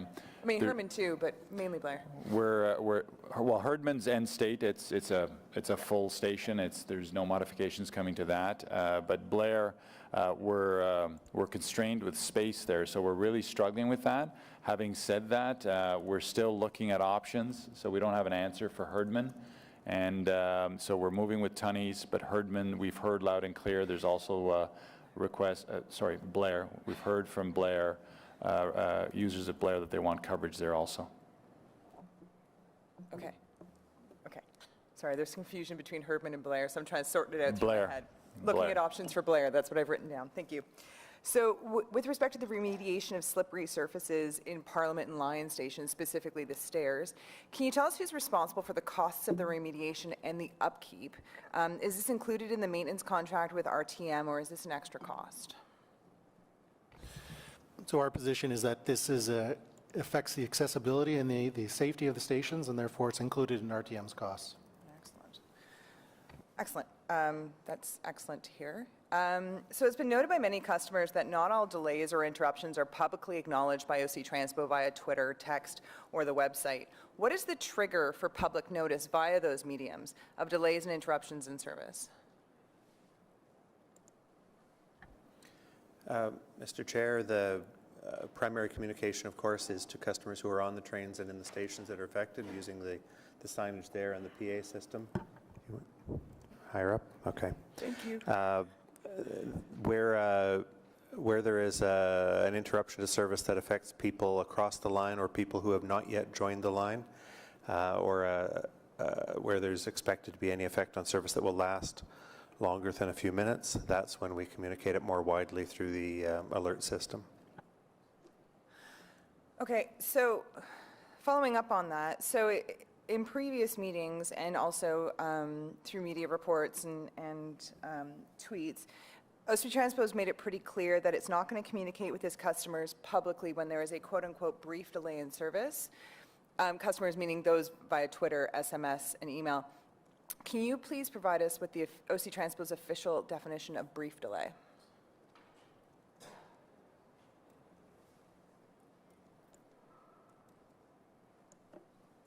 Mr. Chair, we're generally looking at a delay that would affect customers across the line of every 5 minutes, of 5 minutes or more. Mr. Chair, the one thing that I will add is, and this came from the TTC review, the feedback we've heard from commissioners and from the public is over-communicate rather than under-communicate. And so one of the changes, and hopefully you've heard it, or hopefully you don't hear it very often, that means we're not having problems, is we've given a lot of latitude, for example, in the control room where they can press a button and they can target stations to give customers additional information. So, you know, we've all heard Ken Woods. He created this new approach where we had a train that was down, station platform was getting crowded. He got on, he pressed, and I can't remember which station. I think it was at Herdman. He said, "Hang on, folks. Don't worry about getting onto that train. There's another train coming within 1 minute." They can see that information. I'm just using those examples as we're getting very innovative, and you know, we're in that era of a second is a long time for some people. So it's 5 minutes across the system. You have to have some of those thresholds, but we have instructed our staff to over-communicate rather than under-communicate. And the medical emergency that we had at Herdman, we did a very good job of that one there, and that got some interesting dialogue. We had some customers saying, move the patient out of the train and get them out of the way so that the train can move. Well, obviously we're not going to do that, and we politely said we don't move patients, and so forth. So we're giving staff a lot of latitude and to get that information out as quickly as possible, particularly in this time of a lot of change, and we've had a lot of disruption. If I can make a suggestion, the explanation of train traffic, not especially helpful. I don't think people necessarily understand that it's not like the highway. I mean, train traffic doesn't necessarily provide anyone with the information that they're looking for, and it actually causes a lot of frustration. So when there's an interruption in service and the replacement or R1 buses are deployed, from what I've never had to experience that, and I am very lucky for that. But from what I understand, there's little to no information for customers on where they can go to catch these buses, and this was happening as recently as last week. What improvements are being made to the in-station communications, including red vest ambassadors and supervisors on staff and display screens when there's an interruption in service? So there's information now that tells people where the replacement bus service stops are, and of course the replacement bus service stops themselves are quite clearly marked. The confusion, or the information gap, is greatest at those stations where the replacement bus service are some distance away. So that would be primarily Ottawa, Searville, and Pimisi. For the other stations, the replacement bus service stops are fairly obvious. They're right outside the station. We're looking at finding effective ways to provide a little more information to customers that says, in the case that a replacement bus service is required, here's where you can go to meet those buses. We have been looking at the possibility of additional display screens in the stations right at the entrance. There's some technical challenges we have to overcome to get power and communications to those. And we're also taking a look at editing to make sure that the templated messages that we push out on the PA and on the display screens in the stations are a little more precise about just giving a little more advice to customers on where they can go to find that information, or ideally where they can go directly to wait for the replacement bus service. Thank you. I mean, you can understand my concern as both a passenger and as a commissioner that if we're having issues with communicating with our customers during a non-emergency situation, such as replacement bus service, what kind of challenges are we going to face if we need to get massive amounts of people out of those tunnels, out of those stations when there is an emergency, and there's communication gaps that are already happening? So that's my concern. So at Tunney's Pasture specifically, the way that the track or that the station is designed is that there's not a center platform. There's two different platforms, even though the trains go eastbound, both of them. Customers, when they're on the upper level, are not actually able to see the departing train information from the upper area of Tunney's. You kind of have to scooch a little and angle your head properly to sort of figure out which train is coming next. I've had to do this since I work at Tunney's. It's causing a lot of frustration because people are having a hard time figuring out which platform they should go to, and if they go to the wrong one, then there's having to come back up. Is there any plans to install video screens that can provide this information to customers on the upper level so that they don't have to constantly ask the Red Vest ambassadors or just take a guess as to which platform that they should go to? Mr. Chair, so there is one LED sign that was hanging from the main part of the ceiling and the main body that shows the time of the next train on each of the two platforms. That's very visible to a lot of people in the station, but not apparent to some people who are walking in from some directions. We're looking at a few ideas of how to add that information in a couple other spots, and it may result in us needing to also engage the subcontractor that RTG has to install more of what RTG installed in that station, but I'm not yet convinced of what that particular approach is the right thing. The next thing we're trying to do is get some of that next train information to appear on our own OC Transpo installed LCD video screens. So I use Tunney's Pasture on a daily basis. I live in Orleans and work at Tunney's.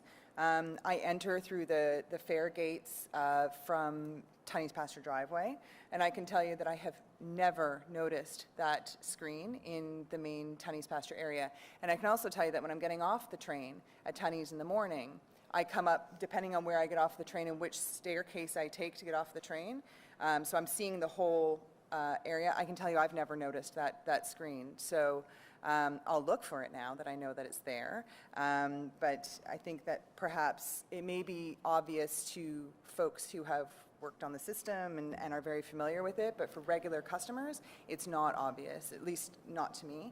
Madam Commissioner, you're less than 1 minute. Thank you very much.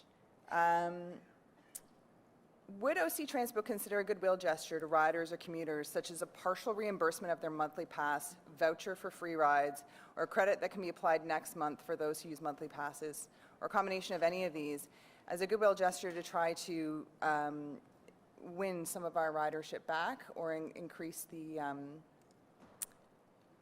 faith in the OC Transpo service? Mr. Chair, that's a decision point for the Transit Commission. It involves funds, and if you believe that's a good initiative, Commissioner, you'd have to put a motion forward and direct staff with a funding source, and we'd be happy to follow the direction of Commission and Council. Thank you. That's all my questions. Thank you, Madam Commissioner. Conseiller Liper, s'il vous plaît. Not a commissioner. I don't know why I'm here. Oh, my Lord. Long meeting. Let me start, John, where you started, which was talking about inadequate management oversight. Some of the shortcomings specifically that you spoke to were under-resourcing on the part of RTG, as well as an incrementalism, I think you described it, in terms of crisis response. Can you unpack that a little bit? Because in terms of residents' hopes for a fix, we need to understand what RTG is thinking. If they're not responding to this crisis appropriately, I'd like to understand a bit better what exactly that means in terms of impacts to riders. I'm going to start off by saying I think they now are responding. Mr. Kanalakis referenced the meeting we had with the CEO of RTG on Saturday, I think it was Saturday afternoon, in your ward, by the way, at a nice new coffee shop. Drip House? Yes. Nice. I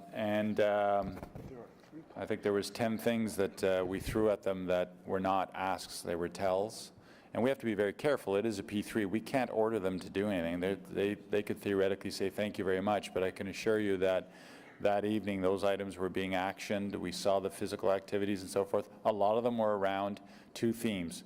Throw a lot of resources at any startup, whether that's a new technology project, a new building, whatever, new railroad, and inject management oversight. So those CEOs that we're talking about, they're actually on the ground, connected. Some of them sit in the control room now, watching the launch and so forth. And you know, in a leadership role, when your CEO shows up watching trains being launched at 4 in the morning, that sends a signal. So they've responded, is my belief. I don't know if Mr. Kanellakis wants to comment on that, but I've had several more conversations with the CEO of RTG, Mr. Lausch, who's been working with his executive group, and they had, I think, a total they had 4 calls on Sunday alone that I'm aware of with their executive group, bringing in resources globally and putting resources on the pinch points, which is the issue that we had. Because the way we looked at it is that, and what we were trying to advise them through the chair is that there's some obvious things that are happening on a daily basis, such as we started having switch problems. We start, you know, at Blair, for instance. And, you know, John has been pushing them for months to basically say, if you know you're going to be having problems and you can anticipate those problems are going to happen, why would you leave your techs somewhere else and you got to call them out and delay us 10, 15, 20 minutes to go fix it when you know you can anticipate it's probably going to happen? And so put the techs on the switches and have them there. Bring in people who are experts and start staffing up all your technicians on the rail and on the trains so that they are there immediately to resolve problems. That was one of our significant recommendations. The other one was that they should be looking at bringing in, there are world experts, John gave them a name of a firm out of Boston, which can come in and basically teach your team, your management team, how to deal with and plan for a daily rail operation such as we have. There's expertise that can come in. So we were offering them suggestions based from our own operational experience of what we would be typically doing to deal with anticipating problems, just as if you were in a flood emergency. You're anticipating, and this is exactly the way I described it to them, is I said, you need to be thinking at the executive level, what are you doing over the next 72 hours, not what you're doing in the next half hour. And they've moved, to their credit. Their executives have moved. They brought in people. They brought in one of their top people from Alstom from Europe that was programming the original TCMS software that is on trains worldwide. They brought in top engineers on vehicle and on maintenance. They brought in additional technicians. They're up to 12 now. They brought in 7 rail or guideway technicians who deal with switches. So people have been coming in and flying in every day. They brought in a lead on their whole TCMS problem. They have a lead now on the doors. So they're now responding, but they had to get pounded for a month of criticism and people going crazy before they did that. And that's our disappointment. And finally on Saturday, they said, no, you're right. And to Mr. Lausch's credit, he activated resources immediately and got the right people on the phone to make that happen. So our frustrations have been ramping up for several weeks since the full launch on October 6th. The impression that I have and that others have is that the service has improved since the weekend. Would it be your assertion that that's the result of having more people, both executives and techs, on the ground? Absolutely, because they've been updating. Mr. Lausch has been sending John and I updates on all the actions he's taken and all the areas we talked about, and he's actually delivered on all those things. So full credit.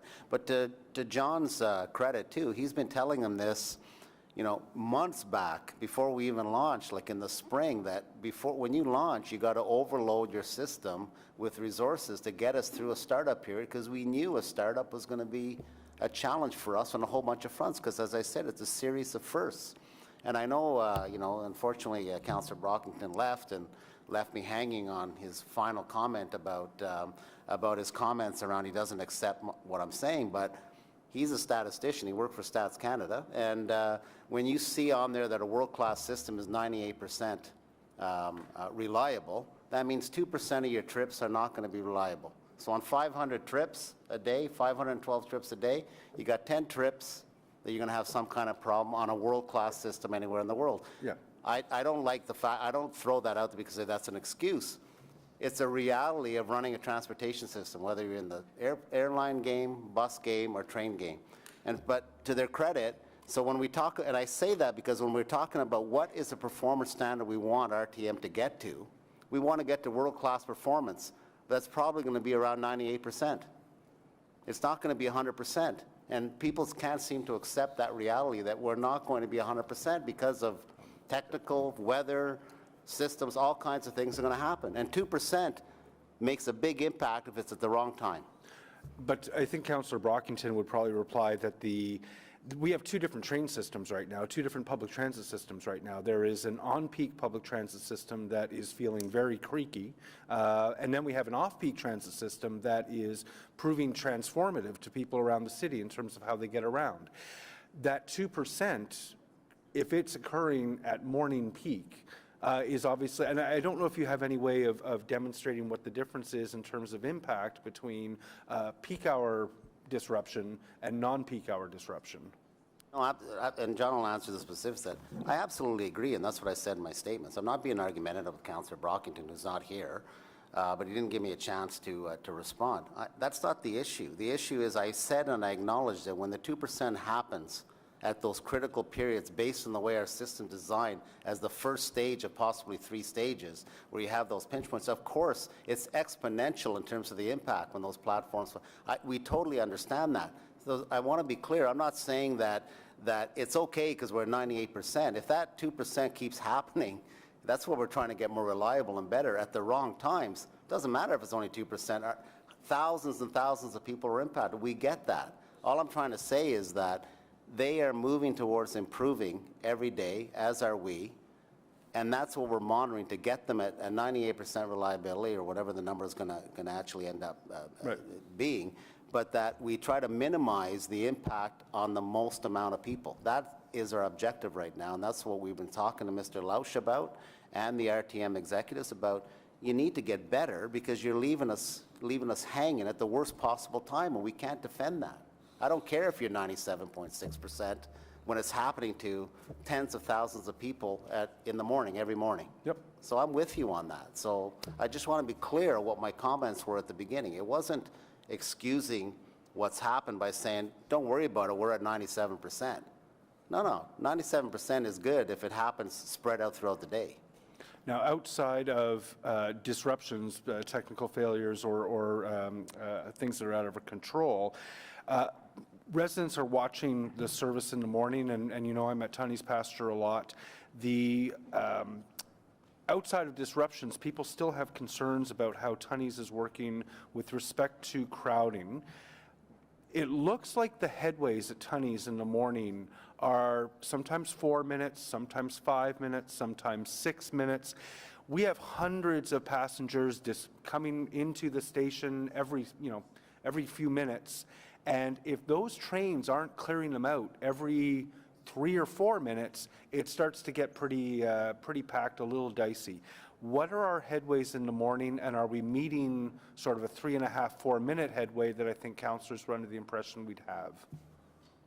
Councillor, you're bang on about describing Tunney's, and I'll tell you what, so if we're in that under 5 minutes, the 4 minutes and change, 4:50 headway, things are moving fine at Tunney's. Yep. What's happening at Tunney's, and Tunney's is a tough station, right? The word temporary, I know we don't want to talk about that, but the platform configuration and so forth, it'll get a lot better once we punch through west. But what's happening now with these TCMS issues, they're happening frequently in the morning at Blair. And thank goodness we have the reset procedure now. So before the train would just die out and we'd have massive delays. It's taking just under 5 minutes to do the reset. We're getting quicker by the day in terms of doing the reset. That tips us past that 5 minute mark and causes that headway issue that you're talking about at Tunney's. And then you see the platforms build up. Mr. Charter's team watches it very, very carefully because we get worried about that platform if it starts hitting. So that's what's causing it to go past that that alternating cycle that you're seeing. When it's working in that 450, just under 5 minute, it's clearing out just fine. Same with Herdman. We know like clockwork, 7:45, if we've had a delay at Herdman, we may leave people behind. Like the system, we know exactly where all those hot spots are. What about dwell times? Is our nervousness over doors resulting in longer dwell times, pushing our headways at Tunney's pasture to be longer? No, the planning team did a phenomenal job at looking at adjusting dwell times so we don't contribute to exactly those scenarios that you're talking about. So we have adjusted dwell times per our deck, but we're very, very sensitive to making sure that it's balanced and it doesn't cause other issues. Okay. Shifting gears quickly, the incentives that RTG, RTM have to ensure that the system is working. I don't want to bring up a specific issue, but I will. At Parliament Station, I think since at least Sunday afternoon, one of the elevators doesn't close properly. The door closes as if people have held it open too many times. Beep, right? Very annoying. It works, but it's been 3 days like that. How much is RTG getting dinged for what I would consider to be a failure of how the system is supposed to work? Yes, Mr. Chair. With respect to the elevators at, I believe you said Parliament Station? Yeah. At Parliament Station, there was an incident over the weekend where someone actually went in and vandalized all the elevators at the station. That's what I heard. And they had pulled out some wiring that, the elevators still function, but in order for the doors to close, the door has to time out. So that's why, so it operates at a slower rate. It still operates. We were able to apprehend the person a few days later. So they have been caught, and the parts have been ordered, and we anticipate that they will be received. I believe they anticipated on Thursday of this week, and then they did initiate the repairs after that. But is RTG being penalized for that? Because that's not normal operation. RTG is supposed to take on all that risk of things that we can't necessarily control as a city, and it's not the public interest that's supposed to be compromised. Correct, Mr. Chair. When it acts as vandalism or graffiti, those are not held against RTM in those cases. They are held accountable to maintain, Mr. Manconi talked about station availability and maintaining those elevators to be functioning properly. But when things like vandalism that occur, that's something they're not penalized for. But why shouldn't they be held accountable for having the parts and the resources necessary? And forgive my frustration on a fairly small issue, but Sunday afternoon I first encountered the issue at the library, and I still encountered it this morning. It seems like that's far too long to have this issue in play. There are sub-tools. If you recall my deck, I talked about not responding to things in a timely manner. So you can't, enforce things like vandalism and so forth, but if they're not responding in a timely manner, so when they gave us their plan, we found it was reasonable. But if it goes on for a protracted period of time, there's other clauses we could point to. Okay. Sorry, another question that was raised, I think, in your most recent comments, where service disruptions occur, how do the technicians get to the site? Do they drive there? Are they... I'm just curious, because it seems like sometimes we are getting faster at getting there. Is that because people are now actually at the problem spots? There is a combination of things. We do have techs located at various stations throughout the line at peak period times and throughout the day. There have been occurrences where a technician has taken a train to get to a vehicle, and there's been situations as well where they've had to walk along the track to get to a vehicle. But as part of our direction that we've provided to RTG and RTM, we've been pushing them to ensure that they have as many resources as possible on trains to assist us in getting them mobile again. So most days during peak periods, the majority of the trains, if not all of them, have some sort of extra support to help us should they be needed. But definitely at the peak periods, we have technicians at those stations to be able to immediately respond and assist. Okay. I'm going to try to fit in 2 more questions so I don't have to go back on the list. With respect to feedback that you're receiving, can you give me a little bit more detail on how OC Transpo is handling the comments and feedback and suggestions that it's receiving? I know my office is probably one of the quieter offices in terms of sending you emails. You must be hearing a ton from the other offices. How are you triaging that information and action in it? So every single bus service issue goes into Pat's office, irrespective of where it comes in from. Councillors, direct emails to me and so forth, voicemails. On the rail side, Troy's got to log on those things, and then we have a general bucket for suggestions and ideas, hence some of the things that we showed you there. Actually, some of those came from councillors' feedback and the public's feedback. Is that a staff person working with a spreadsheet whose responsibility is to input everything and categorize and triage? There's people in every aspect of the operation logging all these requests. Okay. And then this team meets regularly, practically every day, looking at those things. If you receive multiple suggestions around the same thing, you're still counting that as, you know what, we received yet another suggestion on this same issue, another suggestion on the same issue? Absolutely. Yeah, I think people are worried that things are disappearing through the cracks. And then finally, for the winter, you mentioned that OC Transpo will have dedicated resources at the stations to deal with winter operations. What are those resources going to consist of? Are you going to share resources between, say, Bayview and Tunney's, or will each station have its own equipment to deal with snow? Mr. Greer, who's sitting in the back there, has put together a really good plan. So, for example, Tunney's, we're actually going to have dedicated parked resources there. And on full standby trucks to load snow out immediately, because we're going to keep bare conditions both on the sidewalk and on the asphalt. So we've moved to a Blair, Tunney's dedicated resources, and we're paying premiums to have equipment on standby exclusively for us. And our great partners in Kevin Wiley's shop with Public Works are integrated into all that also. Okay, well, it's a concern. I know you've heard that. Thank you, Chair. Okay. Thank you, Councillor Liebert. Councillor Dudas, followed by Commissioner Olson, please. Great, thank you, Chair. I was curious, you said that RTG, that you have many tools that in our toolbox to penalize them, and you mentioned about withholding payments, but I'm wondering what other tools do we have in our toolbox? Well, if things were to go very sideways for a prolonged period of time, we could pull the contract on them. And they would get a very, it's a very brief, we have one of the most aggressive P3 contracts in Canada in terms of your authority. Marion, if she's still here, we're also the lender. We have lots of financial tools at our disposal, and we can also pull away. That 30-year concession period is a very lucrative contract for them. They make a lot of profits on that. That's what these bidders chase in the industry.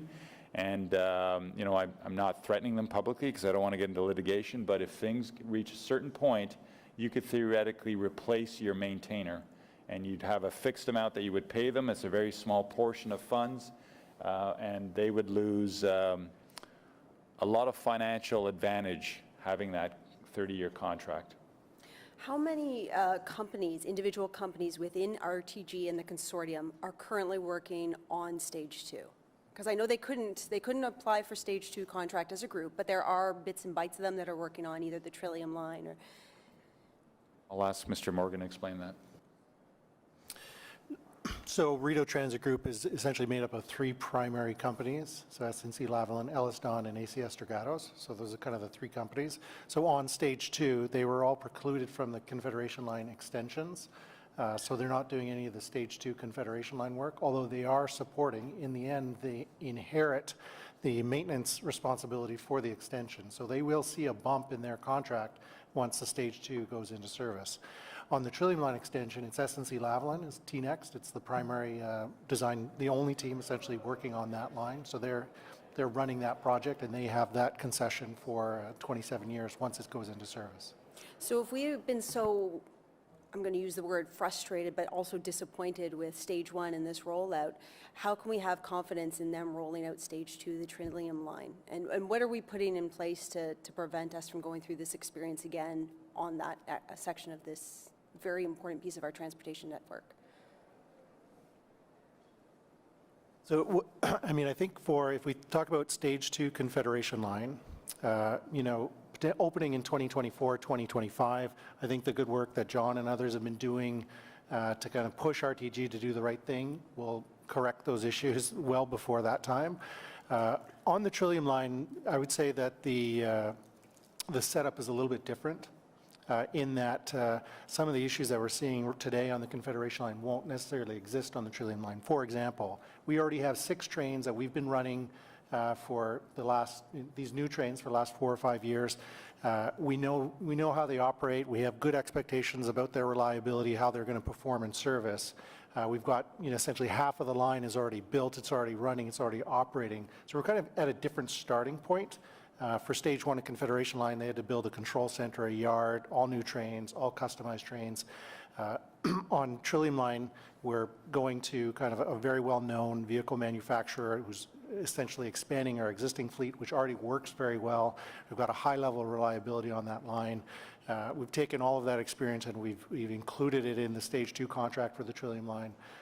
So we're kind of at a different point. It's a very different dynamic looking at the build for stage 2 on the Trillium line. Simpler system, no electrification, no tunnel, smaller fleet size, so it's kind of a different dynamic. On the Confederation line, we need to make sure that all these issues that we flagged today with these vehicles, those fixes and those modifications, those improvements are included into the stage 2 fleet that's still being built. We still have another 38 vehicles that are coming as part of stage 2, so they need to wrap all those changes and those improvements in those vehicles. Anything that we learn about how the system works, any of the switch issues, all those improvements need to be included in the stage 2 extension so that we don't encounter these problems when we do open that east extension, when we do open that west extension. I will put credit where credit is due. I have been riding the bus and the train all the time, and this particular week since the launch of those additional buses, and I have seen an improvement in reliability. But I am going to go back to the fact that reliability has been a massive issue ever since.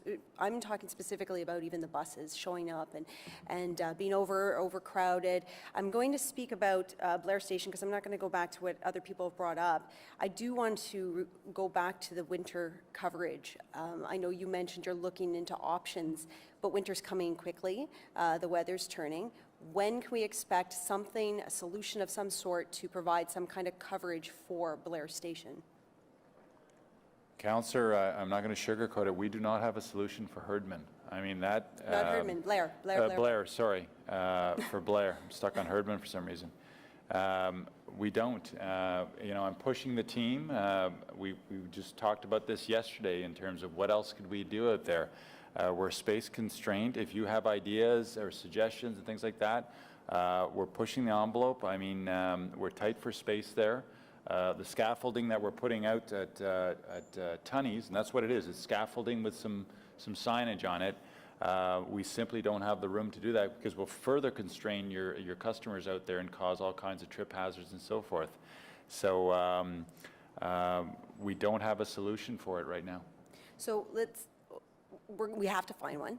And I know you're looking at it, and I'm happy to work with you on it, and maybe we could reach out to the community and get their ideas. But once again, leading into stage 2, when we were doing all the contract, we were talking about station designs and things like that. I mean, we need to keep this all in mind. So when we're going forward with that contract, we can't have this happen again. We need to make smart decisions before we put shovels in the ground, and we've already started that. So I'm just going to flag that, we live in a winter city. This is something that probably should have been addressed before we opened up Blair Station. And I'm not looking for a response for that, and I'm happy to work with you to find a solution to the weather issues. I also want to say that, I'm very happy to see in the presentation that you're going to be addressing some of the overcrowding at Blair Station by moving some of the stops. I'm wondering if that's happened already and if you've seen improvements. Mr. Chair, we did move some routes early in October, which we first of all moved some routes, first of all moved some bus stops, and then second moved some routes, and that did improve things. We have a number of other things that we're assessing and other possibilities, but we want to be very careful in at least 2 regards. One is that we want to be sure that a solution here doesn't cause a problem here. So specifically, that's about making sure we don't back up. Giving more space for customers is obviously a good thing, but we don't want to back up the buses into a different constrained area that would stop them from circulating well. And the second thing is we want to be absolutely certain of any change we make and clear to our customers that we're making a change, we're making it on this day for this reason, not as an experiment, because we don't want to have to do something wrong and then go back. So we're just being super careful, and I think, as I said to Councillor Aguilar, I don't have a time yet when we'll be done that evaluation. So I appreciate you want to make a cut once and measure once, cut twice. No, I'm getting it all wrong. You want to do it right. But here's the thing, you know, every time I'm out there, and one time I was there with my children, and we had to walk on the road to get around people. Like, I'm walking in front of buses. There's people who are walking in front of buses. So I get it, but we need a solution. My other question, though, and I understand this might be part of the problem, is that if you're rerouting stops to the it'd be the north side of the station, are you then having customers go through the unpaid zone and crossing the bridge? Is that part of the issue that you're dealing with? And if there is, if that's it, do you have a solution? So yes, that's one of the constraints at Blair Station. The most obvious problem is at stop D. The question is how to address stop D. There's been a number of people who've said all you have to do is blank. And so there's a lot of obvious things you could do, but there's repercussions to all of them. Moving any route from the fare paid side of the platform on the south side, where there's good connections to the train platform, over to the north side, which is not fare paid, therefore outside the fare gates, only one access point with an elevator that wasn't replaced as part of the project, is one of the last things we would want to choose. We deliberately kept in our initial design the lowest, well, not the lowest ridership routes, but the routes that didn't go to common destinations, east on the Transitway, routes that went to local destinations. It's clearly less convenient for customers to be on the north platform than the south, but the south platform east end is the most congested part. So the first thing we want to do is see how many of those customer boardings we can move further west on the south side, but without jamming up the horseshoe curve at the west end that would stop buses from looping around fluidly. If there was I've had, as I said, lots of people who said easy solution, all you have to do is blank. If it was truly that obvious, we would have built it in the first place. There's a lot of compromises that come into assigning bus routes to stops to try to give the best service to customers at such a space-constrained location. In this particular budget, are there any service improvements planned for commuters who are leaving Orleans, East End, Innis Ward, heading to Gatineau?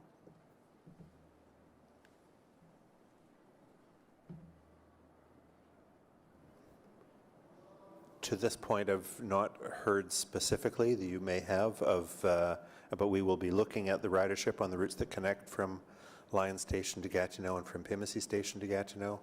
I know that the routes that come to both of those locations, some of them are being affected by the running time problems on the routes up to that point. We'll be looking to see if there's enough capacity. But anyone who's traveling from Orleans to Gatineau is best served by taking their local bus route from Orleans or Blackburn directly to Blair Station, taking a train to either Lyon for Place du Portage or Pimisi for Les Terrasses de la Chaudière. And I want to thank you for taking the time to speak with councillors in respect to our tweaks, as you've called them. You know what, obviously I'm going to represent my community and I'm going to fight for them very hard, but we all are. And it's funny because Councillor Kavanagh said this, that it feels like it's the Hunger Games. I'm wondering, how are you going to weigh all of the councillors, commissioners, public feedback, and choose what is the absolute best for our transportation network when it comes to distributing the funds from this year's budget, next year's budget, going forward? Because we need to make sure that we're meeting that reliability. And if somebody's coming from the east, they're probably heading west, or they're going south, or they're going across the bridge. So I just want to know how you're going to address the entire city's reliability in terms of the bus service and allocating those funds.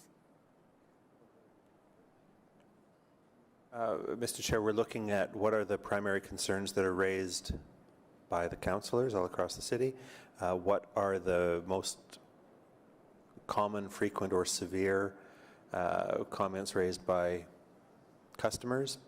what are the most frequent or severe operating problems that we are seeing, both in feedback from our operating staff and from our operational data, and which are the which problems are occurring on routes that have the highest ridership. And when we combine all of those, we'll be able to assign the first priority to those routes which are having serious problems and are affecting the most customers, and work down that priority list from there. Making sure that we treat all parts of the city equally, as we have been. I can say, I think John said it earlier, that the 40 buses that are out in this week are in all parts of the city and are providing support for routes in every ward in the urban part of the city. Thank you. Thank you, Madam Deputy Chair. And before I go to Commissioner Olson, I just want to say at 6:16, I sure want to thank our residents for hanging in with us. I sure want to thank our support staff for hanging in, OC Transpo staff, and my colleague commissioners and councillors. Important questions, and I'm glad we're getting through them. Commissioner Olson, please. Thank you. Mr. Marconi, I have 3 questions and a comment. First question is about tunnies. The feedback I'm receiving is that the afternoon commute, the evening commute, is much worse at tunnies than the morning. The reason for that is you have 600 people getting off the train, all trying to get to a bus at the same time. And you have people trying to get up the stairs. It's basically impossible. That's not a surprise. 36% of all bus routes serve Tunnies pasture, of all bus routes. 59% of all connections routes serve Tunnies pasture. That's far higher than any other station. Blair is second. Nobody has to do the research. Blair is second, has 31 bus routes. In total, 12 connection routes. Now, this is going to be a problem until stage 2 or stage 3. In fact, it's only going to get worse, the crush at Tunnies. Is there anything that can be done to try and alleviate that crush? Could, for example, this is a crazy idea, but could Canada buses in the evening start downtown and bypass Tunnies? I'll get Pat to comment on that one, but I can tell you that the working group that I mentioned earlier on of staff and supervisors and superintendents and so forth are looking at all sorts of options. We would have to consult with the ward councillor on do we load some buses on Scott Street as an example, get them out of the layup area. Are there opportunities for that? We're fixing some issues. Councillor Leeper has some cut-through traffic that are buses that we're addressing that shouldn't be going down his street. So how do we lighten the load? It is a very, very busy transfer station. There's no doubt about it. So we're looking at some of those. The shuttles to the park and ride lots, we're wondering if we should load those up on Scott Street. Creates other situations. You're outside a paid fare zone, but does it provide short-term or long-term relief? And then I'll get Pat to talk about some other things, including your example. So, Mr. Chair, some of the things we're looking at are with the current route structure going to many locations in the west and southwest from Tunnies pasture. Is there anything we can do to consolidate choices that customers are making so they don't have to stay so long? So that's why we've grouped, all the Canada routes at stops A and B, all the Barrhaven routes at stops F and G, so that people can, if they're going to a common destination, they can move back and forth and take whatever's coming next. Is there anything we can do that makes it easier for people to move out of there if they're going to a common destination that's not served by one of the tentacles, but by the main spine of routes that go to those communities? The idea of starting buses further east, starting them downtown, would be a major consumer of these resources that are proposed in the budget. It would take a lot of that to provide a service which is fundamentally a duplicate of the capacity that the train service has been designed, constructed, and built to provide. So that's less likely to be our recommendation, but we'll be looking at a bunch of ideas and trying to integrate. We've got different ideas different concerns from different councillors, which we might be able to meld together and get solutions that help everybody by combining parts of different suggestions we've had for a number of people. So your comments are very well taken. Okay, thank you. The next question, there's been a lot of discussion, or some discussion, about performance expectations, performance standards. And in preparing for this meeting, I did some research on Calgary Transit and found out that November 3rd to November 5th, they tweeted seven delays, ranging from 6 minutes to 35 minutes. And at the same time, I think OC Transpo had 2 delays. But the reaction to that, there was no coverage in the news media. There were very few individuals even, tweeting, grumbling about it.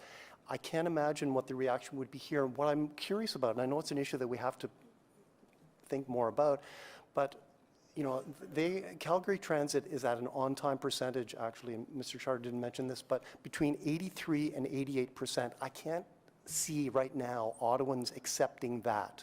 I'm just curious, what for you is a good on-time percentage? It's what Mr. Kanellakis and what I was suggesting. We're in that 97 to 98, but it depends when those disruptions are. Morning commute disruption. So let's go to, everybody likes to talk about Vancouver. TransLink runs an amazing system. One of their lines has their on-time performance is lower than ours than we currently are right now, and that means nothing to our customers that have been stuck on those trains and so forth. But they're missing 14 and a half trips every single day over and over again. Now, when are those trips? You don't hear about a trip that gets missed or is a bit delayed at 7 o'clock on a Sunday night as an example, but that's still important to some people. So that 97 to 98% in terms of trips, but also a high on-time performance. So you could deliver all your trips, but are they on time and so forth? How is your space in the train? It's that whole package of metrics, which, we glossed over it in the presentation. We've been accepted to those 2 internationally recognized associations for performance metrics, and we're very honored to be to be a part of that group, because we want to get the right all-in metrics to get to that ultimate customer experience. It will never, ever, ever be 100%. And I know that's difficult. I have an STM report right here, Montreal, great system. 5 minutes or more disruptions, January, almost 100 that month. Those are significant. The Green Line in Montreal, if you've been to Montreal, was shut down the other day, the entire line. And I'm not normalizing that. I'm not at all suggesting we should be accepting that. Quite the opposite. We want a good, reliable system, but that 98, 97, and when do those trips get canceled, or is there interference? How long is that delay? Because if it's in the morning or the afternoon rush hour, we have a very busy system. So we're trying to do all those things to minimize those disruptions, and I'm not at all minimizing the disruptions we've had, the inconvenience to our customers. A second on a train delay feels like minutes. Minutes feel like an hour. I totally get that. But we're not trying to normalize poor behavior, quite the opposite. We want to drive it to that highest standard, and we are not there. We've admitted that. This whole team has admitted that, and we're working with RTG to drive that up higher. Okay. One more question and then a comment. What would you say to people who would say the really big service change was too much change? It should have been the little bit smaller service change. So could have, should have, would have, all those things. Because of our poor train performance, we're doing that right now. We were very, very proud and continue to be very proud of something that's never been done in the world, ever. Both the train, the conversion, and the service change of this scope and scale. The incremental changes we were doing, changes over a period of 5 years to minimize the disruption to our customers, elimination of the express fares, elimination of express routes, incremental bus changes. Remember the discussion last year, why did we start bus changes before? This service change, had it not been for Mr. Scrimger and his amazing team looking ahead as to how do we minimize the really big service change, would have been even bigger. And it would have been even more significant in scope and scale. So yes, I know right now everybody's looking back and should have done this, could have done that. We saw nothing on the radar screen that said we would be talking to you about TCMS issues today. And that's my, my speech to RTG and RTM. They're causing these challenges for us, and yes, we're accountable for the bus service. Okay, thank you. My comment is that in the last month, you have heard a lot of complaints from customers, from people in this room as well. And what you've not heard, though, are basically, you've heard very few public expressions of support. I think today you've shown us that you, your team, and all OC Transpo employees are taking the concerns that have been enunciated very seriously, doing your best. And I want to go on the record as saying that I have confidence in your abilities to address the problems and to make transit better for all Ottawans. Thank you. Thank you. Thank you, Commissioner Olson. Next up is Councillor Cloutier. Merci, Monsieur le Président. Thank you very much. And again, thank you very much for your answers today and the presentation. Just a couple of questions. If you could help us again, slide number 10 showed a rail performance, and like you said, we had from September 14th to October 6th, as was said, there was no door issues, people were on the trains, no TCMS issues. What changed? And Monday, October 7th was good service, but then we had Tuesday, Wednesday, Thursday. What changed other than the loads? Can you help me? I wish we knew the answer to that. We have some of the best engineers on the Alstom team here, and SNC-Lavalin and all those other teams. They're meeting every single day. They have a war room set up with data. They're looking at every single thing. Where is, as Mr. Morgan said, the TCMS is very significant. That's the computer on the train. They're looking at where are those instances occurring, what time of day, weather, loads, all those things, and they don't know. And this is a proven Alstom product. It's not like it's unique. It's got some tweaks for Ottawa, but they're stumped. They believe they will find out the root cause. They put on what's called tracer software on it a couple of weeks ago, Troy, I believe. They actually pull that off. And so tracer software is when you're looking at the computer and what's it doing and all kinds of things. We believe that was causing more of these failures. So they actually recommended pulling it off, and they pulled it off, and the numbers seem to have dropped. We go days when there's none. We go days when there's a few of them in the morning and so forth. We don't know. I do know that before that, you know, I know the staff was reluctant to say we even had a wildlife situation on the track. You know, this is during the parallel service that caused that red line to dip. If you look at that slide, it says wildlife. Was a proactive move on our operator. Didn't want to kill some wildlife, but that caused a delay. Those things happen. But in terms of the four things you've heard today, they've creeped in, and they're stumped by the critical ones. Thank you. Yes, those things will happen. Wildlife, branches on the track, medical emergencies. Some of the issues you brought up today are issues that you've been dealing with, and I've summarized them a little bit in as simply as I can. The doors, the TCMS, communications, of course, and RTG, or the lack of RTG resources. You've commented that ensuring that RTG or Rideau Transit Maintenance have the resources. So if you could, what does patience, and we've asked our riders for a little bit of patience, what does patience look like or is measured in terms of getting the door issue resolved to a stable state?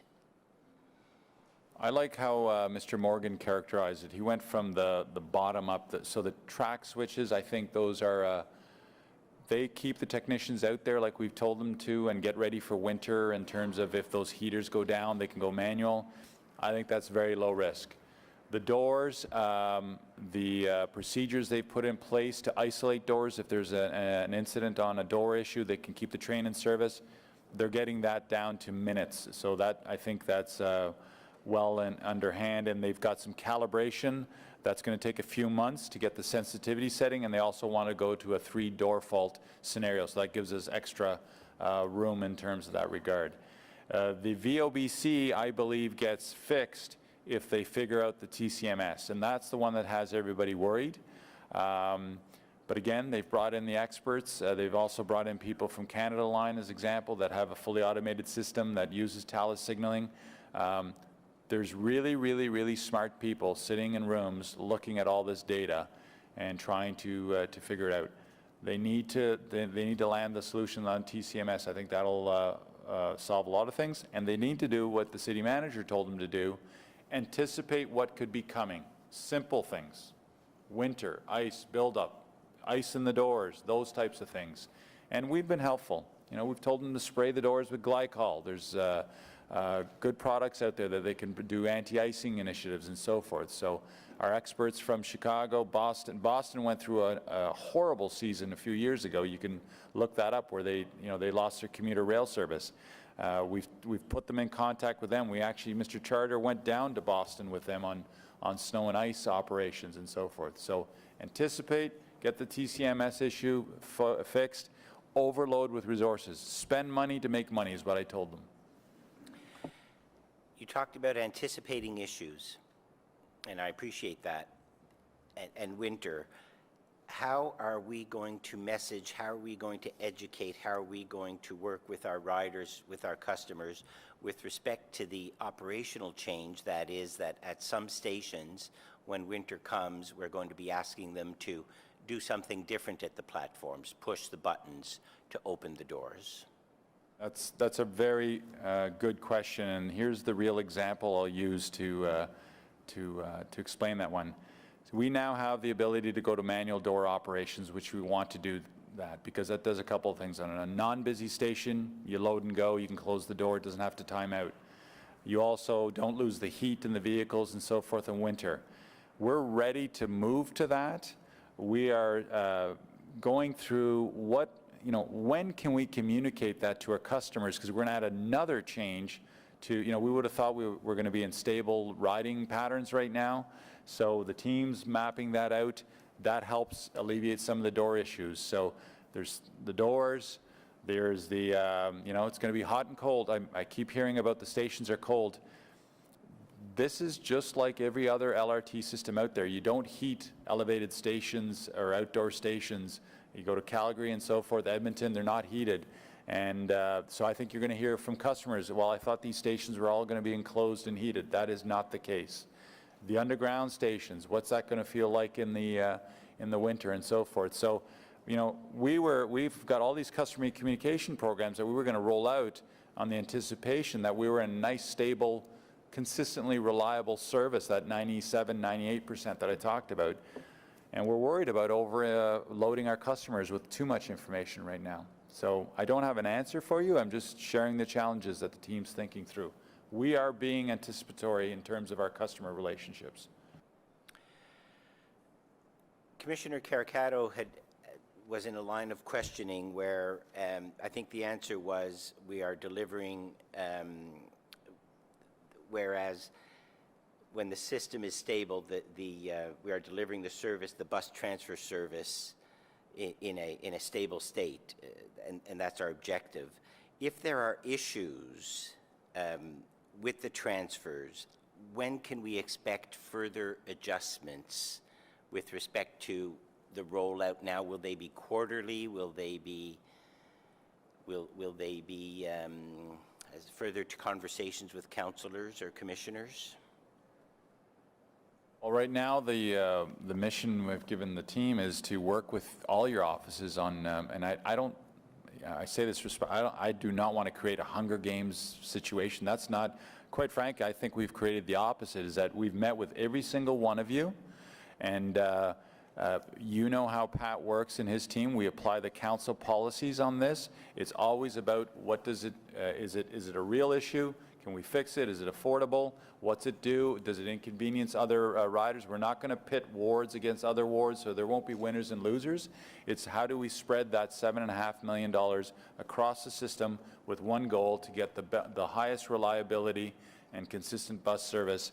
The transfer situation, what worries me about that is there's a lot of asks on moving bus stops at Tunney's and Blair, so much so that we're pitting suburban versus urban customers and so forth. And I'm just going to, again, be candid. I think that's a difficult ask because there is a logic chain to where those bus stops are. Pat's doing his best in that regard, so that's in the hopper. But I'm just saying it sincerely from the bottom of my heart. We want to work with you as councillors. You're feeling the heat, and my job is to help you out. And so that's what we're going to do.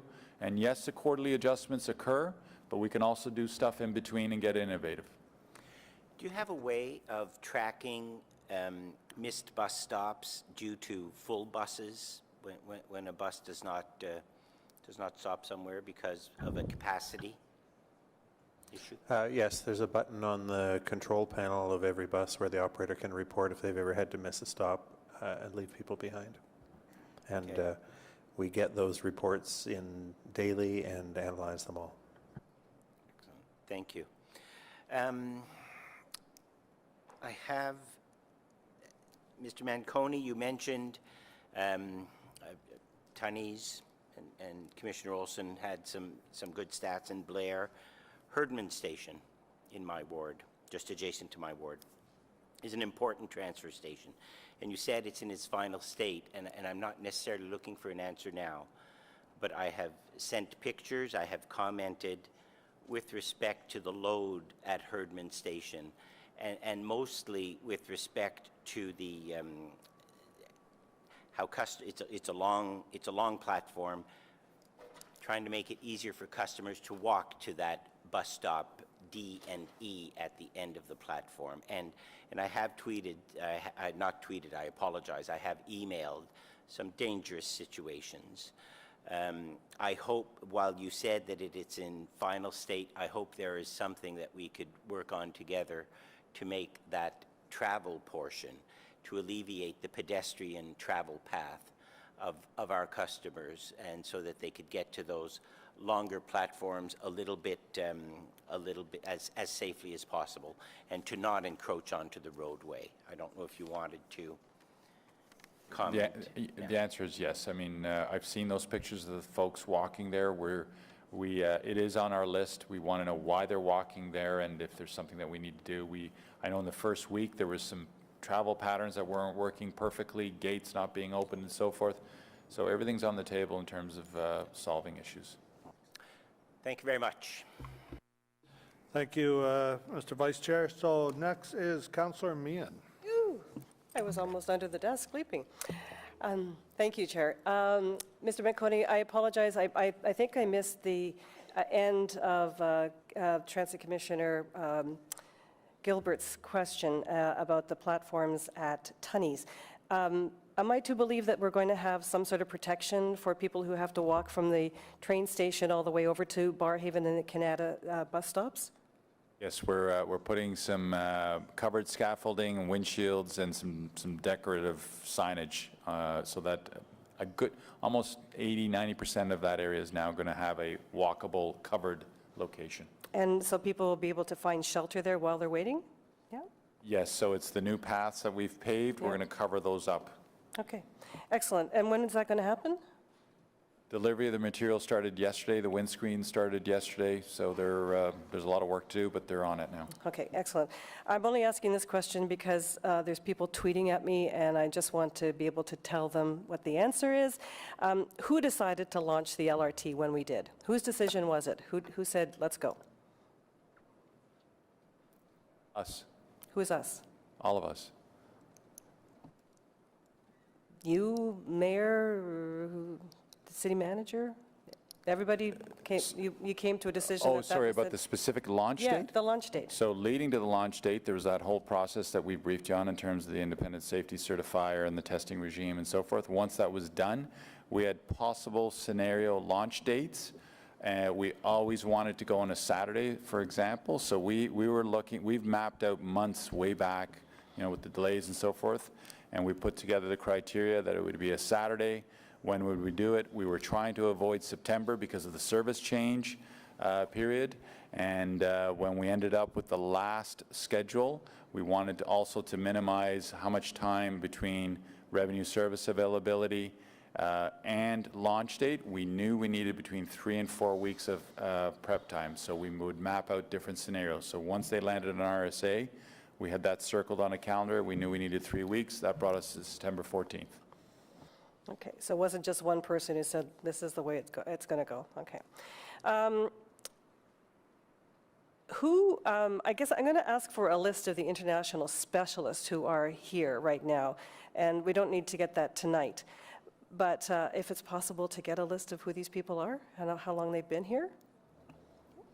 No, sorry, they're not. They will not want their names released on that. We don't do that. There's hundreds of people on the project team, and there's privacy rules with that and so forth. The impression I got, though, is that they're people that we have called on to come and give us their expertise. Is that correct? So on the RTG, RTM side, that's their expertise that they've called in. Okay, but you yourself, we've called in experts, right? Correct. Can we have that list? We'd have to get them to sign off on releasing their names, and I can tell you right now, many of them will say no. Why? What would the intended purpose of that be? Just so we can verify that we've got people who know mass transit and they're here working. If we're paying them millions of dollars, as you said earlier. I have absolutely no problem asking those experts. I can list for you right now the cities that they worked in and give you a sense of that. But yeah, we can certainly ask those people before. And who's paying? You said we're paying millions. Will RTG eventually absorb that cost? The delay costs, when I had to have the experts here, we've tracked all those costs and they have that bill. That's part of the holdback. Okay. And who was the architect who integrated our bus and train network? Who's the architect of that? You're talking about the stations or Yeah, the... no, I'm talking about the pieces of the puzzle. We've got the train and we've got our buses, and who put all those pieces together?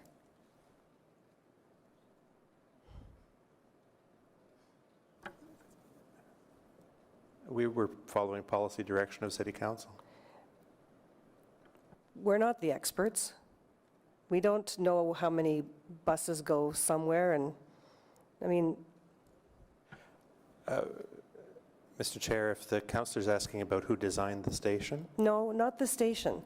How things work together. How the buses, when they leave, where they go, how many times... The basic design of every station was by RTG as part of the design-build contract. Not the stations, the physical stations, how everything works together when the buses arrive there, when the train, like how many buses are arriving at a station, when the trains, like... Yeah, Mr. Chairman. Sorry, Councillor, if I could interject, is that something they can take away? Because I think what they have to do is, if I can interrupt here, I think what has to happen is they need to meet with you separately and try to get to exactly what it is you're trying to get an answer for, but I'm pretty sure they can help you with that. The short answer, it's RTG. I know the short answer design, bid, build. is RTG, Mr. Manconi, but I think the councillor wants to put faces to RTG on that. So if possible, could we take that offline and maybe, and we can report back to the commission on the meeting later in November if the councillor wants us to be public record. Okay? Okay. We need direct busing into Barrhaven from Tunney's pasture. And I was gratified to hear today that we are going to have buses take passengers from there to the really busy park and rides. When did that start? And how do people know at the station what the bus is for? How is it marked? Or how do they identify where these are going? This is news to me, so. Mr. Chair, that started on Monday. The buses are signed up with the word special on the front, and the supervisors, the operations supervisors, are there at the platform to tell anyone that this is a special bus that is going directly to Fallowfield. That's how they learn about it the first time? Yeah? That's what, because we were provided the funding on, I think, Friday and mobilized to get the service out on Monday, That's how they are currently helping customers to take advantage of those trips. Okay, I'm glad to see we're doing it, but we could have done a lot to communicate that if you had just told us, and then we can tell our riders that that's available. Well, except, Councillor, just in fairness to Pat and his team, remember, this is all a moving puzzle. And we got 40 buses mobilized on a weekend. We rolled them out. The last thing we wanted to do was advertise things that were not going to work. So we started to try these, and as Pat said earlier in the day, hours ago, we're going to circle back with all of you and give you the published, locked-in fixes for now, and then also the January one. So we'll do the 2 check-ins so we could advertise it. We didn't want to advertise something and then have to pull it back and cause more confusion. We also want people to use it, though, right? Okay, given what you know now, I know hindsight is 20/20, but given what you know now, would you still go with RTG and this P3? That's not for me to answer. That's for council to answer. Okay. I face an hour-and-a-half commute from the south end, and I'm wondering, has there been any discussion about what is an acceptable length of a commute? It's only 25 kilometers from Riverside South to downtown. So, you know, is anyone designing a system that will get us downtown faster, get us to that train faster? From the east too, because I know it's a long commute, and the west. Councillor, that's a great question. You and I had a great chat a couple of weeks ago out in the foyer, and we talked about the great value proposition that you have approved, and that's called the south leg of Trillium. Trillium line will beat traffic every single day and be a quicker commute even on sunny days. And your community is getting that. It's not only just getting the base of Trillium.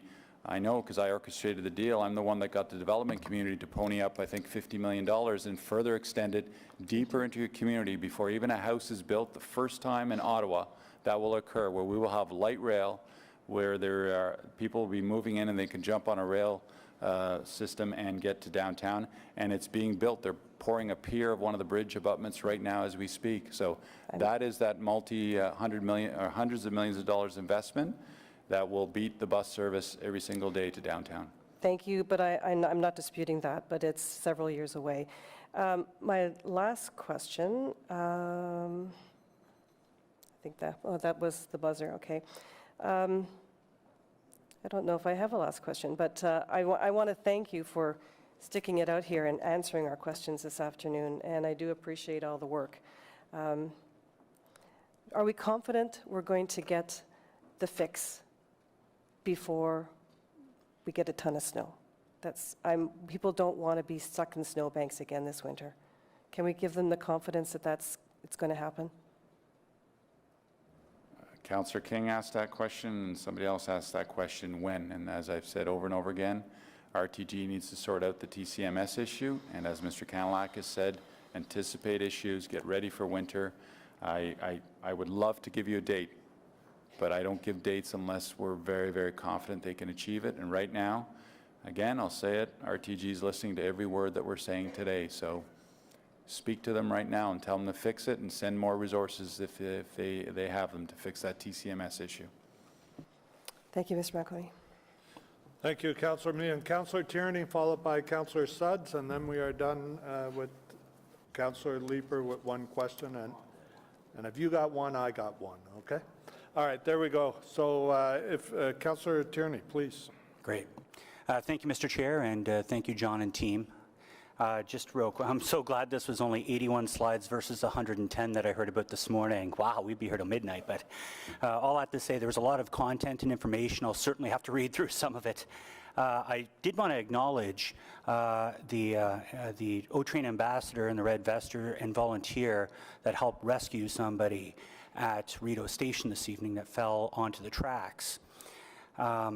I'm certainly hoping the chair will find these individuals and acknowledge their bravery for sure, but also raises a quick question about the vigilance system, I think they call it, used to be called the dead man switch on the trains.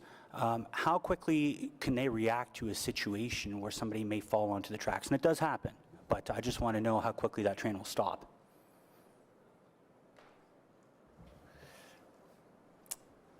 So I mean, the electric trains with the braking, if they pull down, depending on the speed that they're going, if they pull down at full force going into those stations, they can definitely brake before they get to the end of the platform. So depending on the platform, if the sight line's good, they have lots of time to brake. If you're to the downtown stations, you have a bit of a sight line issue, but generally you can, a Trillium line doesn't have great brakes. It stops in 300 meters. These trains have even better brakes, and so it'll stop, I won't say stop on a dime, but it'll stop with some force.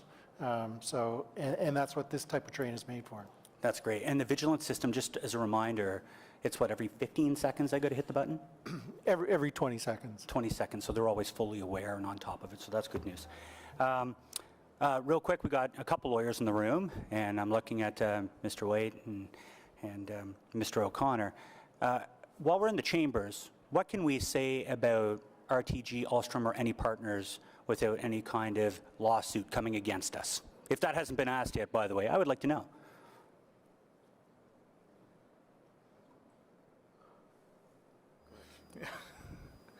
Mr. Chair, of course, members of council within chambers have qualified privilege with respect to what they say.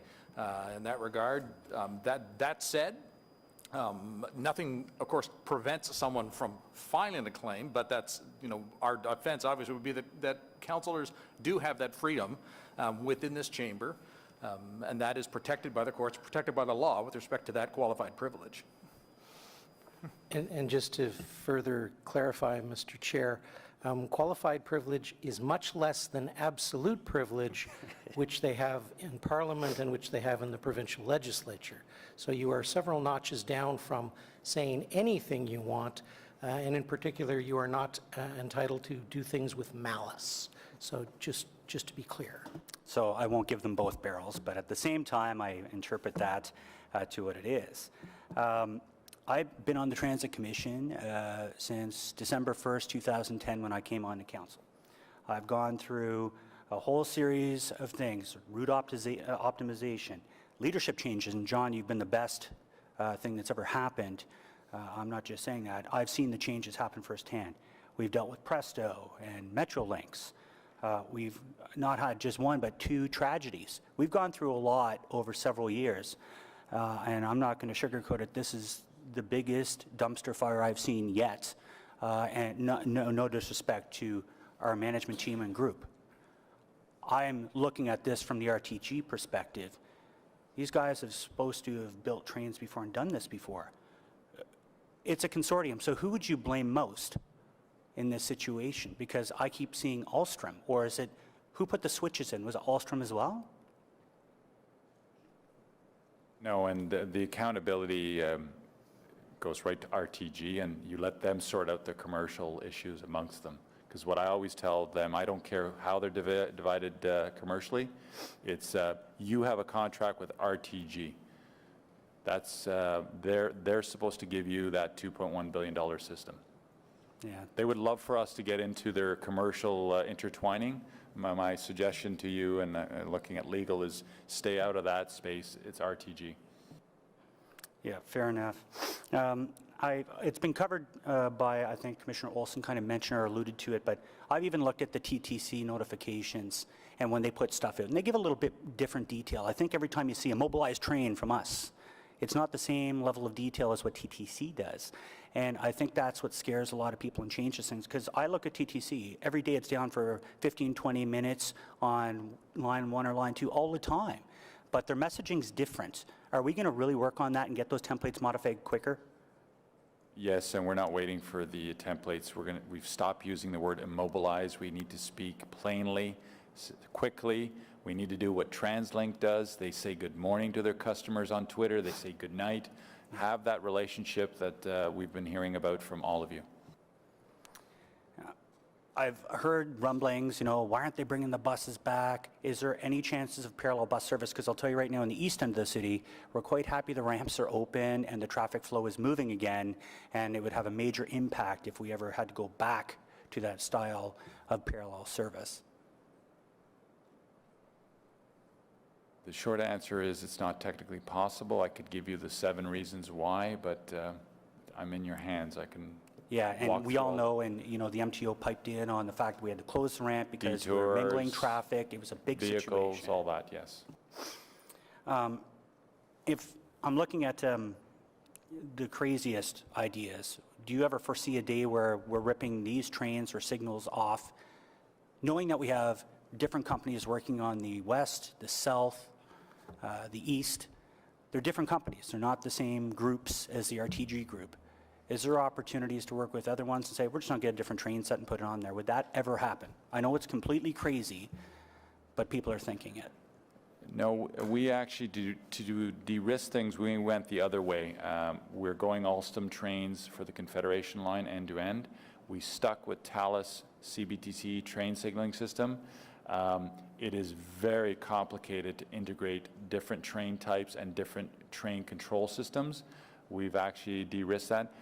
I will say this, they will get there because they have to get there. They do have proven, that's our line every time we meet with them. They have Alstom trains all over the world. They have Thales CBTC control systems all over the world. On the Trillium line, we bought rail-specific cars for that line, and then the signaling system is unique. So that's different than the east-west line. So it's not a crazy idea. It's been thought about. It actually adds some risk to get into mixed fleet and mixed signaling. Certainly does. And, you know, I look at Edmonton, and I think the mayor was pretty vocal about the Thales signaling system and how badly that's gone, and lawyers are running the world on that one now, so I'll leave it at that. Also, Ken Woods is fabulous. He does a great job getting our communications. I'm telling you, he's great at that on Twitter. He really gets that message out hard. And one of the things he identified that I even question, the trains seem to get going in the morning after they've been stopped, and it's within their first few hours, suddenly the trains have the issues. Have we actually approached RTG and say, can you just run the trains 24 hours or for a full week and not stop them and see if that makes a difference? And if it does, from a troubleshooting perspective, wouldn't that be the way to go? I'm questioning what we can do to mitigate the weekly. If they want to do this in the weekend and shut them off on the weekend, great. But the weekdays are very important. That's actually the data logs that they're looking at and part of the testing they're doing, because we are getting the TCMS errors, particularly at Blair, in the morning. And so they have every single incident, location, time, temperature, operator logged and so forth. So they're looking at exactly what you're talking about, Councillor. Okay, and again, silver linings wise, I want to thank you. You quickly adapted and changed the 224 and 24 platform stops. You've made modifications so my local residents feel a lot better. And also, I'm very encouraged by the Transportation Master Plan and Blair Road looking at getting those dedicated bus lanes, advancing that in any way we can so we can get the southeast component, Navan, Cumberland, all those areas moving down those ways to interact with our Blair station. So thank you very much. Thank you, Councillor Tierney. Councillor Sudds, please, followed by Councillor Leeper. Thank you, Chair, and I'll try to be brief. It's been a very long day for everyone, I think. You know, what is harking on me is what I can tell my residents and residents across the city, really, about, very simplistically, how we are improving bus reliability.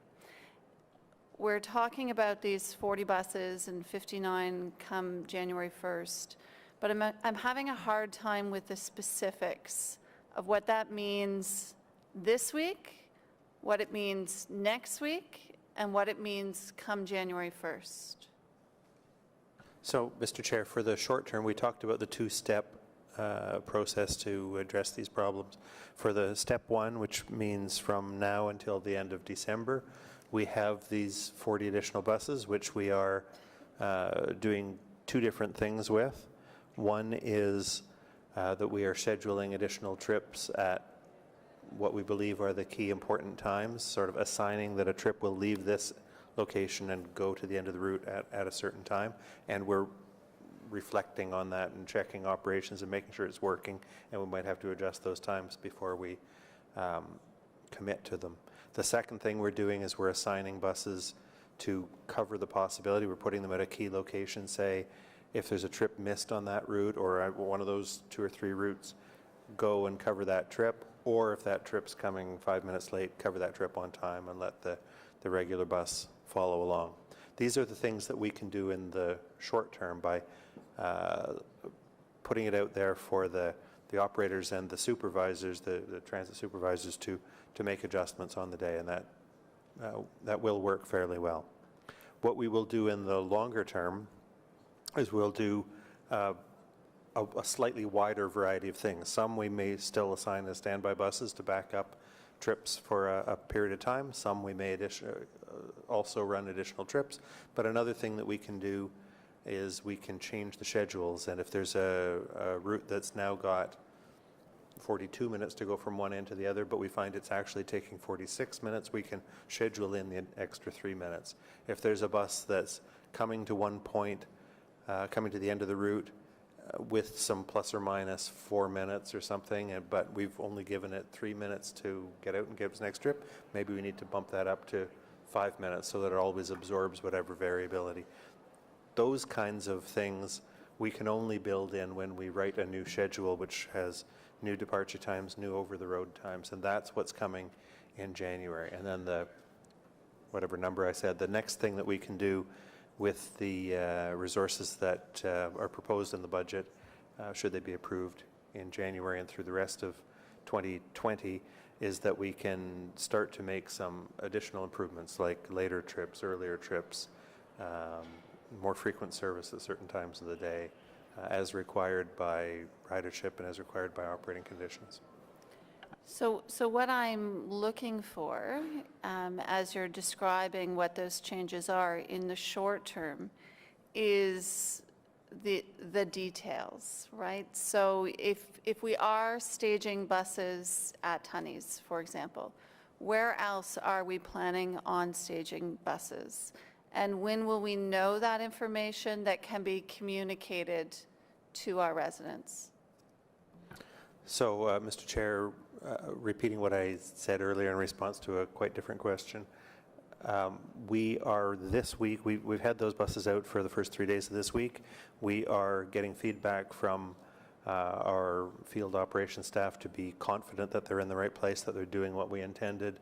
When we can lock that down and not make this a day-to-day process, but lock down where they're going to go, I intend to write to each councillor and say, here's what we've done in your ward, and I'm expecting that to be during next week. Next week, okay. From a communication standpoint, we've touched on this on various issues today. I think it's important that we have that information to communicate to riders. They're looking for it. They're expecting to hear what's being done to restore that reliability to the system. So I appreciate knowing that that's coming next week, and you can appreciate that we're eager to hear it. There was mention in one of the slides on direct service from Tunney's to Eagleson. Can you tell me what this is?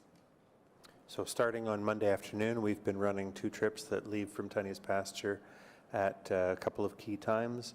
As I was explaining in response to a question from Councillor Meehan, they're signed up right now because we ran them quickly. They're just signed up with the word special on the front. The supervisors on the platform are telling customers who are there or who are nearby, this bus is going direct to Eagleson. If you're going to Eagleson and nowhere else, get on this bus. And then it's going out and driving straight to Eagleson. And we're going to see what kind of reaction they get, whether we're saying this bus is out full, not very full, overloaded, whether we need more of them, whether we need to change anything. So there's That's what we're looking at. not a set time for that? It's based on... We have a time set for it. You do. But again, with all the other changes, we need to get the feedback from our operations staff to confirm that we're doing it the right way at the right time before we announce it. Okay. Because it's just, there's a bus every few minutes going to Eagleson. This is one that'll help to clear the platform and give people sort of a leapfrog to get them out sooner. Is that something we would expect as councillors to hear about next week when you report back, or no? As long as it's become stable by then, yes, for sure. Okay. Okay, maybe just one last question, appreciating everyone's tired. Size of buses. I've had a considerable amount of feedback, not necessarily the right size coming at the right time. be it larger buses when they're not needed or smaller buses when they are needed. Understanding we're at a time of uncertainty, and it's hard as riders adjust their schedules and we adjust our service. Are there measures in place to tweak that as we're learning what the demand is on the various routes? Yes, Mr. Chair, there's some ability to change that in the immediate term, and there's a greater scope to change that in the short term as we get to writing the new January schedules, which we can assign almost anything anywhere. Recognize, of course, that there's a finite number of each bus size that we have, and but that's part of our regular work every quarter. Thank you. Maybe just one last comment, and that being, I know there's been a motion tabled by Councillor Gower with respect to reporting and metrics, and I very much support this and look forward, assuming it passes and it's doable, to that regular reporting again. I know being able, as commissioners and as councillors, being able to have a better sense of how the system's performing so that we are equipped with that knowledge, but are also able to respond to our residents is quite important. So I certainly support that motion as well. And thank you for all your great work. Thank you. Thank you, Councillor Sudd. Sorry, we have a procedure motion we have to do here before Councillor Leeper can ask his one short question. According to the rules, we've never tested this before, but we have to have a motion passed by the commission before we can extend beyond 7 minutes. So can I just have someone yell carry, and that extends us past Propose a motion that the Transit Commission meeting of today be extended beyond 7 o'clock this evening. Carry. Okay, please, Mr. Councillor Leeper, don't take that to your advantage, okay? Something I did intend to ask you a little bit earlier, and thanks for the leniency, Chair. Do we own 15 fully functional trains? You own more than that. There's a bunch that are part of the stage 2 is already under construction also. So on any given day, we could put 15 doubles out there. We have 13 plus the 2 spares, so the 14 and 15.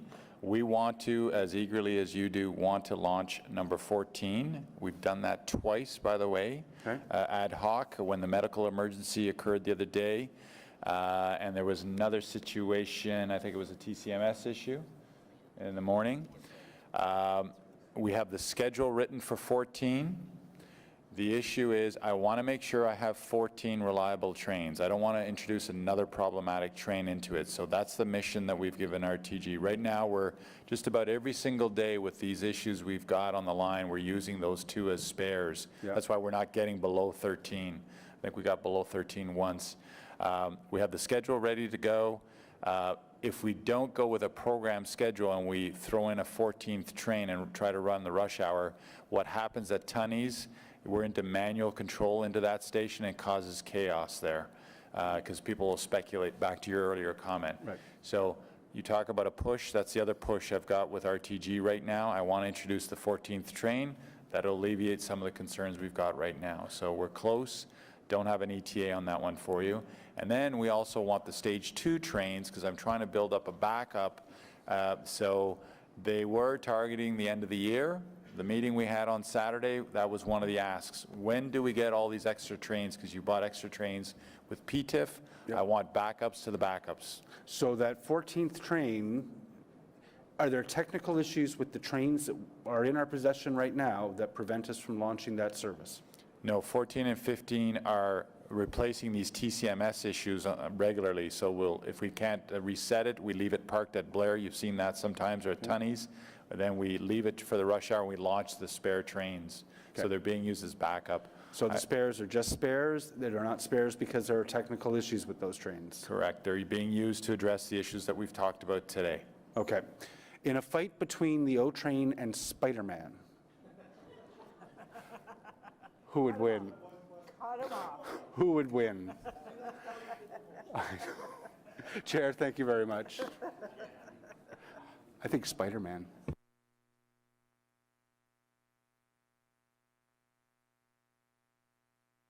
All right, thank you. Thank you, everybody. Before we go to Councillor Gower's motion, I would like to ask a question as well. Mr. Manconi, recently there was media reports about 9.5 hours of delays in 1 week. And I want to set this question up properly. I'm going to ask you to tell me if that matches up to our actual numbers. But I want you to tell the people here how we arrive at those numbers, because my understanding is the media did what they could to try to get those numbers, but we weren't able to provide actuals at the time. So I'm not suggesting the story's inaccurate. I just, for the benefit of the citizens of the city, I think it's important to tell them we were not delayed 9.5 hours. Yes, Mr. Chair. So there's the 9-hour report, and there was another one today. And I think what's going on is, so the 9-hour one, the trains kept moving. If you add up the non-movement time, which is the setup for the diversion that Troy talked about, we did a rough calculation. It was 23 minutes over that period. But trains kept moving. That doesn't mean that they were going to the schedule that they were taught. Trains kept moving. I think what's happening right now, and this speaks to the communication piece, is they're taking the first tweet and then the last tweet, which includes the residual cleanup of the backlog, and saying that we had this amount of downtime on the system, or there was problems on it. Trains continue to move. We don't stop the trains. We set up the diversions that we've talked about and so forth. So I think some people are interpreting that, or I know people have said, wow, you were down for 9 hours. We weren't down for 9 hours. The system kept moving at that degraded service that Troy talked about.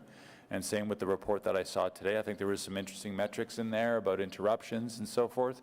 But adding up all those hours, I heard one media story this morning saying we're down X number of days or hours, which accumulates into days, is not the case. So I'm not saying they're wrong. I'm just saying I think the data is being misinterpreted. Thank you, Mr. Manconi. And my final comment before going to the Councillor Gower's motion is to tie into what Councillor Tierney was saying. I'm going to use that privilege that the clerk told us about earlier, and I know that's about to make him cringe, but I will tell you that as the chair of transit, there's been days when we're talking about what's going on that I feel like turning to John and say, get the best lawyers and go after these guys, because I'm so upset about what's happening to our taxpayers and our ridership with this deal. But I'll tell you why I haven't said that to him yet. It's my faith in Mr. Manconi and his team that's here with him, and the people that aren't here today that are making that system work. I believe that they are looking after our best interests, and they will drag RTG along with them if they have to. So that's why you haven't heard me say I want a team of lawyers on this. So at that, I will settle down and turn it over to Councillor Gower. Do you want to read your motion, or will we just go with the therefore be it resolved? Okay. I read it previously during my 5 minutes. So. Thank you, everybody. Carried. Mr. Clerk, did you want to tell me to lawyer up, or am I good? I think you're good for now, Mr. Chair. Okay, thank you. All right, Mr. Manconi, thank you to you and your staff for the presentations. Thank you to all the commissioners and those that joined us today as well. We've got just a couple of quick housekeeping things here to do. Does everybody receive the report? Received with the motion, of course, carried. There's no in-camera items. Are there any notices of motion for consideration at subsequent meetings? Seeing none. Any inquiries? Commissioner Wright-Gilbert. Thank you. These have already been provided in writing to Chris. Okay. There's 3. With the ongoing issues that plague the new multimodal transit system, there's been much speculation regarding the ridership numbers. I ask that staff please provide this commission with the following: passenger numbers for the month of October 2018, passenger numbers for the month of October 2019, please include both bus and lines 1 and 2 in the total, and a day-by-day accounting of passenger numbers on Line 1 between the dates of September 16, 2019 and November 6, 2019. My second inquiry, I ask that staff please provide this commission with the following for the period of September 14, 2019 to November 5th, 2019. Total number of delays in service, total number of interruptions in service. And number 3, I ask that staff please provide this commission with details of every stoppage and or delay on the Line 1 system between the dates of September 14, 2019 and November 6, 2019. And please include the details of the reason for the stoppage or delay, the root cause, the length of time the system was not running at full service, and actions that are currently or have been taken to remediate the root cause. Thank you, Mr. Chair. Thank you. Is there any other inquiries? Commissioner Karakala? Thank you. I've got 3 as well. First one, subject is on cost to delay the proposed transit fare increase in budget 2020. Would OC Transpo staff advise how much revenue would not be realized to delay the proposed 2.5% fare increase from January 1st, 2020 to July 2020, and what it would be to January 1st, 2021, so a half a year and a full year? I realize I can do simple math, but there's probably some riders that don't pay in the summer or whatnot, so I just want to know if there is a difference there. And can we get that information before our next meeting when we're asked to vote on the budget? Number 2 is pertaining to advertising at LRT stations and on the trains. Does OC Transpo staff have a plan to roll out advertising at LRT stations and on the trains themselves? If not, what would be required to get a plan to roll out advertising at LRT stations and on the trains? How much revenue did advertising on OC Transpo buses, bus shelters, and bus stations generate in the last fiscal year? In addition, I'm asking that OC Transpo staff do an internal analysis on potential revenue from advertising at all 13 LRT stations and all 15 trains in order to determine potential revenues. Last one, understanding demand for paratranspo and costs for purchasing new para buses. Does OC Transpo track how many paratranspo rides are requested versus how many rides are actually booked? And if so, what are the numbers for the years 2015, 2016, 2017, 2018, and 2019? How many trips were completed by Blue Line taxis rather than paratranspo buses? How many paratranspo buses are in our current fleet? What is the lifespan of our current fleet of para buses? When was the last time OC Transpo purchased new para buses? On average, how much does a single para bus cost, and how many buses would be required to meet demand? Okay, thank you very much. So that's the inquiries. On adjournment? Carry it. Thank you. Okay, everybody, we'll see you in 2 weeks' time. For those staying for the press conference, instead of it going upstairs, it's going to be held down here shortly. We'll just give everybody a chance to set up.